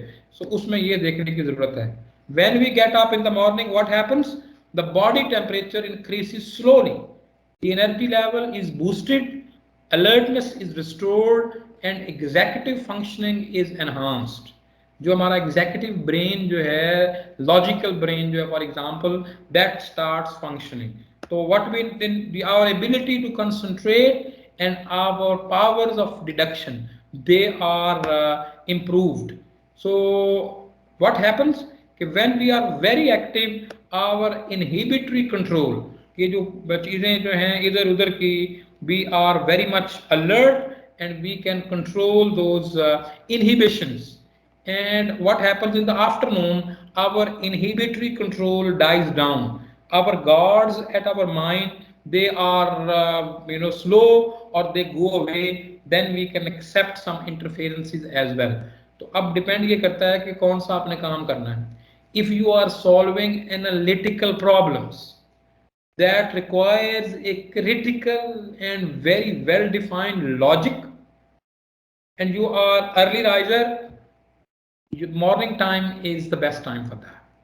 लेकिन अगर आपने क्रिएटिव प्रॉब्लम्स हैं, क्रिएटिव प्रॉब्लम्स में उसमें क्या है, क्रिएटिव प्रॉब्लम में you need to relax your mental discipline, you need to let your ideas, merge and marry with each other to generate and create new ideas. तो उसमें usually afternoon में you can have all these creative problem. तो ये जो chronotypes जो हैं ये क्या है, that is a personal जो pattern है of the circadian rhythms which can influence our physiology and psychology. What can happen, we are actually continue करते हैं, फिर देखते हैं एंड पे दोनों सर्वे हो जाएंगे, ये हो सकता है फिर। Alright, so if we divide ourselves, तो तीन तरह के लोग जो हैं। चैट इनेबल हो चुकी है, चलिए जी, नहीं मेरी साइड पे तो chat I can't send anything. तो ये तीन तरह की बेसिकली मिक्स पैटर्न्स जो हैं we usually reflect as humans. कुछ लोग वो हैं जो बिल्कुल अर्ली राइजर्स हैं, तो वो 5 AM क्लब, बुक भी है 5 AM क्लब, तो they really rise early and they go to bed early. And then there are people like Thomas Edison who work in the night, उनकी रात जो है वही उनका दिन है, तो उनको बेसिकली कैटेगराइज किया जाएगा, दे आर नाइट ऑवल्स। और मेजॉरिटी जो हैं दे आर थर्ड बर्ड्स। तो हम बेसिकली फ्रॉम आवर जो लिंक है वो ग्रुप में शेयर हो चुका है। चलेंगे, अगर we will take 3 to 4 minutes break for the first survey. Once that is filled, then we will float the second, जो आपकी पर्सनल असेसमेंट है कि आप बेसिकली मॉर्निंग लार्क हैं, नाइट ऑवल्स हैं या थर्ड बर्ड हैं। जो फॉलोइंग स्लाइड है उसमें सारी डिस्कशन फिर आपकी जो पर्सनल ट्रेड्स के ऊपर है। तो kindly fill the first survey, तो we will give you 4 minutes for that and then 5 minutes for the next survey. अभी सर नहीं आया सर, सर्वे हमारे उसमें लिंक में नहीं आया। लिंक में नहीं, अभी तो मेरा ख्याल कह रहे हैं व्हाट्सएप ग्रुप में शायद शेयर किया उन्होंने। जी वही व्हाट्सएप ग्रुप में खोल के बैठा हूँ सर, उसमें नहीं आया अभी तक ना। तो टाइम खत्म हो जाएगा तो फिर आप तो वो शुरू कर देंगे डिस्कशन, तो मैं इसलिए गुजारिश कर रहा था। जी मैं दोबारा शेयर कर दूं, मैंने शेयर किया हुआ, मैं एक दफा दोबारा भी शेयर कर नहीं सर, आगे बिलाल ये जो चैट है आगे जो टाइम मैनेजमेंट स्किल्स हैं उसके ऊपर है, और जो सेकंड सर्वे है that is your personal assessment कि in which category do you fall, are you a morning lark, night owl और अ थर्ड बर्ड। तो इस काइंडली सब दोस्त जो हैं उसको कंप्लीट कीजिए। हाँ जी आना है सर। ये सेकंड सर्वे के अंदर ये पासवर्ड पूछ रहा है sir, saved name and password. ये काइंडली सर पासवर्ड कौन सा होगा? एक मिनट, मेरा पासवर्ड मैंने कुछ सेट तो नहीं किया है, तो वेबसाइट पे just give me a second please, मैं करता हूँ। राइट,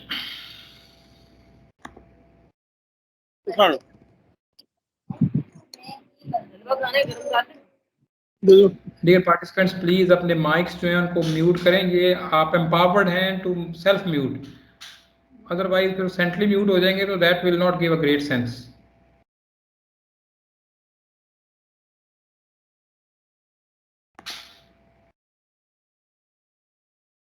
ये मेरी साइड पे तो वैसे किसी तरह का कोई पासवर्ड नहीं मांग रहा। आप ने जब उसको लिंक किया, क्लिक अपना जो लिंक को पोस्ट किया है, तो जो आपके पास पेज आना चाहिए सर ये chronotype self test information environmental, बिल्कुल ये आपके पास इसमें जो फर्स्ट आईडी पूछती है उसमें सेव नेम पूछा हुआ है, सेकंड पासवर्ड पूछा हुआ है।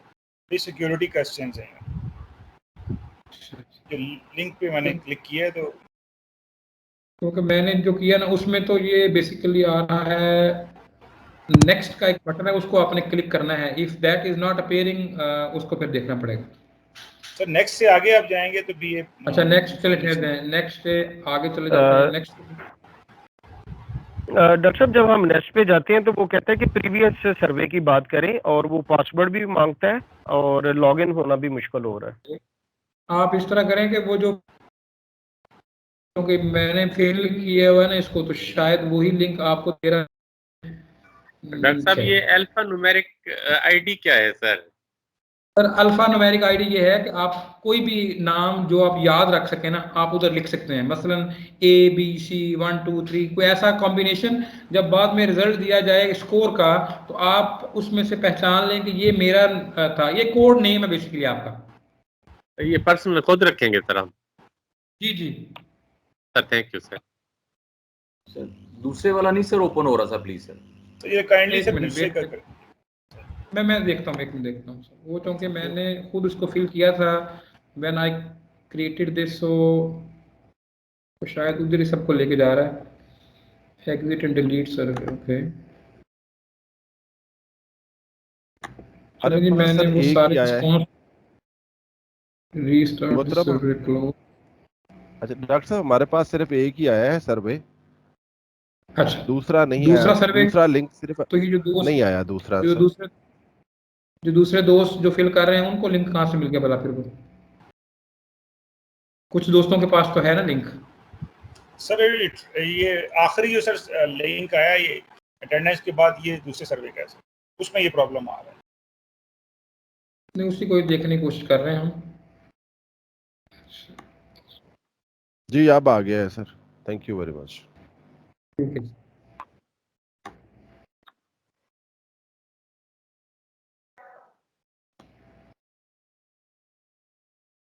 अच्छा एक कोशिश आप लोग और करें, अदरवाइज इसको फिर ड्रॉप कर देंगे क्योंकि इतना टाइम नहीं है कि इसको फिक्स करके मैं दोबारा जाके लिंक को रिक्रिएट करूं। It's very unfortunate, last time we use the same link and it worked. तो आप एक दफ़ा और इसको कर लें, otherwise we will resume our जो ट्रेनिंग है। तो आप फिर ये कर सकते हैं कि ये वेबसाइट का मैंने बता दिया है, थोड़ा सा आप इस वेबसाइट को। सेंड हो गया है, हमने फिल करके सेंड कर दिया। ये जो अल्फा न्यूमेरिक वाला था, दूसरा सर्वे की बात कर रहे हैं। I am talking about the second survey now.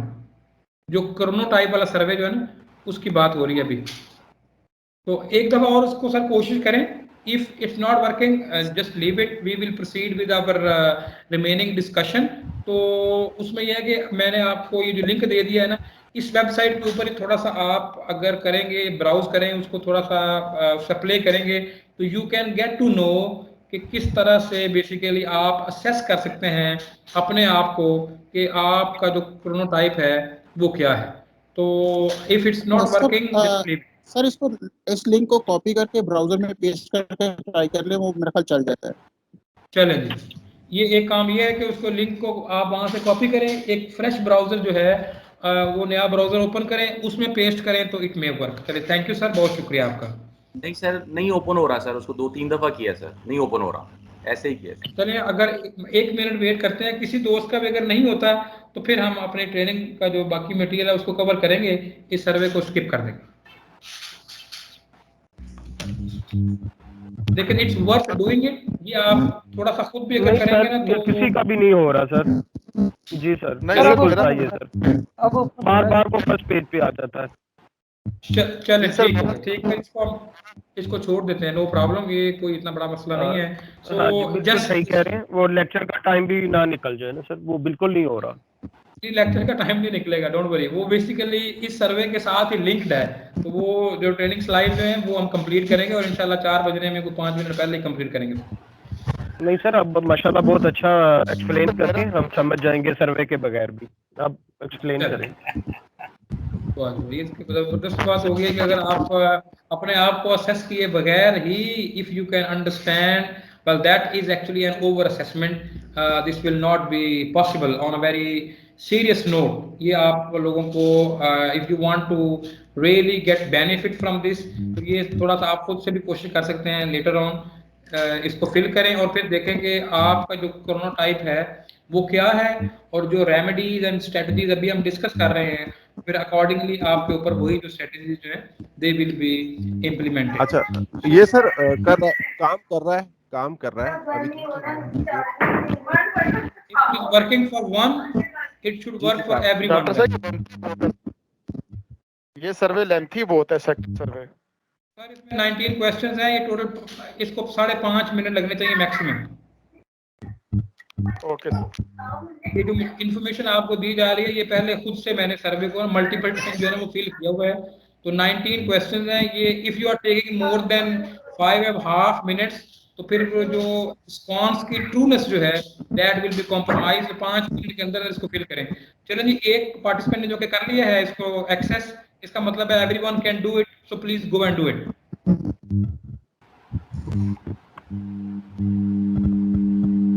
Doctor साहब आई डोंट थिंक तो किसी ने कर ली है, वो शायद पिछले अभी सर्वे एक की दोस्त बात है कर सर, रहे आप हैं, बार-बार ट्राई कर रहे हैं।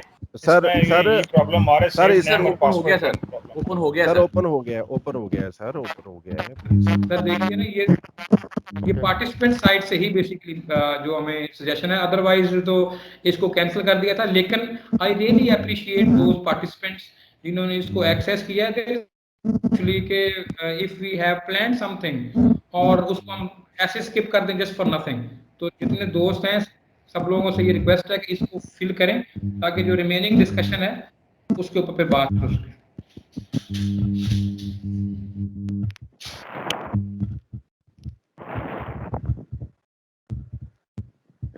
डॉक्टर साहब इसने स्कोर भी दे दिया है?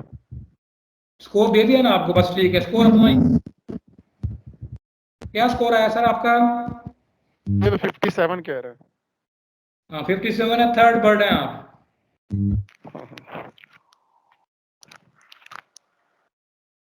ये आप देखें तो जब इसने आपको स्कोर दिया है ना, उसके नीचे उसने पूरी डिस्क्रिप्शन दी हुई है, उसने वो स्केल दिया हुआ है, if your score lies in between this, for example अगर 70 से प्लस है तो आप क्या हैं, 70 के बीच में क्या है, अगर उससे भी नीचे है तो देयर इज नथिंग हार्म। ये स्कोर का ज्यादा होना या कम होना इट डज नॉट मैटर, ये आपकी सेल्फ असेसमेंट है। यू गेट टू नो कि आपकी रूटीन क्या है और जो आपने टास्क मैनेजमेंट करनी है वो किस तरह से करनी है। सो अगर आप थर्ड पर्ड हैं उसकी स्ट्रेटजी डिफरेंट है। अगर आप मॉर्निंग लार्क हैं, आफ्टरनून के अंदर आप जो काम बहुत क्रिटिकल जो डिसीजन आप कर रहे हैं वो ना करें। जो अगर आप नाइट ओवल में आपका स्कोर आ रहा है 50 से भी कम है फॉर एग्जांपल, तो उसके लिए जाहिर है स्ट्रेटजी थोड़ी सी डिफरेंट है। 14% लोग जो हैं 14% लोग जो हैं दे शुड बी, जो अभी तक एक स्टडी की गई इसमें अराउंड 50,000 जो लोग थे क्रॉस द ग्लोब उन्हें टेस्ट किया गया, तो उसका रिजल्ट है आपके सामने। ये अगेन ये रिसर्च बेस्ड एक स्टडी है, this is the study not conducted by us. ये यही जो साइट जहाँ पे आप सर्वे फिल कर रहे हैं ये ने बेसिकली ये एक स्टडी कंडक्ट की, तो उसमें इनकी रिकमेंडेशन या जो स्टडी की फाइंडिंग्स हैं वो ये हैं कि 14% लोग जो हैं they should be very early risers और 21% they should be the night owl, late तक जो है वो जागते रहेंगे। और काइंडली माइक बंद रखें। थर्ड वर्ड, अच्छा ये जो कहाँ से निकला है, इस रिजल्ट को निकालने के लिए उन्होंने कहा कि जो आपका स्लीप साइकिल है, the time when you go to bed and the time when you get up, उसका जो मिड पॉइंट है ये बेसिकली उस पर डिपेंडेंट है ये सारा काम। कि अगर आप for example if you go to bed at 9 o'clock और 10 o'clock पे अगर आप सोते हैं और सुबह आप 4 बजे आप उठ जाते हैं, सो 10 से 4 उसमें जो मिडिल पॉइंट है वो 1 o'clock जो है वो आपका 1 AM is your middle point. So आप मॉर्निंग लार्क हैं। तो इसी तरह से अगर आप फॉर एग्जांपल लेट नाइट तक जागते हैं, 12 बजे आप you go to bed and 8 o'clock पे अगर आप उठते हैं तो 4 AM आपका मिडिल पॉइंट है। तो 4 AM अगर आपका मिडिल पॉइंट है तो आप थर्ड बर्ड है। If you go to very late, सुबह तक बिल्कुल आप जागते रहते हैं, तो say you go to bed at 2 o'clock और you get up at 12 o'clock, so 2 से 12 जो है ना 8 घंटे की अगर आप नींद लेते हैं तो अप्रॉक्सीमेटली 2 to 12 ये जो 8 के ऊपर जो है that is your middle point of your sleep. तो इसमें आप नाइट ओवल की कैटेगरी में आएंगे।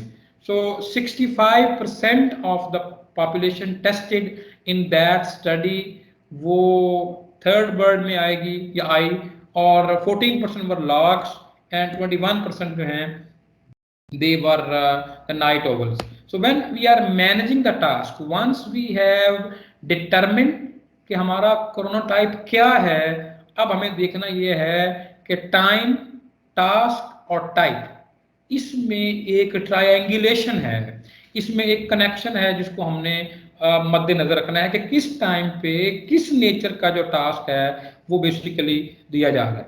इसे कहते हैं सिंक्रनी इफेक्ट है ये। तो अगर आप अनसिंक्रोनाइज्ड है, if you have selected a task that was supposed to be done at 8 a.m. in the morning and you have selected 4 p.m. in the evening, now the time and task they are non-synchronous, वो sinking उनकी जो है उस तरह से रही नहीं, so you need to actually go back and correct it.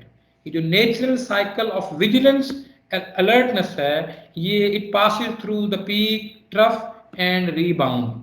दो तरह से बेसिकली ये होता है कि अगर हम जो मॉर्निंग लार्क की अगर हम जब बात करते हैं तो पीक अर्ली मॉर्निंग से लेके नून तक पीक है, फिर ट्रफ मींस कि वो डाउन आएगा और फिर एक रिबाउंड है। तो जो नाइट ऑवल्स हैं उसके लिए ये डिफरेंट है, तो रिबाउंड है, फिर ट्रफ है and then they are peak. So when you have determined कि जी this is what I am, this is my जो पर्सनल या individual assessment about which chronotype I belong to, तो ये आपके टास्क हैं कि अगर आपने क्रिटिकल एनालिटिकल टास्क हैं, क्रिएटिव टास्क हैं, you want to make an impression, you want to make a decision. So if you are an early riser हैं आप या मॉर्निंग लार्क हैं, तो जी please. I am God Said sir, Commerce Islamic College Kasur से। My score is 64 sir। 64 sir आपका score है ना, तो जहां पे उन्होंने आपका स्कोर दिया हुआ है ना, नीचे डिस्क्रिप्शन दी हुई है, पैराग्राफ लिखा हुआ है वहां पे कि जी 64 का क्या मतलब है कि व्हाट क्रोनोटाइप यू आर और व्हाट डज दैट मीन, उसी को भी हम डिस्कस कर रहे हैं। सो एनालिटिकल टास्क अगर आप कर रहे हैं तो early morning is the time. Creative task अगर आपने करने हैं तो बेसिकली लेट आफ्टरनून या अर्ली इवनिंग जो है that is a good time for that. If you want to make an impression, if you want to, if you are, for example, if you have an interview, I understand कि interview के लिए it will not be your choice, someone else is calling for the interview, so but if you are lucky you get the morning slot। इसके ऊपर again बहुत ज़्यादा studies हुई हैं कि सेम नेचर के केसेस पे ये जो जजमेंट्स जो हैं, when the judges they were locked in the morning और फिर इन द आफ्टरनून और नून टाइम जो है टाइम डज इफेक्ट। तो इस केस में जो थर्ड पीस है इसमें अगर हम देखें तो आप चाहे जोन से मर्जी क्रोनोटाइप हैं, if you want to create an impression morning time is the best time. So if you have the opportunity to select a time slot, for example you are going for a business deal, you have an option कि जी आपको time table में कौन सा slot दिया जाए, is morning time. Otherwise अगर आप देखें तो सब में डिफरेंट जो टाइम जो है वो मेंशन्ड हैं as compare to the morning lark. When we compare the night owls, analytical task वो कब करेंगे, लेट आफ्टरनून में वो एनालिटिकल टास्क करेंगे। क्रिएटिव टास्क में उनके लिए बेसिकली मॉर्निंग है, जो जबकि जब हम मॉर्निंग लार्क को देखते हैं तो वो मॉर्निंग में एनालिटिकल टास्क करते हैं। क्रिएटिव उनका साइकिल बेसिकली इन दोनों का डिफरेंट है। तो जो मैंने पहले एग्जांपल दी, जो थॉमस एल्वा एडिसन जिसने बिजली का जो बल्ब जो है फिलामेंट जो है उसको इन्वेंट किया, 1000 से ज़्यादा उसके पेटेंट्स थे।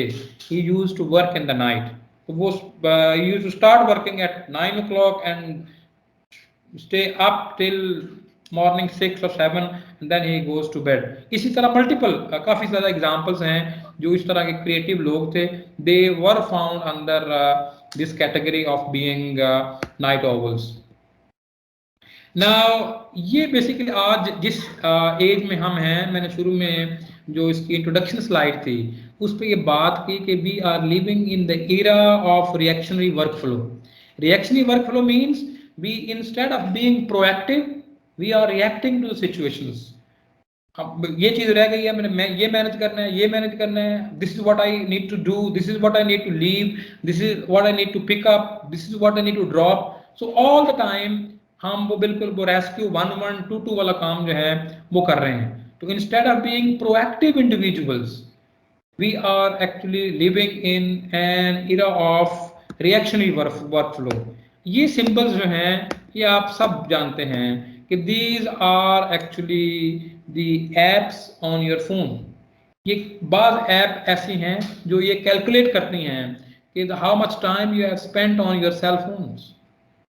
वो जो हैंड हेल्ड वाली बात थी कि this phone is a hand held, but unfortunately ये जो इतनी डाइवर्सिफाइड ये जो सोशल मीडिया ये एप्स हैं, these phones are no more handheld, they are holding our hand, they are controlling our lives. आप the time calculate करें, the time you spend in responding to the emails, in checking the emails, the WhatsApp, Facebook, Snapchat, Instagram, Twitter, YouTube, texting, what exactly we are doing. And now define the value that you create, the value that you find, the value that you can deliver by just going through all these groups. तो ये एक basically हमारे लिए challenge है कि ये technology is a friend, लेकिन इसका जो यूज है that must be very conscious. If the use of technology is not conscious, it's not friend, it's a great enemy actually. So we need to see how can it help. Technology का फायदा क्या है? Technology का फायदा ये है कि we are under lockdown but still हम एक मीनिंगफुल डिस्कशन में इंगेज हैं. अदरवाइज तो there was no way that this training could have happened if there was no technology. So technology is an opportunity if it is used in a right way, but it will become a curse if we let it drive our lives. But that is actually a very fateful situation that we see. ये आप देखिए, एक वैसे सर्वे होना चाहिए कि ये जो और भी ऐप्स हैं, ये मेरे ज़हन में यही थी इसलिए मैंने यही कैप्चर की कि आप में से कितने लोग ऐसे हैं जिनके मोबाइल में व्हाट्सएप नहीं है. None of you. If you have an android और any phone like that, phone ये भी है, व्हाट्सएप के अकाउंट्स भी हैं, कुछ दोस्त ट्विटर भी यूज करते हैं, एवरीवन यूजेस यूट्यूब, शायद इंस्टाग्राम और स्नैपचैट अभी मेल्स में कम है, but the female colleagues it's a must thing on their phones. So what we are feeling is a distraction. अब इस डिस्ट्रैक्शन में वो routine which can produce great results. How can we lay the foundation of great daily routine? कैसे हम creative work को पहले और जो रिएक्टिव वर्क है उसको बाद में रख सकते हैं, इसके ऊपर थोड़ी सी बात करेंगे. If we are going to look for the foundation of great daily routine, हमें देखने की जरूरत है कि we need to start with rhythms of your energy level. अपने आप को अंडरस्टैंड करें हम कि what type of chronotype I am. जो अभी आपने एक सर्वे फिल किया, उसमें कुछ दोस्तों का स्कोर आया और ये मल्टीपल लोग जो हैं उनका बर्थडे होगा ये 55 और 70 के दरमियान होगा. And this score does not say anything. इस स्कोर को अगर ठीक करना है उसके लिए जरूरी है कि you become the member of the 5 AM club. Get up early in the morning with the फजर की जो अजान है, उसके बाद आप ग्राउंड में जाएं, वो 1 घंटा वॉक करें और फिर आएँ. Well you can ask other people to get up और आप बुक का एक चैप्टर जो है उसको फिनिश कर सकते हैं. So you can actually become a morning lark, but even if you are a third bird you can still manage your routine. लेकिन आपको देखने की जरूरत है कि when should you plan which work. So you need to start with the rhythms of your energy levels. You need to use triggers. ये जो triggers है ना, ये बड़ी इंपॉर्टेंट चीज़ है. ये बेसिकली ये एसोसिएशन है. दिस इज वो जो मैंने पहले ब्रेन की बात की, again this is how our brain work. ये जो ट्रिगर जो हैं कि with that trigger you associate an activity. तो ये बेसिकली काम हो सकता है. Manage to do list creep है, कैप्चर एवरी कमिटमेंट, इसकी कोशिश करें और establish the hard edges in your day. This is what we need. These are the building blocks. This is how a great day can be structured. If you have to pick up, if you are time and again missing the deadline, उसमें आप ये जो sticky note इस तरह का use कर सकते हैं। सेल फोन के अंदर भी काफी ज्यादा एप्स हैं, but if you are regular office user तो उसके ऊपर वॉल हो सकती है, कंप्यूटर की स्क्रीन के ऊपर आप ये नोट पोस्ट कर सकते हैं। एक छोटा सा साथ में आप वर्टिकल ब्लॉक हो सकता है, whatever you want to do you can put it on the post it note and post the note over there. This can actually remind you what you are suppose to do. दूसरा, ये जो frequency है, you need to set up the frequency. It's very important. What does the frequency do? The power of frequency actually that makes starting easier. If you are doing something frequently, if you are not approaching your work arbitrarily, कि जी मैंने creative काम करना है, जब mood हुआ कर लेंगे। Mood is something that you can control if you understand your energy level, if you understand that कि आपका जो आर्किटेक्ट है of your day long वो किस तरह से build up है, तो this will help you. So if you are working in a frequent way, तो it's easy to start. Otherwise अगर आपने एक महीने में एक दिन कोई क्रिएटिव काम करना है तो we can find a lot of excuses. But when it becomes routine, starting becomes easier. It keeps the ideas fresh. आज मैंने जो काम किया, where I closed, I put a note on. And tomorrow I start from there. इसकी मैं आपको personal example देता हूँ कि मैं ये जो reading, when I read, I used to have a book and then that book lingers on. I try to finish a couple of books every month. तो बीच में कुछ ऐसा टाइम आया कि I lost the control. दो book शुरू की हुई हैं, एक मॉर्निंग के लिए, एक बेड टाइम के लिए, तो those books they were lingering on like 2 months, 3 months. तो मैंने उसका फिर एक मेथड खुद से ही एक इन्वेंट कर लिया। Now when I start the book, I put up a date on it that I started this book on 24th of August 10 AM. चलो जी, अब so every time I open the book, उस पे मुझे लिखा हुआ नजर आ जाता है कि ये 24 अगस्त से ये किताब जो है ये मैंने स्टार्ट की थी। So now and when I finish say 5 pages read करने हैं, not necessarily कोई आप पूरी बुक पढ़ें एक ही सिटिंग में, 5 pages, 1 page, 2 page, so I keep putting the date on. So this keeps the ideas fresh, so the connection become easier, keeps the pressure off. तो ये जो वर्क का जो प्रेशर है, if you have distributed your work into smaller chunks, those chunks are easy to manage. Instead of एक बड़ा chunk of work आप pickup कर लें और उसके बाद आप कंट्रोल लूज कर दें, and when the deadline approaches तो फिर हाथ पांव जो हैं वो फूल जाएंगे।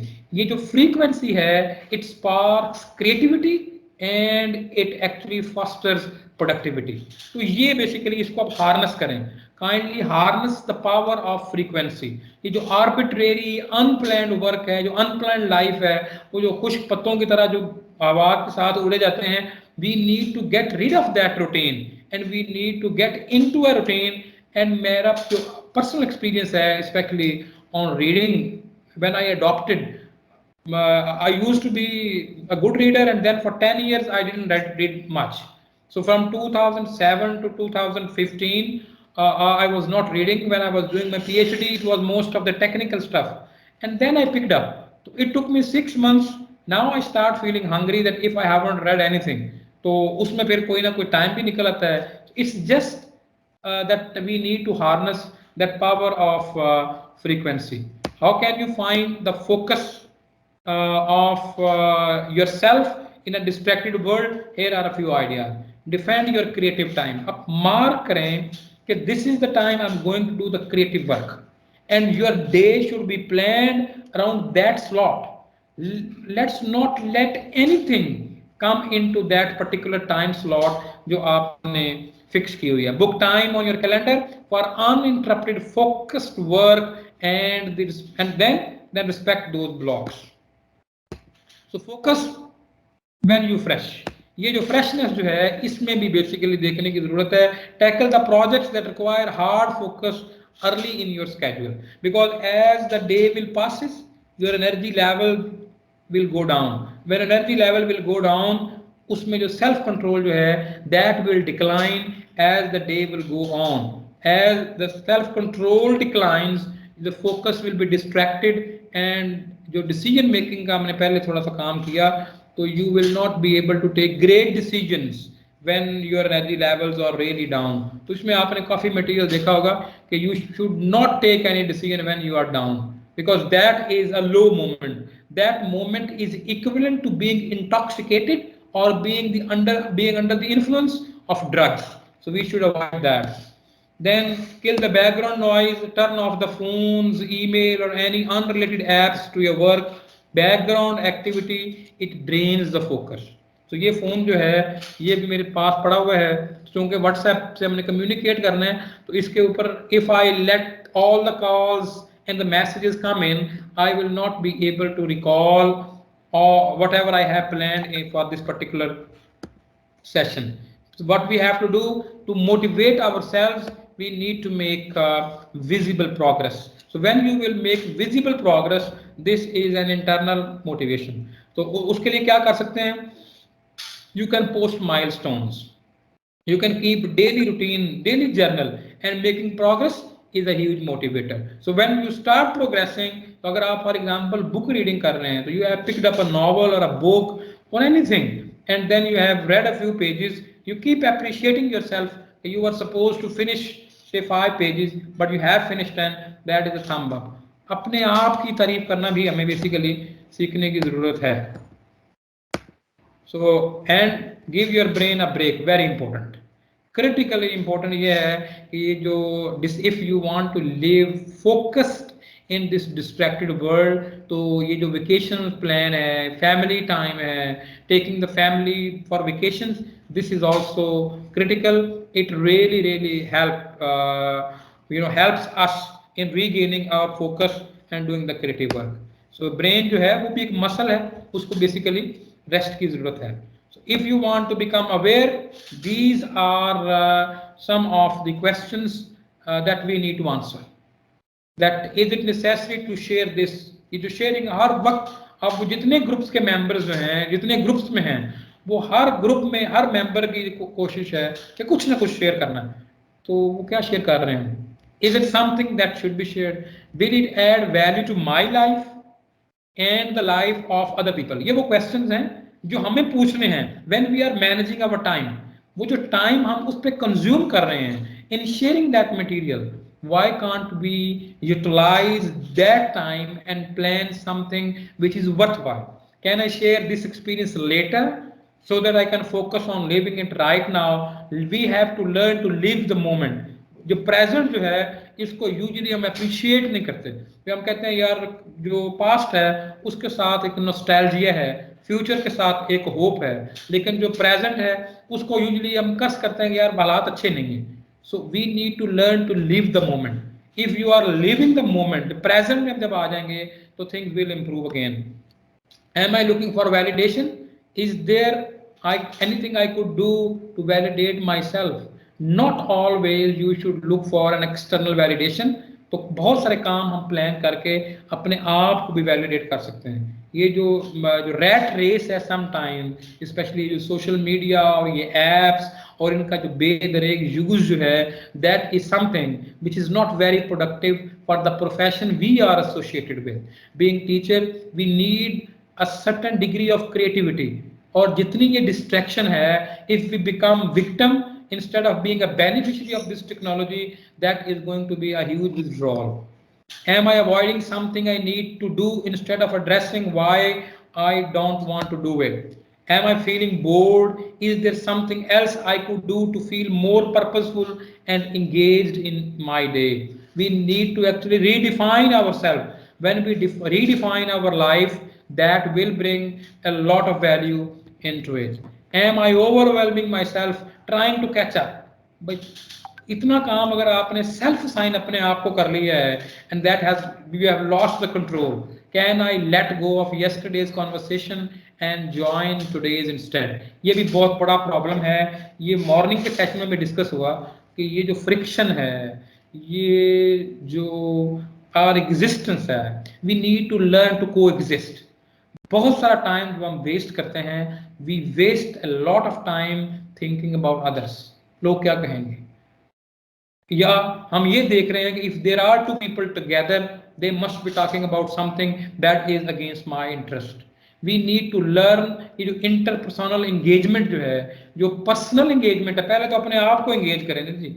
When you engage yourself you will learn कि हमारा सेल्फ जो है that is also very valuable. When you find a value inside yourself you will stop looking for an external validation. When you stop looking for an external validation, वो जो distraction जो है, इसमें आप यही देख लें, मैसेज आपने पोस्ट किया है, how anxiously you wait for others to like और comment on that, how much energy you are spending just on thinking what people are thinking about the stuff that you are sharing.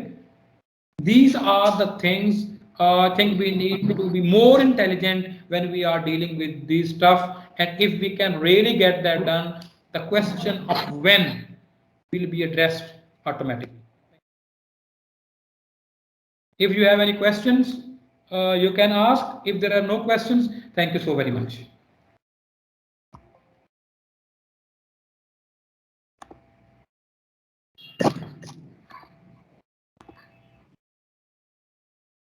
जी मोहम्मद तारिक साहब, you raised your hand. Do you have a comment to make? Please go ahead. अस्सलाम वालेकुम sir. जी मैं मोहम्मद तारिक बात कर रहा हूँ MU college से।